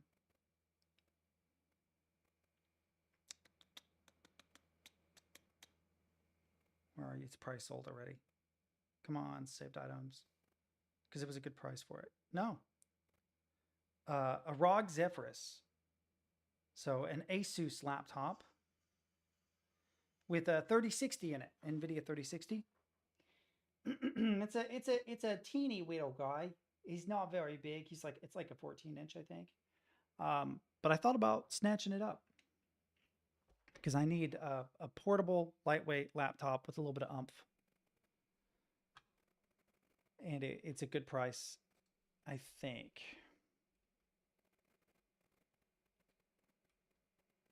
Yeah. Let's see how much this is. It is a 14-inch. I was correct. Yeah, it is an insanely good price for it. Because it's like a $1,600 laptop, it looks like. Well, between $1,000 and $2,000 roughly. The Walmart version of the bigger one is $1,400. But I'm looking at a 14-inch version of it that is a little over $1,000, and another 14-inch that's $1,700. They are selling it for $600. So I might snatch that up just for a cheap little mobile laptop. I have to deal with NVIDIA shit, and I'm probably not going to play games on it. But if I can get NVIDIA drivers to work with Nick's, okay. I have not set that up yet, because my all-in-one does not have... It has integrated graphics, actually, thankfully. I've ran into a lot of issues getting Nick's going. They're minor, but they're annoying. A lot of it is the quirks of the Nix language, which I don't like. Like if you set up a block statement, and that block of code only has one statement inside the brackets, it will fail. It doesn't like that. You have to make it a standalone statement, which is weird. And then it's unclear what things are modules and what things are packages. And what I mean by that is modules. So like if Hyperland is a module and it's a window manager. If I do like a programs.hyperland equals enabled or whatever, enable hyperland, whatever it is. I can't remember now what the syntax is. It won't just get hyperland. It will grab Wayland, which is the alternative to X11. It's the Windows server, whatever. It will grab like hyperutils. It'll grab everything that you need, the bare minimum that you need for hyperland minus Kitty, which is a terminal. But in order to get Kitty, that's a package, not a module. There's not a module for Kitty. And the only way I can tell the difference is modules are like collections of related software that you need for a particular thing. And packages are literally individual packages, but also that you can configure modules in the Nix configuration file. So Hyperland, which is your it's like File Explorer if you're used to Windows, you can configure it with a file. And that file is called hyperland.conf configuration, right? But with Nix, I can actually configure it in my configuration.nix file, and it sends that information to Hyperland. So Hyperland doesn't need its own configuration file anymore because Hyperland is a module, I think. I'm not entirely sure. But I did get it running. I got Pipewire going. Dude, Pipewire was so easy to get going. That was nice because I've been having a lot of issues with Pulse Audio lately. So I was like, fuck it. I'm just good to I'm all in on Pipewire, man. So I got Pipewire, literally no issues. In fact, it was so smooth. I'm like, I fucked this up. There's no way I have audio. There's no way I have audio. So I go out onto the internet, go to YouTube. I find a music video. Works perfectly. I'm like, motherfucker. It actually surprised me how well it worked. Because I've been having a lot of audio issues lately. A lot of it has to do with Arco. So Arco Linux is like a redistribution of Arch that pre-configures a bunch of stuff for you. And they have it set up so you can switch between Pipewire and Pulse Audio on the fly, which is kind of nice. But I was wondering why things kept breaking. Like my window manager broke, and then a whole bunch of updates broke, and then a whole bunch of packages went out of date, even though they shouldn't have been, but they were part of the Arco repositories. I'm like, what the fuck, Arco? Why aren't you updating these? Then they shut down. They shut down like 5 days ago, something like that. And it's like, oh, you guys were in the process of shutting down. That's why all my packages were fucked, which is also why I moved away from Arco. I thought about doing just Arch because I'm really familiar with Arch, but I really wanted to play with the declarative package manager, and I wanted to do it the hard way. So I got the minimal build, no graphical install or anything. I deleted all of my partitions. I switched it from MBR to GPT. I created all my new partitions. I mounted everything I was supposed to mount, created all the users I was supposed to create, configured my configuration.nix file so it would install the software I want. Then I installed Nix, and it automatically gave me a greeter, which was odd because it's not specified in the configuration, but it gives you GDM by default, I think. I'm going to get rid of that and use SDDM because I prefer it as a greeter. But I got Hyperland going just by including it. I got Kitty going just by including it. It's really nice. Firefox, same. Thunar, the same. Some of my shortcuts don't work, but they're in a Hyperland conf. I haven't used the Nix thing to do Hyperland. I'm using Hyperland to do Hyperland right now because I know how to do that mostly. They updated a bunch of stuff since I last used it, so I'm a little behind, but mostly it makes sense. So unfortunately, I got to know the Nix language and the Hyperlang language because they're both proprietary languages, which is kind of stupid. Then again, I don't actually need to do that. I can just learn the Nix language and it will do it for me. But anyway, I'm off here, man. I'm hungry. I'm going to go make a ham sandwich, ham and Swiss. And then I'll figure out what I'm going to do with my life after that. Until then, I bid you all adieu.